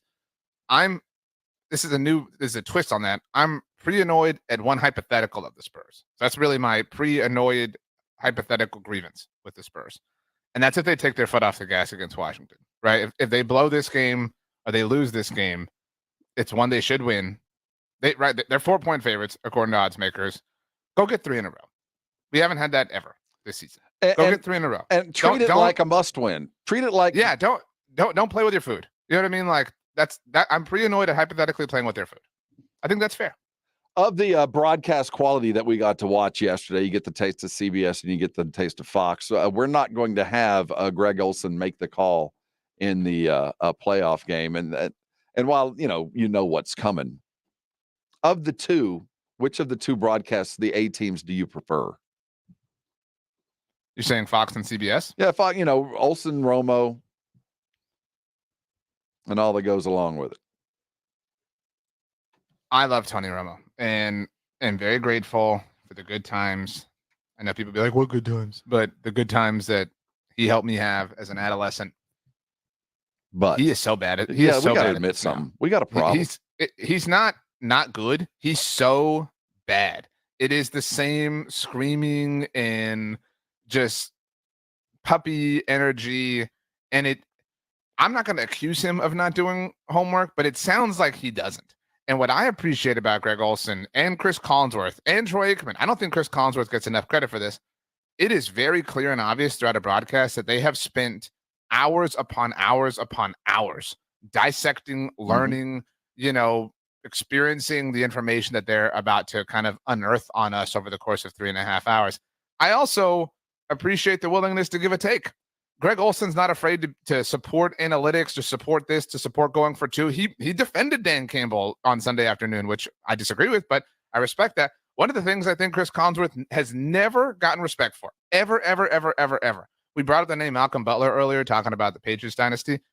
Chris Collinsworth went out on a limb and killed the Seahawks in that moment for throwing right there. He said, I don't understand this. You have Marshawn. That is a really bold thing to do in the Super Bowl. I mean, so they have some conviction. Romo is just hanging out and chilling, man. Like you see football. It's obnoxious. That is, looking back, that is the most hilarious thing ever, that we all fell for that, really. The broadcast quality of the two networks was so apparent, and both of them have their strong suits, and both of them have their negatives. I'm not sure where the future of NFL halftime and pregame shows are going. I don't know where it's going to be. I know where we are now is not where it's going to be. When you look at the ages of those that are involved, how much of the pre-game stuff did you watch prior to 2:00? My general routine as somebody who creates a lot of content around the NFL is I'm an NFL Network person. I'll hang out with Rich and the gang all day long. Well, let me ask you, okay, and me too, but tell me why you do. They feel comfortable to me. I've always enjoyed them, and it's been pretty consistent. It's been Rich Eisen and Steve Mariucci and Michael Irvin for a long time. Kurt Warner's been there a while now. They've had rotations of people through the years. Dion was a part of it for a while. Marshall Faulk, Warren Sapp. They have different people but the mainstays have kind of been there. The ESPN crew is, kind of different. The Fox crew is great. I don't have a problem with the Fox crew. If I had to pick a second kind of pre-game show or whatever, it's probably them. I'm not a real big post-game show person anymore. Do you ever Do you really No. watch these post-game shows? My post-game show is Van Pelt. Well, that's different though. That's not a post-game show. That's what I'm saying. Post-game. I mean, I feel like game's over. You're like, okay, I'm gonna turn this off and go eat or go shower. Or, go. You know what I mean? Like no one's sticking around to watch that anymore at that point in time. Or you're going to watch like a specific post-game show that you really want, and like that's where like I think regional sports broadcast networks have their things, or maybe you have something you like on YouTube or whatever. Like, but it's something that is more niche to the team. You want reactions. That's why like Stats and Steven are great, our guest today, because Niners fans and Chiefs fans, they know after a win or loss, they can go hear from their angle how it impacts them. And that's where I'm going with this. Where we're going with the post game is not where we are right currently. But what the Fox thing is, it's over. At some point, Terry and those guys, it's over. It is done. The goose is cooked. I know you said you like it, and I guess it's oatmeal. I guess it's moderately filling. There's no flavor. I'm done with that. I watching Terry and Jimmy go at it again for the 30th consecutive year. It feels like I was sitting there watching it yesterday, going, "Is there anything else on? Is there anything else that I can get some kind of insightful news?" Because I get nothing from Fox other than those guys again. I think the pregame show is a much more, I don't want to use the word vital, but a much more experience-based sort of thing. Because when I think, like, let's fast forward next Sunday to Super Bowl Sunday, right? Which will be hours of pregame. Thank goodness not on Fox. Well, I mean, on Fox. I'm sorry. Show. It's on CBS. Yeah, it's CBS. The game's on CBS, but see, like I'll watch the CBS pregame show because the Super Bowl's there. You know what I'm saying? So like I'm sort of a uniformist. Like I kind of want to feel like I'm a part of it all. And so I'll watch the pregame show for the network, or I'll watch NFL Network or something like that. But like let me paint you a little picture for the Hill, how Thompson Hill is going to go Super Bowl Sunday. Right? So you're going to be cooking. You're going to have it, but like having the pregame on is part of the experience, right? Like it's part of the day, whether it's a Super Bowl Sunday or whatever the case may be. But it's part of kind of hearing things, even if it's in a more ancillary sort of sense. But the moment the game's over, its volume goes down. Now you're talking with either the group amongst you, or you're on your phone, or whatever the case may be. Like the experience of it all ends with the game now. But the pregame show is still a part of the experience. You're either preparing food or cooking food, or welcoming people in. Oh yeah, I can't believe they just said this and whatever. But like, the post-game show's kind of lost a little bit of that luster. Are we expecting commercials this year? Like blockbuster commercials? Is that still going to be vital? I mean, that's a thing. Like, I mean, it seems to be less and less a thing every year. I will still get some commercials, but not the volume and the money and all that. I know it's $1 million a minute and all that stuff. But I have a take on this. Are you ready?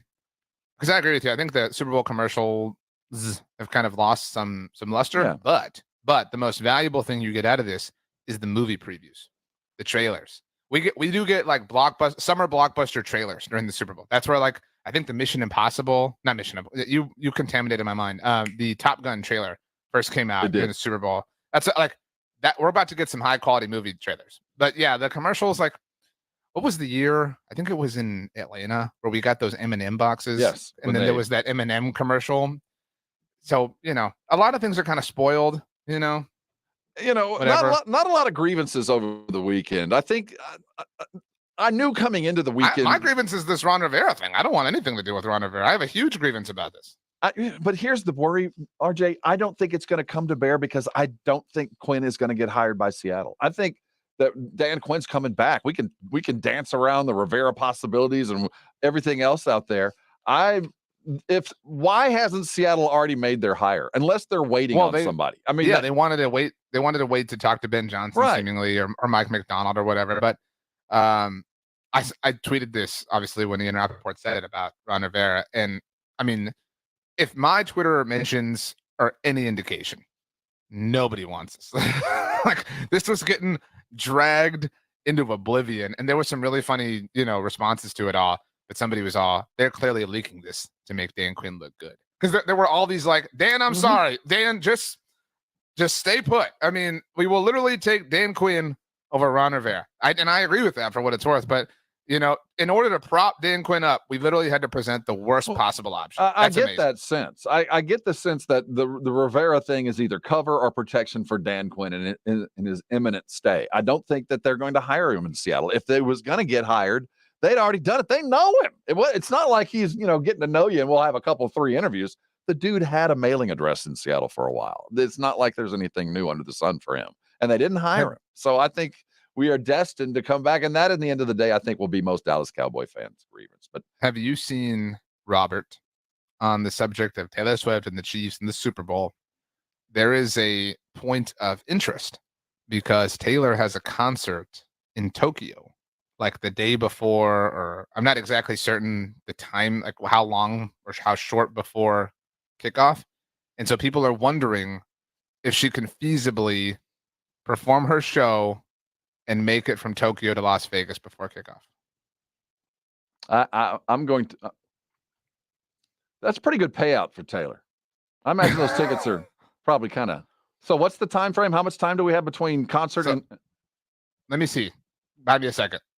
Because if I'm the NFL, I will pay to ensure that Taylor Swift is in Las Vegas and is in Allegiant when they kick off. I will pay to get her out of whatever that costs, to get her out of Japan or wherever it might be. So she will perform her 4th of 4 shows on the Eras Tour in Tokyo on the Saturday night before the Super Bowl. That's, our Saturday night. Tokyo is 17 hours ahead of Las Vegas. Her concert is scheduled to start at 6 p.m. in Tokyo, and her shows on the tour typically run between 3 and 4 hours. Let's say it ends at 10 p.m. Tokyo time. That would be 5 a.m. Saturday in Las Vegas.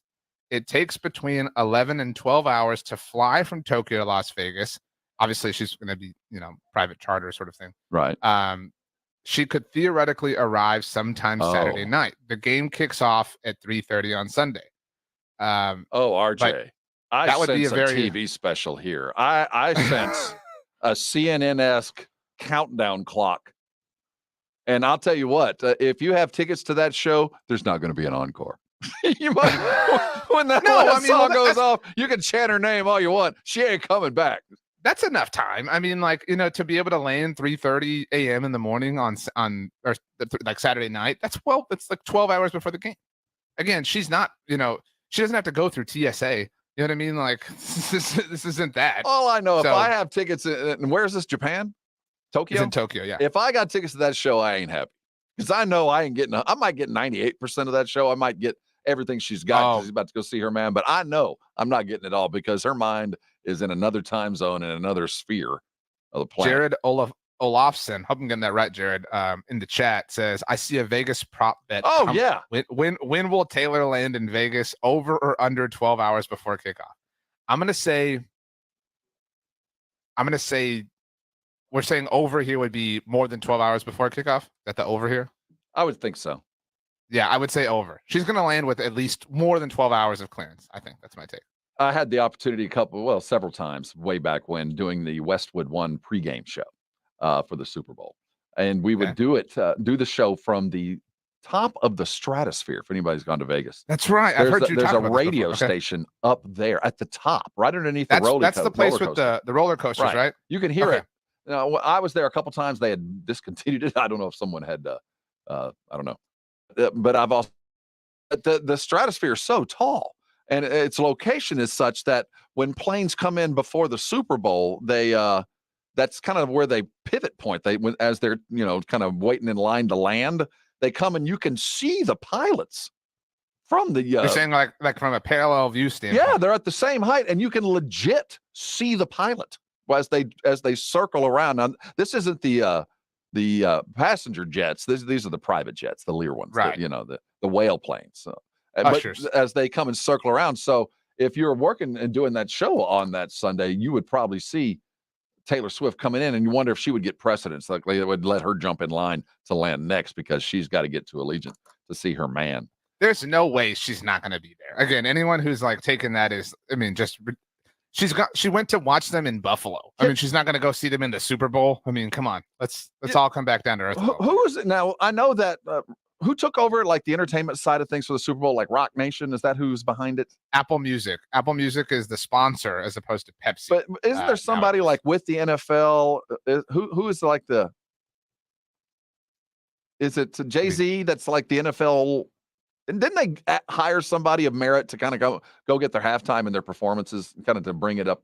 What I'm getting at is whoever that person is, don't you think that right now's the time to just go and tell Reba, and we love you, Reba, who's singing the national anthem, that you're going to be replaced. I know where this was going. Okay. Don't you think we tell Reba, thank you. You can sing God Bless America after third quarter, whatever it might be. But you could do the Pledge of Allegiance. We're going to have a Swiftie version of the national anthem because we kind of need Taylor to land and get there and sing our national anthem. Wouldn't that be the most appropriate thing to have to kind of sum up this season? I know the severity of what I'm about to say, but I think you're going to agree. This has the potential to be the Super Bowl-iest Super Bowl. Oh, in every sense. It's going to be plastic and shiny and crazy and fast. Swiftie? And it'll be like a great piece of bubble gum, I'm afraid. It's going to taste great for a little while, and it's going to get a little dry.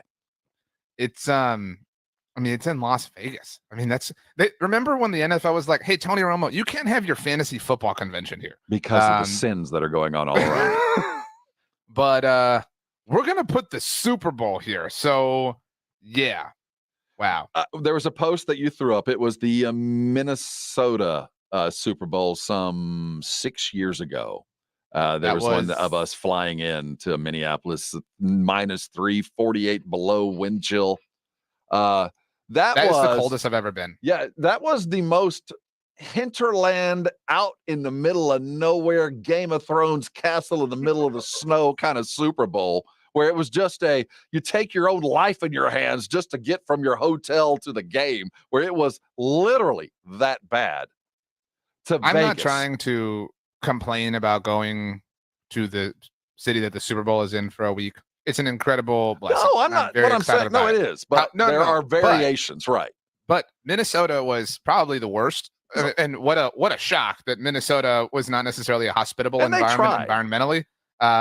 But it wasn't even just the cold. It was the Radio Row setup. And we've talked about this many times in the year since. It was in the mall. It was in Mall of America, court. Which, it was, that's what I was going to say. It's like, it's not just like, oh, they set us up like across like a massive hallway. It was literally in the food court. I think there was like 2 feet between us and every other table. It was so small of an area that on Thursday, when it gets really packed and heated at Radio Row, that Tony Gonzalez stepped on and almost broke Jason Minix's ankle. That video lives on the SA Sports Star YouTube channel, and it's wonderful. The sound will live on forever, and that's our intention. We will take you with us as we head to Vegas. You get the sense that it is in Vegas, that the volume and the hyperbole of the week will start a whole lot easier than what is typically that Thursday. We're going to be there for the entirety. It'll get going next Monday, though our is done today. I want to thank everybody for stopping by. Make sure you have done your like taxes. What's it called? Listening tax. Pay the like tax. Like the video on YouTube. Subscribe to the YouTube channel. Turn on those noties, the Noti Gang notifications. And get ready for a Spurs one tonight. Hey, Blitz is not far away. Make sure you're listening. They'll have Michael McDonald tickets. Y'all be cool. We'll see you tomorrow. If you miss the Blitz with Jason and Joe, then you miss this. Wade Phillips joining us here in studio on the Blitz.